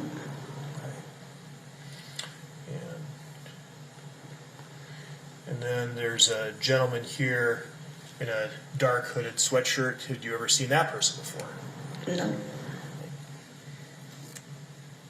Please resume. Excuse me.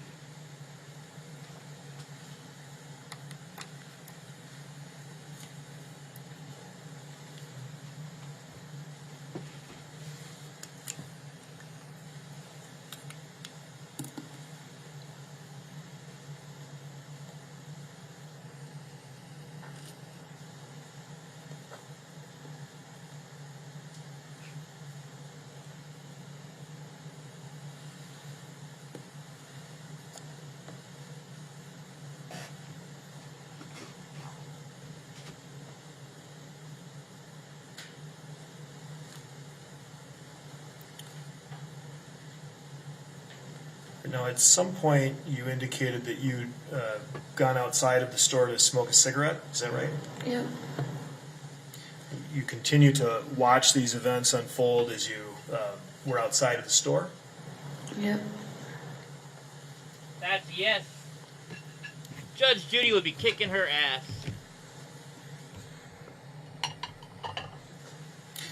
As you were watching from outside the store, did you see any of the bystanders interact with police officers? I think they were like yelling at each other. I don't really know what they said. I was kind of too far away. Couldn't make out any specific words? No. Do you recall seeing a woman with a black shirt and a white headband? No.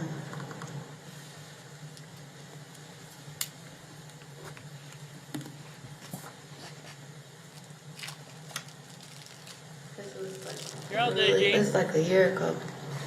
A long time ago.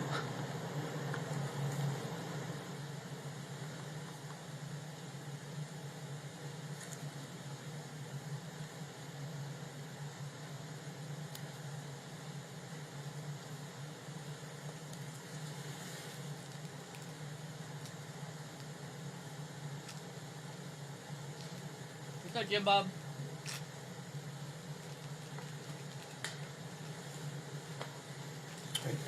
Go ahead and resume. All right.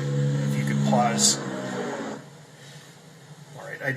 I'd asked you about seeing a woman with a black shirt and a white headband. I'm wondering if now looking, if this refreshes your memory at all about this person. No.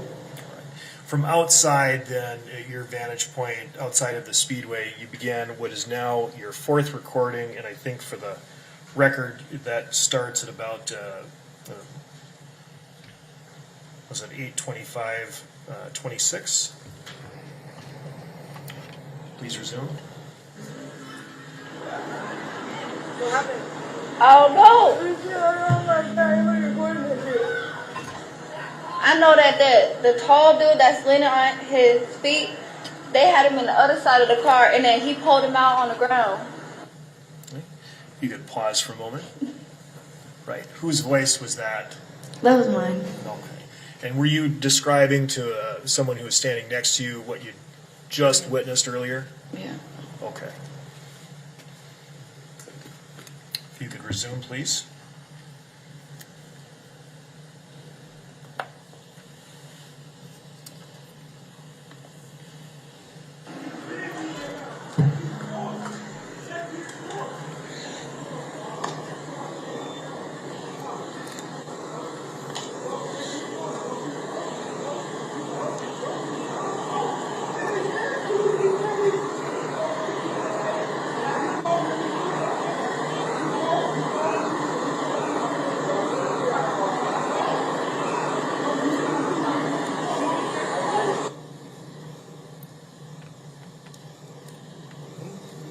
Pause. It seems that you've spent a lot of time watching this encounter. Yeah. And you were continuing to occasionally record. Yeah. Okay. If you could resume, please.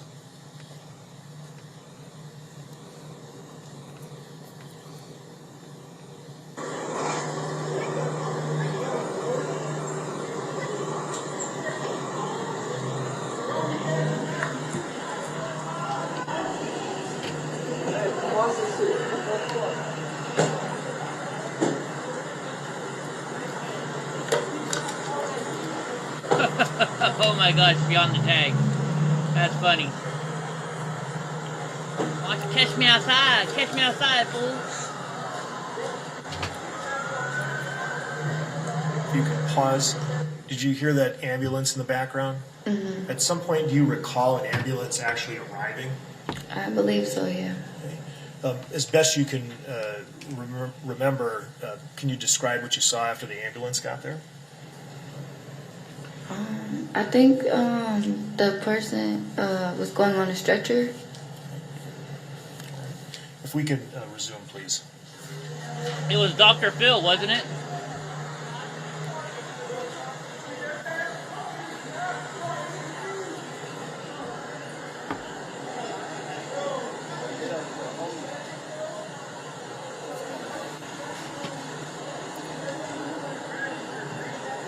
If you'd stop. And at this point, you can see that the ambulance has arrived, and there's a ambulance worker coming out of the passenger side of the vehicle. Is that right? Yeah. In the time that you've been watching up to this point, did you see this individual ever get up from the first position he was in when he first went down? I don't remember. Please resume.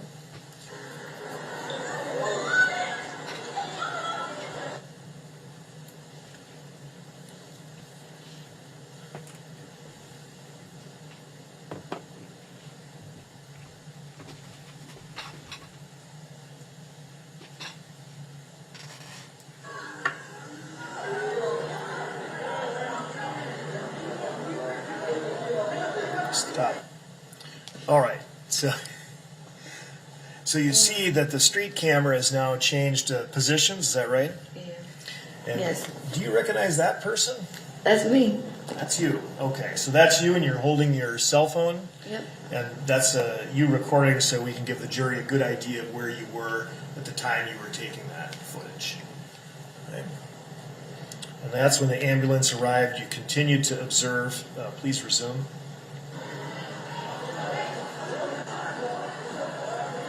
Do you ever personally observe the officers get up off of George Floyd? I don't think so. I think no. If you could pause, back up about 2 seconds. I think I was more so like I was recording it, but I was also like trying not to get hit by the cars coming in the gas station. All right, understood. All right, if you could resume that, please. Explain, Danny, please.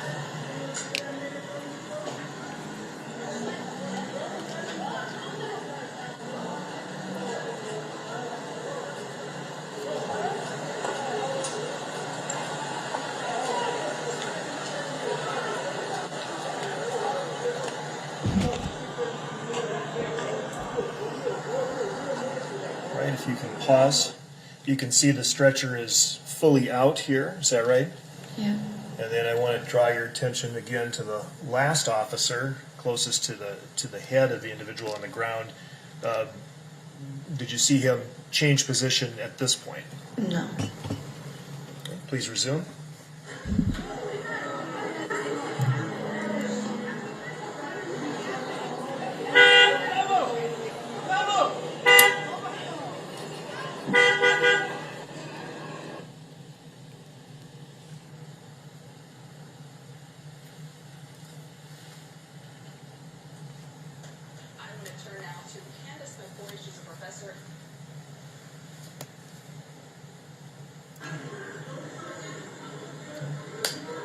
And then you made your final recording as Mr. Floyd was taken from the ground, loaded onto the stretcher, and placed in the back of the ambulance.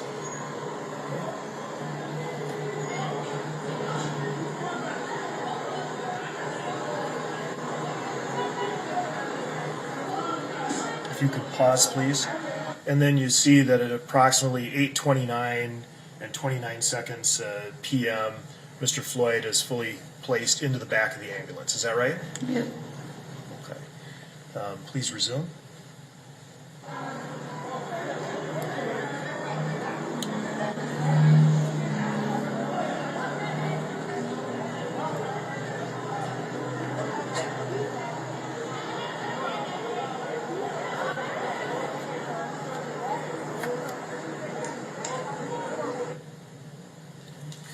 And at that point, if you would pause, please, at 8:29 and about 52 seconds, I believe, 52, 53 seconds, you stopped recording. Is that right? Yep.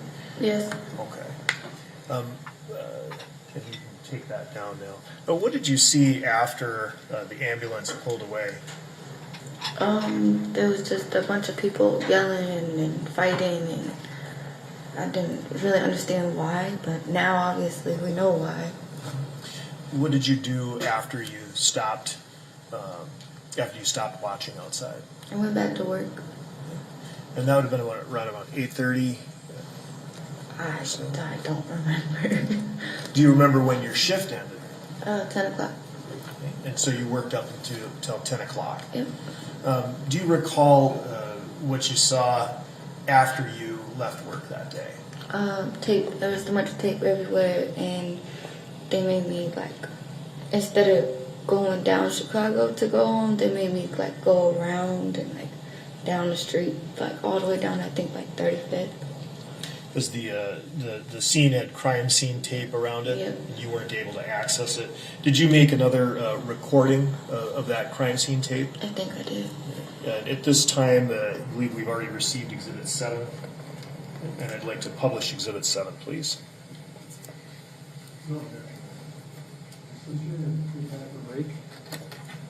Yeah, that'd be good. Well, you know what? I'm almost finished here. Go ahead. Yeah, if we could just publish Exhibit 7. Oh, no, I'm sorry. That's Exhibit 8. All right. If you could pause, please. And Ms. Euler, you described the scene being taped up with crime scene tape and you weren't able to access it. Does this show the area where the crime scene tape was? Yes. All right, if you could resume play, please.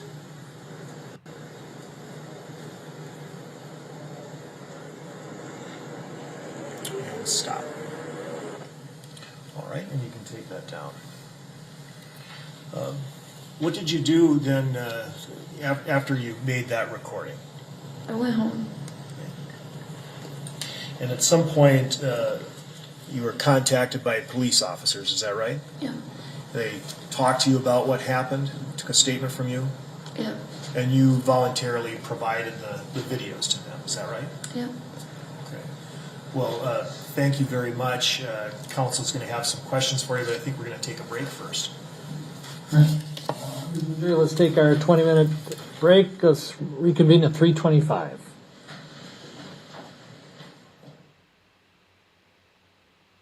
And we're going to fast forward through all that BS. The bench and the attorney, if they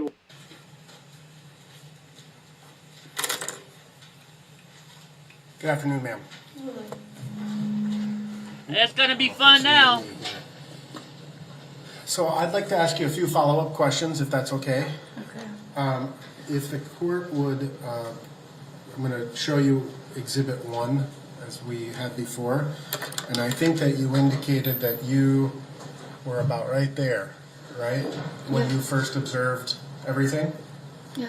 All right. Now, can you just describe for me generally, like, the inside of the speedway? Like, would you have been facing customers, looking out the window to your right? Would you have been standing forward and looking out the window? It would be like to my side. Okay. So if you were in the subway area, or excuse me, the speedway area right here, in this area that you're talking about, like your back would have been facing that way? No. Yes. Yeah. And so when you observed what happened over in this area, you would have been looking back over your right shoulder. Yes. Okay. And that's when you first observed,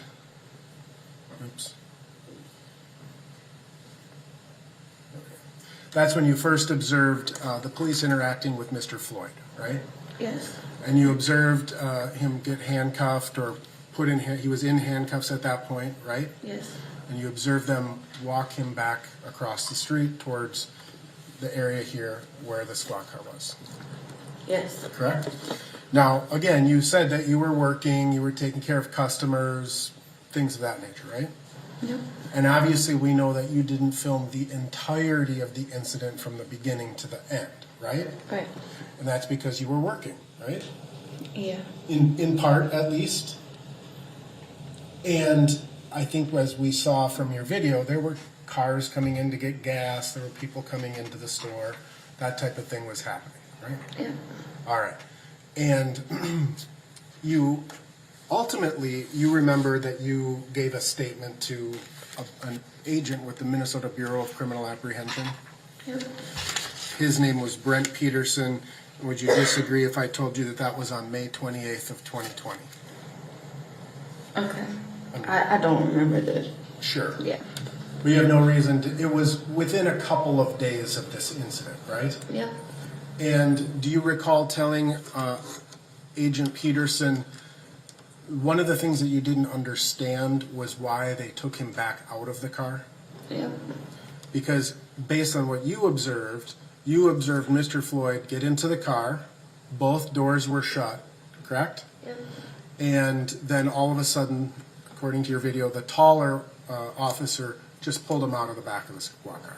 Yep. All right. Now, you also, do you recall testifying or telling Agent Peterson that the people in this area here, there was a female cop? I don't remember. Oh. All right. Yeah, sorry. Do you remember a female police officer being there? I don't remember. This was so long ago. Okay. Would it refresh your recollection to review, well, did you ever have an opportunity to review a transcript or an audio recording of your interview with Agent Peterson? Say that again? Prior to coming in and testifying, were you ever given a copy of your transcript? I seen it or heard it. Did you read it? No. Okay. Would it help refresh your recollection to look at a copy of your transcript? Not really. Okay. So you don't remember ever telling Agent Peterson that there was a female officer on scene? It could have been, yeah. Okay. There's a lot of officers. All right.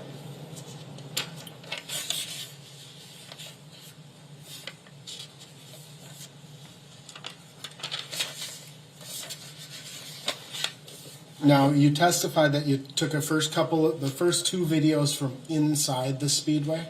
Yeah. And then at some point you went out into kind of in the middle of the parking lot area, right? Yeah.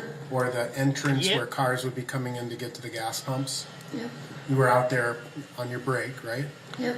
And I think we saw, based on your video, that what you did is you sort of zoomed in so you could get a closer camera view, right? Yep. and you zoomed it to the maximum that your camera would allow you to zoom in. Yep. And from where you were standing, ultimately when you were outside, you had the opportunity to make observations about what the officers were doing with Mr. Floyd, right? Okay. I mean, would you agree with that? Yep. And you had the opportunity to make observations about kind of what else was going on, right? Yeah. Yep. In fact, one of the videos you actually had a conversation with someone else, right? Yep. Yep. So if you were standing across the street from where Mr. Floyd and the police officers were interacting, you would have one view, but you would agree that when we look at a camera, that's just kind of one perspective, right? Yep. I mean, I wow. guess, but there's multiple cameras though. I understand. I guess what I'm saying is that when you're recording, your camera is only going to capture what's out in front, right? Yeah. But when you're recording, you said you were, looking, making sure you didn't get hit by a car, right? So you have the ability to turn your head from left to right. You can look up, you can look down, you can talk to people, and you can look around, right? You can, yeah. But your camera is still in that one fixed position. Yeah. All right. So you were able to make observations. As this incident progressed, would you agree that more and more people started stopping and watching what was going on? Yep. Yes. There were some people standing in front of you. There were some people standing to your right. Recall that? Yep. And then obviously there were the people that were closer over by where the officers were as well, right? Yeah. And then even on the kitty corner from where you were, right? There were people standing there watching. Yeah. And if you went to your right on the other side, there were people standing there watching, right? I think so. Right. And cars were driving by and buses were driving by, right? Mm-hmm. And sometimes cars, we see in your video, they would stop for quite some period of time and then drive off, right? Yeah. And would you also agree that as this incident progressed, the crowd of people started becoming more and more vocal? Like, what do you mean? Well, they started yelling more. I think so. Right. So, like that first video when you step outside and there's fewer people, there's not as many people yelling, right? Yeah. But by the end, when the ambulance takes Mr. Floyd away, there's a fairly large crowd out there, right? Right. And there's a lot of people yelling. Okay. I mean, would you agree with that? Yeah. And those people, some of those people, you could tell were upset, right? Yeah. I think you said that a lot of people were yelling and fighting, right? Yeah. So you can get a sense that people were angry. Okay. Would you agree with that? Yeah. And that feeling of anger is different when you're there and watching it than when it is when you're here talking about it in the courtroom. I don't think so. You don't think so? I think if you're still upset about the situation, you're still going to be upset about it. Understood. But in that moment, you would agree when there's people yelling and there's people driving by and there's people honking, right? That's a different feeling than you may still be upset here today in court. It's a much different feeling now than it is then. Okay. Would you agree with that? Yeah. All right. And ultimately, again, you took these various cell phone videos, you provided them to law enforcement voluntarily, right? Yep. And then you went back inside, you finished your shift, and then when you left, the scene was taped off because it was a crime scene, right? Yep.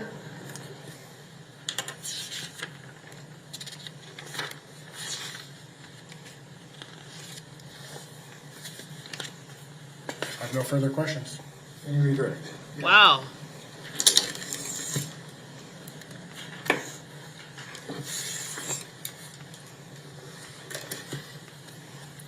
Thank you. So when you saw the officers bring Mr. Floyd across the street, did you see Mr. Floyd struggle with or resist the officers? No. And when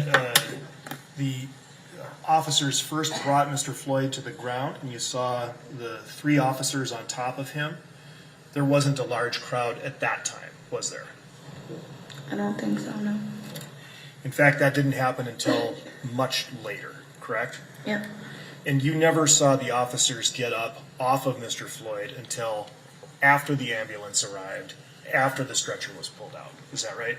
Yep, that's what it said in the video. Well, shows in the video. All right, nothing further. All right, thank you. You may step down.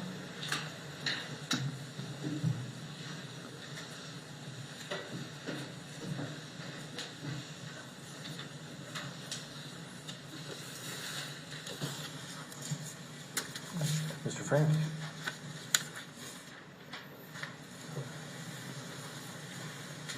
The state would call Donald Williams to the stand.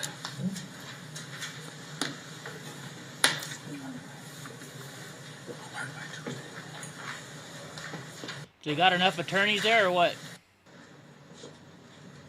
You can stand behind the chair for a second. Yes, sir.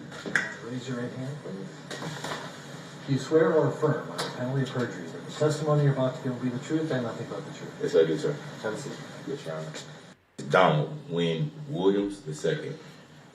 D-O-N-A-L-D W-Y-N-N-I, or W-Y-N-N, last name W-I-L-L-I-A-M-S II.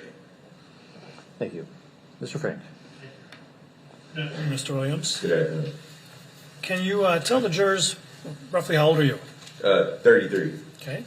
And what do you do for a living? I'm an entrepreneur and a professional fighter. And a father.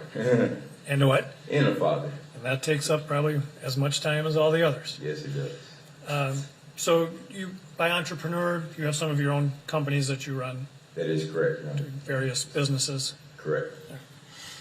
And tell the jury, if you would, sort of where you live, business not your owners, address, of but course. the city or town where you live. I'm in a unique situation, but I do have a place in Roseville in South Minneapolis. And your place in South Minneapolis, well, are you familiar with Cup Foods? That is correct. And how far is your place from Cup Foods, roughly? Not too far from Cubs. Good enough. Good enough. So literally, yeah, like on the next block, not too far down. So how long have you lived in the Twin Cities area, the Minneapolis area? Minneapolis, Twin Cities area for 33 years, pretty much my whole life. I'm a city kid. Okay. And Mr. Williams, well, before I forget to ask you, you've done some work in the security field. That is correct. Been working in security for over 10 years. And what does that mean? What do you do to work in security? As far as security, private security, I worked at the clubs, at Pichaluches, different clubs downtown Minneapolis. Worked at Allied Security for a year before this situation as well. And I've done private security for the Mystic Lake kids as well. So I've been working security for quite a few years.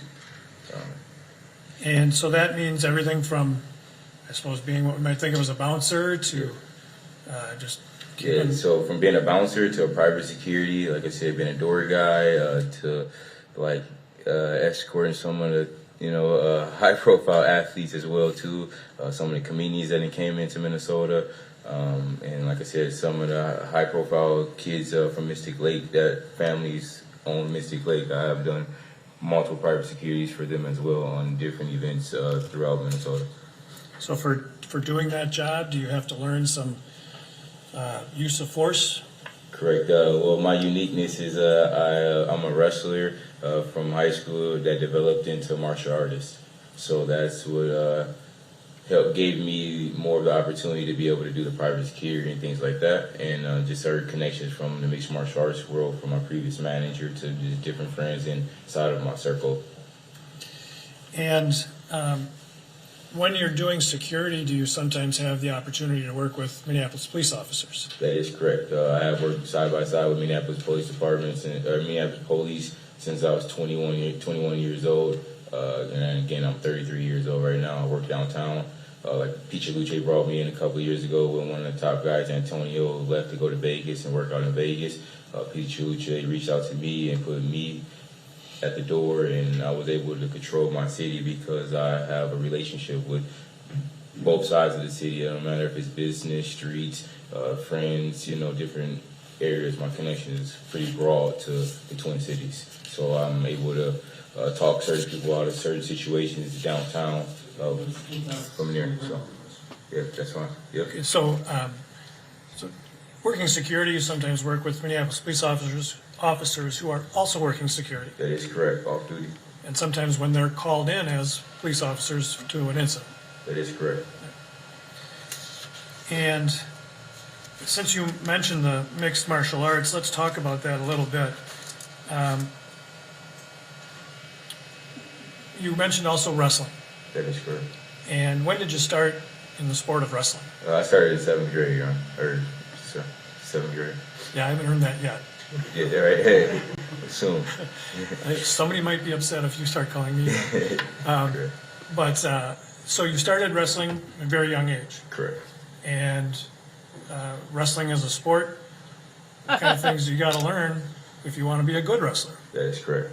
What kind of things do you need to learn? You need to learn the mentality of being a wrestler. It's a hard pace, different grind. It's not really a sport; it's a lifestyle. You got to really learn the technique of wrestling, and then it's different. You got to learn the different atmospheres of wrestling as well. You could be the top guy wrestling in an arena where everyone hates you, and you're wrestling against someone that everybody wants you to win. So you got to be able to absorb all that and be able to move forward and perform. So those three things. And how about the physical aspects of it? What kind of things do you need to do to be a good wrestler physically to beat your opponent? Yeah, you have to be able to condition your body. You have to be able to do different circuits, different workouts, running. Just conditioning your body to be able to be an elite wrestler. Is there a lot of using your weight to control the other person? That is right, correct. When you first start wrestling, you don't really understand the weight shifting. You're kind of like falling all over the place. But then eventually you learn how to control your weight off of someone else's movement and body movement and things like that. So you know the different pressures and different just movement. And it's called flow wrestling. You eventually learn how to flow wrestle when it comes to that, and it's just like not being so resistant to everything. And so you're saying flow, F-L-O-W, not. Like flow, F-L-O, flow, W. Wasn't sure if you said float or flow. So. Flow, Got it. F-L-O-W. So would you tell the jurors then about your wrestling career? I wrestled Minneapolis Edison in high school. Again, I started in 7th grade, so I had to fast track and catch up to all the kids that was already better than me because most kids started at 4 years old. So coming into Edison, they were a really good program at the time, probably the best one since 2006. I was able to transfer in, crack the lineup at Edison, and I was a multiple-time state entrant, a couple times sections champs, and I went on and wrestled in college as well at DCTC. I wrestled there for 1 year, and then went over and wrestled at RCTC, which is another junior college. And from there, I just been growing into wrestling, learning different wrestling. I coach youth programs since I got out of high school, and I currently coach my kids right now. They currently wrestle and different friends, kids as well, and help them develop their skills and to do different private lessons and things like that with them. So this all started from me being a 7th grader, playing in the backyard with some friends, and they. That's fine. He asked me to explain. Yeah, but we're going to shorten it up a little bit. Correct. Yes, sir. It also helps our court reporter who is taking everything down on a stenographic machine. Correct. That way she can get a break between. So, yes, Your Honor. Thank you. So I'm going to back you up a little bit. Yes, sir. Just to ask you a couple specific questions. You mentioned DCTC. Correct. Can you describe for us what that is? Dakota County Technical College. Okay, so it's like a junior college wrestling. Junior college, correct. And the other was RCTC? Yep, Rochester Community College. Okay. And so you wrestled at the college level? Correct. And at some point, did you take up mixed martial arts? Yes. About sophomore year at Rochester, I'm in a unique situation. I have my kid with me. So we kind of shifted towards getting our grades together and trying to create a plan to be able to wrestle in college eligibility-wise. I end up finding martial arts from different friends like Marcus Sylvester's, Jack Jusila, Jafari Veneer, and Carey, and things like that were my coaches that wrestled. And they wrestled and coached me, and they ended up jumping into martial arts. And I came back to visit and kind of fell into the martial arts world with them. So let me just bro, cut you off. Yeah. So you've done a lot in mixed martial arts. Right? Yeah. So I'm going to try and walk you through it a little bit. Yep. But what year was it that you started seriously training in mixed martial arts? About let's see, 22, like 09-ish, like 09. Have you been involved in it ever since? I've been involved in it ever since, correct. Continue to be involved in it? Yeah, continue to be involved in it. As of the last 9 months, I have not been training. Okay. And ever done the mixed martial arts, what we call it, a fight, professionally? Correct. Amateur. I got 10 amateur fights and about close to 20 professional fights.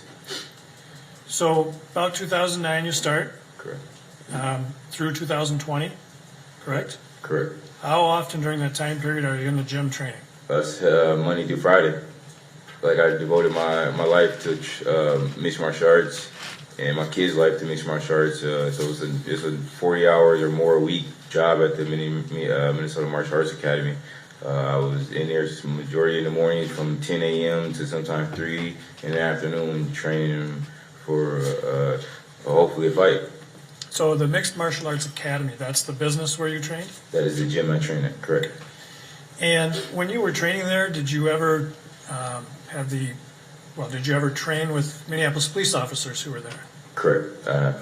Describe that for the jury, please. Not everybody they don't always let you know that they're a cop or CIA agent or FBI agent, but we all kind of link together because they're trying to learn how to be able to defend different chokes or be able to detain different people. So Greg Nelson, which is the head professor there, he's a unique guy. He's been able to work close with the military and the Army and the combative team. So we get a lot of Army combative people coming in and training with us just so they can learn how to, defend themselves in the war, I'm taking.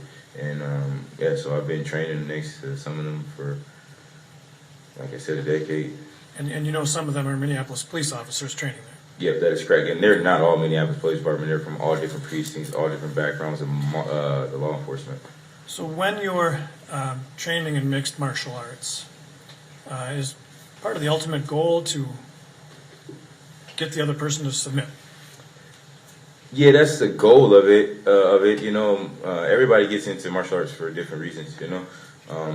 As you're rolling and understanding it, yes, your whole thing is to be able to get the person to submit when you do put a choke or a different submission on them. So let me talk to you about that. So you're trained on what are called chokeholds. Correct. And what kind of training do you receive to do a chokehold? You go into a basic class. They teach you the basic techniques of jiu-jitsu, how to be able to defend yourself on the back, how to be able to defend off of a choke, and how to be able to put someone in a choke as well. And those are some of the basics that we learn from them. So if we talk about specifically chokeholds involving the neck, correct. Did you also have to learn about the structures in the neck that can lead to a chokehold? Correct.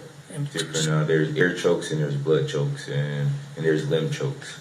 So explain the first two. Air choke is more of like choking someone, they still have air to breathe in there, and they're able to, absorb it and feel it, and then you also have a choke where it's a blood choke where it specifically attacks the side of the neck and it specifically cuts off the circulation of your arteries and stops the different blood flowing from top of your head to the bottom of your head. And sometimes you could get in a blood choke and not know you're in a blood choke until you're unconscious. In your training, have there been times when you've been rendered unconscious through a chokehold? Correct. I have been submitted on a professional level in live matches, and I have over 30 jiu-jitsu submission matches where I have got caught in a submission before on a rear naked choke and a front choke. Only had been only choked out twice in the jiu-jitsu side, but on my martial arts, on the fight side, I've been submitted maybe 3 times on a side choke. So in that training, do they have to teach you what that's like so you know to avoid it? Yes, correct. So it's a uniqueness. You have to kind of like be acceptable to being choked. You know, you can't just like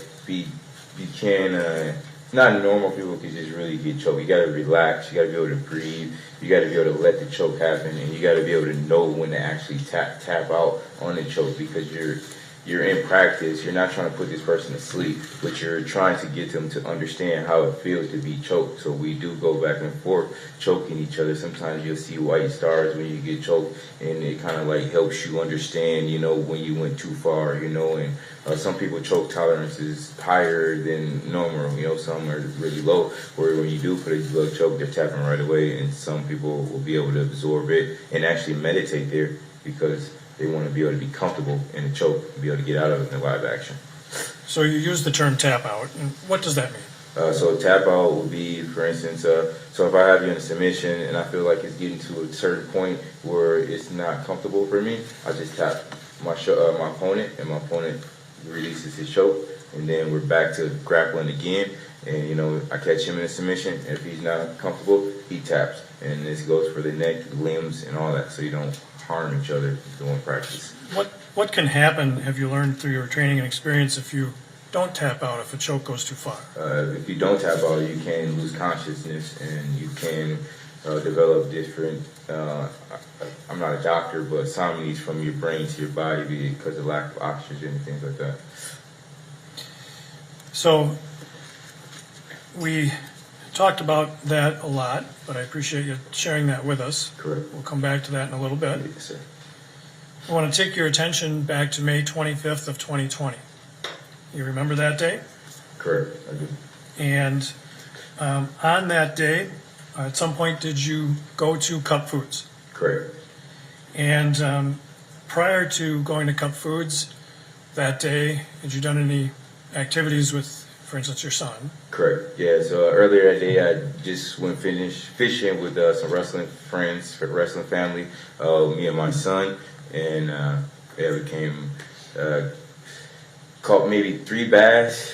Throughout that whole day of fishing, it was a beautiful day during the day, so everybody was out on the lake. So we went fishing and caught 3 bass. After we got done fishing, rolled around a little bit, had to fish in a little bowl on the side, you know, the boat swimming around the water, uncomfortableness. And once we got done fishing, we had to, you know, drain the water, take our fish, and find somewhere to actually transport our fish back home on a, you know, safe way, I guess, to their death. So we put them in a bag and tied them up, and we pretty much suffocated them on our way home for our ride. So that you could enjoy them later. Yeah, so we can actually cut them up, eat them, and freeze them, which are still in the freezer. And so at some point then you decided to go to Cup Foods. Why did you decide to go there that day? So I went to Cup Foods because I haven't cut a fish up in since I was about 23, working at a butcher at Solo grocery store. So me and the fish we were going through some things and watching this fish actually die and watching him lose his air and watching his eyes actually roll back in the back of his head. So after we got done cutting them up, me and my son was actually watching on a YouTube channel trying to figure out how to actually cut the fish the proper way and make sure that we're doing it right, cutting the fins off, chopping the side of the head off, you know, filleting the fish. So after I got done doing that, I just needed air for myself. So I went to the store to go get something to drink at the time, and I kind of just snuck out from the family once I got done cutting the fish. So did you drive there? That is correct, I did drive. Okay, I'm going to show you something we've already received as Exhibit 1 on the screen. Make sure Exhibit 1, please. Do you recognize what's depicted in that photograph? Correct. All right. And this is the intersection of 38th and Chicago where Cup Foods is, correct? Correct. And you will notice on the bench in front of you one of these little styluses, hopefully. Correct. And you can draw on this, and I'd ask you just to show the jurors where you drove up and where you parked. It is showing up. Is it showing up on there or no? I don't see it yet. I don't see it either. Oh, there it goes. Came from that angle. So wow, I parked somewhere in here. All right. So for the record, you drove down 38th Street towards Cup Foods and parked on 38th next to Cup Foods. That is correct. All right.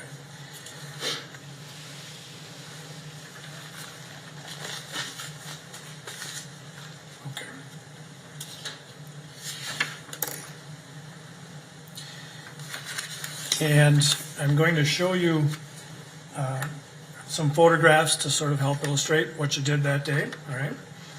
And I'm going to first, Your Honor, offer Exhibit 18.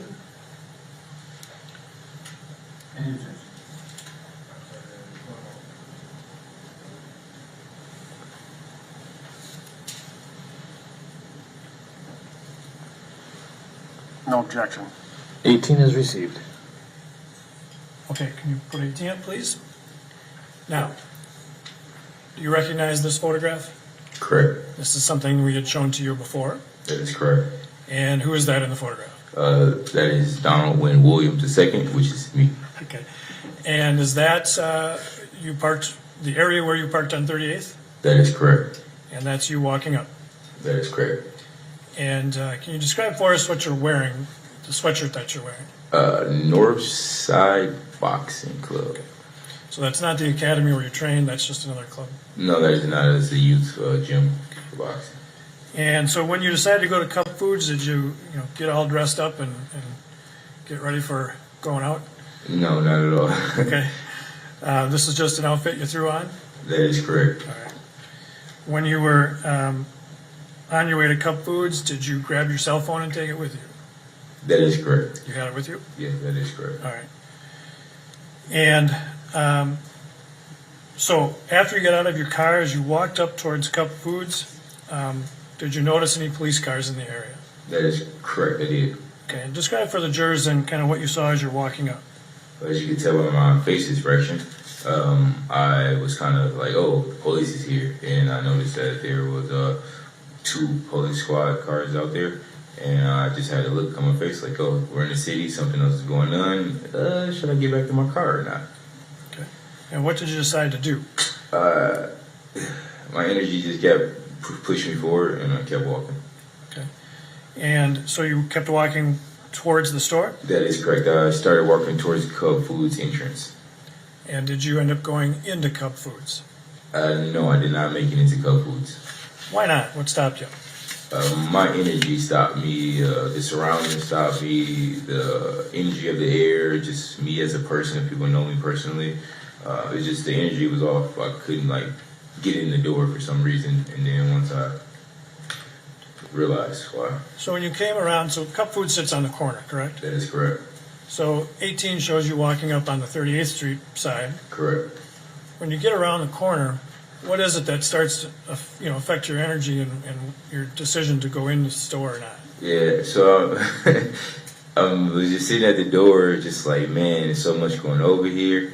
Do I involve myself? Because I'm usually, I pay attention to my city. So I was contemplating with myself, do I involve myself or do I go inside the store? I started hearing different voices from people that I didn't know, telling someone that they just calm down, everything's gonna be okay. And then I heard, some people saying that, I'm looking for some point for their mother. And I heard another voice just saying that, you should let them up and that he's not resisting arrest. And there's just certain things that just kept boop, boop, boop, hitting me while I was standing there, like, should I go in the door or not? And did you go into the store then? I did not go into the store. All right. So now I'm going to show you, well, first I will offer Exhibit 19. Any objection? No. Anything you received? Put 19 up, please. And do you recognize what's depicted in this photograph? That is correct. And is that you then walking along Chicago? That is correct, walking on Chicago. All right. So when you get into this area, is this, well, what are you experiencing right here where you're walking along? Again, like I said, I was just hearing different emotions, different comments, and at this point I just was kind of like observing. So I kind of slowly trotted over there. And we can see in Exhibit 19, there's a couple other people on the sidewalk here. Did you know any of those people as you walked up? No, I did not know no one out there at all. The first people that you see while you're there, well, you stayed at that area for quite a while, correct? That is correct. So the people that you first see as you're walking up, can you kind of describe how they looked or how they appeared to you, who they were? Correct. Again, I don't know none of them. I just remember off of certain visualization that it was 3 people outside. It was an older guy, a younger lady, and maybe one more other gentleman out there. And yeah. And then this photograph also shows in front of you a person with a green shirt. Do you remember seeing that person? Not at all. Okay. Like she wasn't like she was there, but I didn't see her. Okay. And so you, well, from where you are in this photograph, where did you go? What did you end up doing? I believe I ended up probably standing next to this little spot right here where she's standing at. I could point. I probably was standing somewhere in here after I came from this way, and I just sat there and chilled right in this area for a second, observing like security officers do. I observed the scene first before I spoke. And as you observed it, what are you seeing and hearing? Well, once I get there, I hear an older guy saying, "It's gonna be okay, quit this and arrest. They're gonna get you up and put you in the car." And just hearing people, different people actually vocalizing their concerns to the officer, and hearing George on the ground pretty much pleading for his life, saying he's sorry, I can't breathe, I want my mom, just please let me up, and things like that. So, while we still have Exhibit 19 up, can you show the jury after you got done observing, where did you go from there? I ended up somewhere in this vicinity throughout the whole time. Okay. And so when you went over by the curb area there, what did you see happening on the ground behind the squad car? Well, before I walked up, I noticed it was an officer standing right here, kind of pretty much dictating the crowd from only standing on this curb right here where they're at. Noticed that part right away. And then I finally noticed, it's going to be on the opposite side, but I noticed George's head was kind of sticking out from the side of the car. And then I noticed Officer Chauvin right here with his knee circulated on George's neck. But this is all happening on this side of the car. All right, we'll get to that in just a second while we're still on this photograph. Correct. When you went over there initially, did you leave the curb and go onto the street? There is a possibility that I was battling with myself to stay on the curb and throughout the time, correct. Okay. We know later you went into the street area, but when you first got there, did you stay on the curb? Yeah, when I first got there, I stayed right here. I didn't move too much right there. I stayed here, and I might have stepped down once or twice back and forth, but I can 100% remember. And you saw an officer standing in the area you showed us before. He was about like somewhere. Did you learn later that officer's name? Yeah, I read his badge. I read his badge. Can I say his name right now? No. But at the time, I think I called him by his name from his badge, just from visualization, reading his badge. Was it Officer Tao? Correct. All right. And you were able to read that from his badge on his uniform? That's how much respect I tried to give him at the beginning. And so you saw him there? Correct. And what did you understand his role to be when you were observing? He was a dictator. He dictated what went on the curb. He controlled the people. He controlled me, and he was the guy that let it go on while it went on.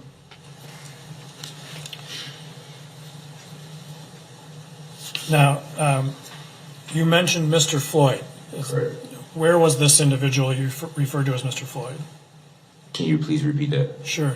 Where was this individual that you have referred to as Mr. Floyd? Mr. Floyd, again, was on this side of the car, angled down by the tire area in this area, but on this side of the car.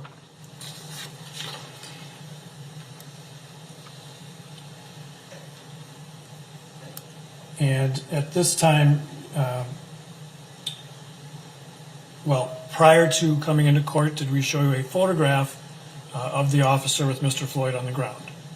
Can you please repeat that? Yeah, prior to court today, did we show you a photograph of that officer with Mr. Floyd on the ground? That is correct. And that photograph, did it fairly depict what you saw when you got there first? That is correct. Okay. Your Honor, to that extent, I would offer Exhibit 17. Any objection? 17. Now I'm going to show Exhibit 17 on the screen, and so this is what you saw when you came to that area on the curb there. Yeah, this is what I saw, and the only reason why he's looking at me right now is because I told him it was a blood choke. Okay, we will come back to that in a little bit. When you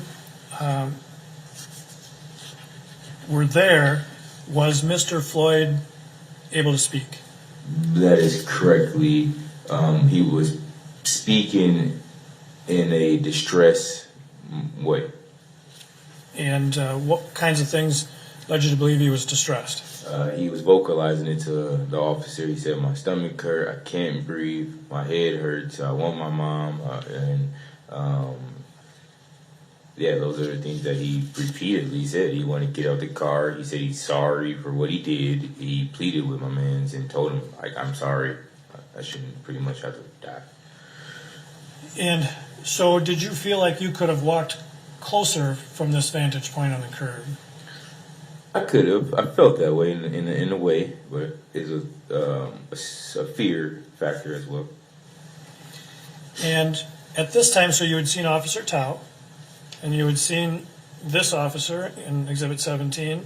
Correct. On Mr. Floyd. Did you see any other officers at the scene at that time? No, I did not. All right. And so this in Exhibit 17 shows the vantage point you had, the view you had from where you were standing. Correct. I only had that side view of the two officers and the shoulder length of George Floyd's head. Nothing else. And when you were in this location, can you describe for the jurors what you saw about Mr. Floyd, how he appeared? Well, let me back up just for a second. You've used Mr. Floyd's name. Did you know him at the time? I did not know Mr. Floyd at all. No real connection. So you're using his name because you've learned since then who he is? Correct. Can't go too many places without not knowing his name, seeing his face. And so when you're in this location, you first come up and you're seeing him, he's able to speak. Correct. Can you describe what you saw of Mr. Floyd's condition as time progressed here? As time progressed, so when I first arrived on the scene, Mr. Floyd was vocalizing his sorriness and his pain and his distress that he was going through. The more that the knee was blocked on his neck and shimmies were going on, the more you seen Floyd fade away and slowly fade away, and like the fish in a bag, you seen his eyes slowly, pale out and again slowly roll to the back of his eyes. And so this is what I seen, this is what I heard, and that's how, what it was. Like, he was going through distress because of the knee, and he vocalized it, that I can't breathe, I need to get up, and I'm sorry.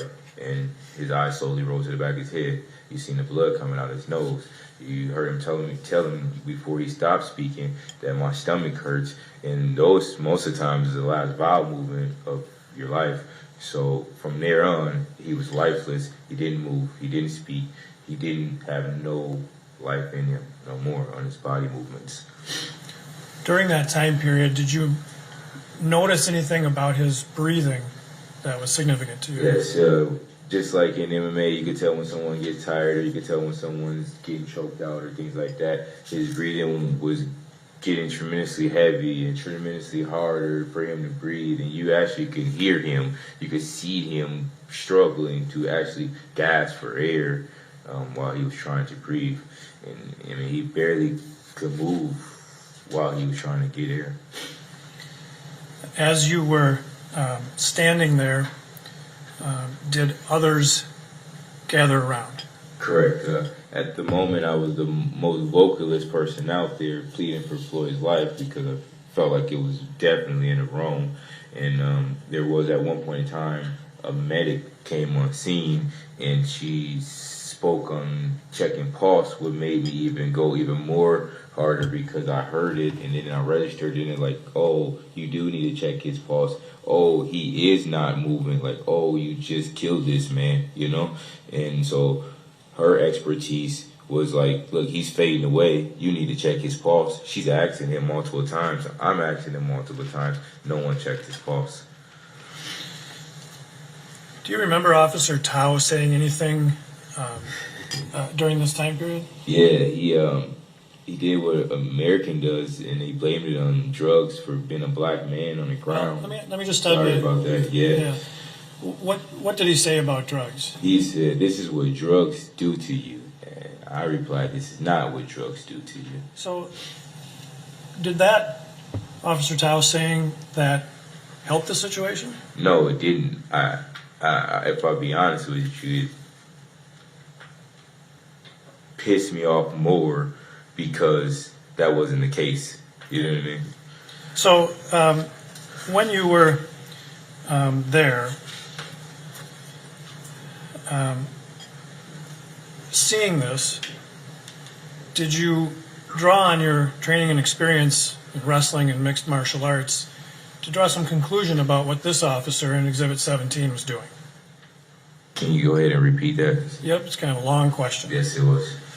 As you're standing there, seeing what you've described to the jury, did you draw on your training and experience in wrestling and mixed martial arts to get an idea of what this officer was doing physically there? Correct. Yeah, so like as I'm standing there and observing everything, before I even spoke, if you've seen the video, I watched what was going on, and as he's positioned here before I even spoke to the officer, I watched the position, one, of where the position of the neck or the knee was on the neck, you know, two, what body movements was going on while the knee was on the neck, and then three, what was the condition of George Floyd while he was going through this torture. One was that the neck was diagonal across the throat, which on a blood choke, you would tack the side of the neck, you know, and which you're in a Kimura or side chokes or things like that, you want to attack the side of the neck to cut the circulation of the breathing from your person. And then to get the choke tighter, you hit different shimmies, which I felt the officer on top was shimmying to actually get the final choke in while he was on top to get the kill choke, because a side choke or a blood choke can ultimately turn into death, and that's what we've seen here. And so, jury is to disregard the last statement by the witness. and just for the record, the last statement about leading to The last statement.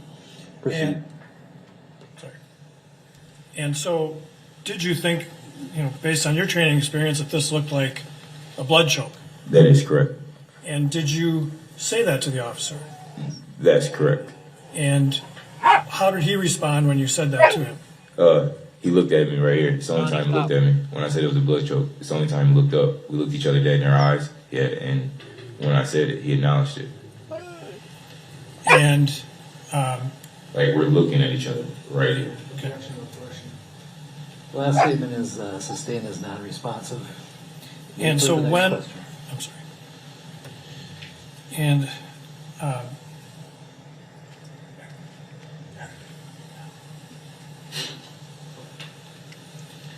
Mr. Williams, from that vantage point depicted in Exhibit 17, that officer, do you see that person present in the courtroom today? That's correct. He's standing right there. In order to ask the record to reflect he's identified the defendant? It will so reflect. Well, yeah, they made the defendant stand up. I mean, couldn't the defendant sit down? There at the scene, did you at one point tell the officers that you would train at the academy? That is correct. And what did you mean by academy? A shortening for the Mixed Martial Arts Academy.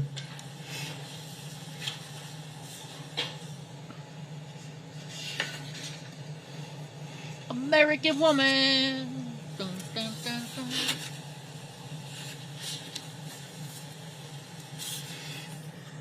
Now, as this was happening, did other people eventually come to the scene? That is correct. And I'm going to show you what's been marked as Exhibit 184. Before we put that up, Your Honor, I would offer Exhibit 184. It's not on. All right, we'll come back to that later.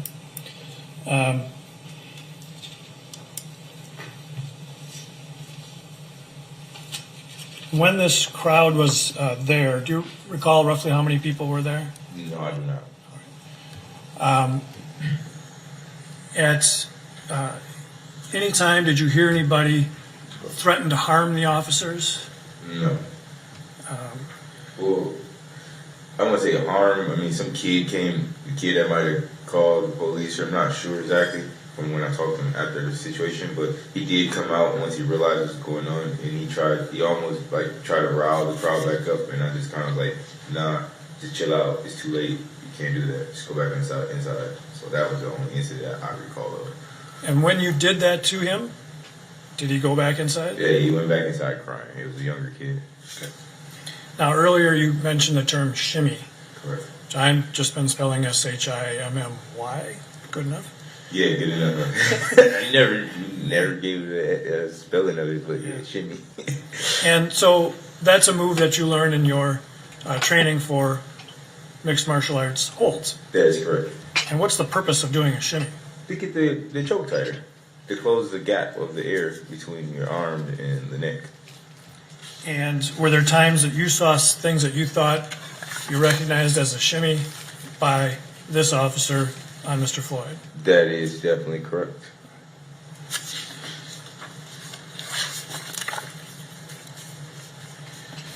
Your Honor, just for the record, we are going to show a portion of a video that I think counsel will stipulate to its admissibility. We'll lay full foundation for it tomorrow, and I'm only going to show a portion of it for this witness today. And that's Exhibit 15. Any objection to impartial? Exhibit 15 will be received, subject to later foundation. Now, Mr. Williams, you did not take any video at the scene yourself. That is correct. No video. And we had an opportunity to show you a video earlier, and did that video fairly and accurately depict what you were seeing there? From a live angle, yes. From myself, yes. All right. What I'm going to do is play a portion of Exhibit 15, and it's the time period roughly when you are there. And while we play it, I would just ask that you explain to the jury the things that you saw you would consider a shimmy, and just sort of explain how what it is that you're seeing to make you think that. Correct. All right? Yes. All right. So we'll do Exhibit 15 starting at 44 seconds. Let me breathe, please, man. I've been trying to help out with this. So I breathe with this. So he just did it right there. You can see his foot is on his toe is pointed down, and you will see a small gesture in his back foot like this. And that's just the pressure getting pushed more down between his knee, George's head, and the concrete, and cutting off circulation. All right, and we'll continue on that, please. Yeah, he just did it again. And we saw that movement there that moves the knee on And his that. foot, this time his foot came up off the ground, so no foot on the ground, so all the pressure is on his neck. And you're talking about the foot on the same leg as the knee. Yep, so, correct. So it's the same foot on the knee, so it's like this is a choke here, so this is, for instance, my neck here, and then for me to close this, I shimmy, and now I close the choke on the side of the neck. And just for the So record, shimmy. sorry. Yeah. Just for the record, you're demonstrating with your arms. Yep, I'm demonstrating with my arms, so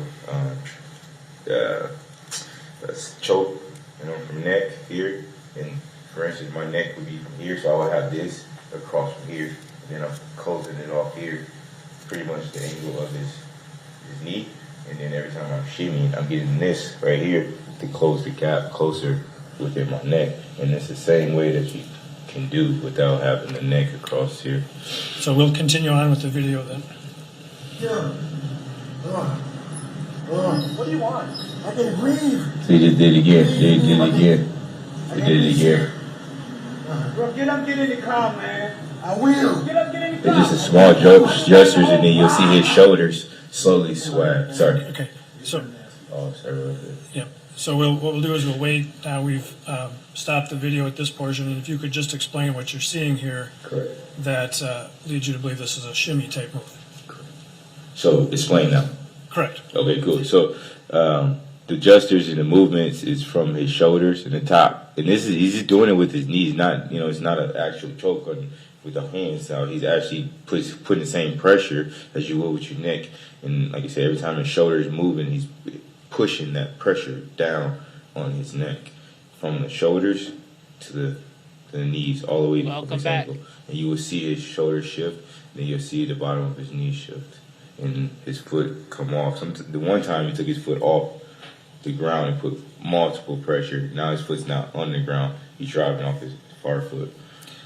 And, as you're seeing this, are you also seeing things on Mr. Floyd's face that you testified to earlier? Correct. All right. So let's continue with the video then. Get up, get in the car. Mama. Get up and get in the car right. I can't. I gave y'all the opportunity to get in, bro. I told you can't win. My knee. You can't win, man. I'm through. I know you're a nigga. You didn't listen. I got the booby. My stomach hurts. My neck hurts. Everything hurts.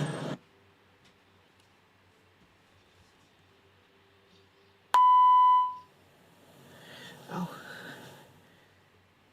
Okay. Yep.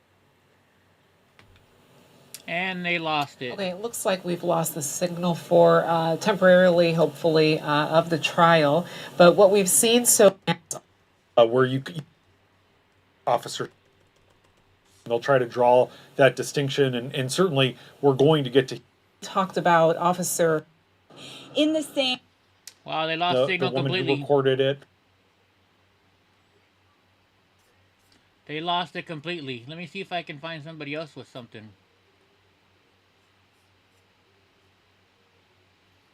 Let's see. Sugar must be on the bed. Things in George Floyd's tissues, but she says we have to look at all the evidence. That is definitely correct.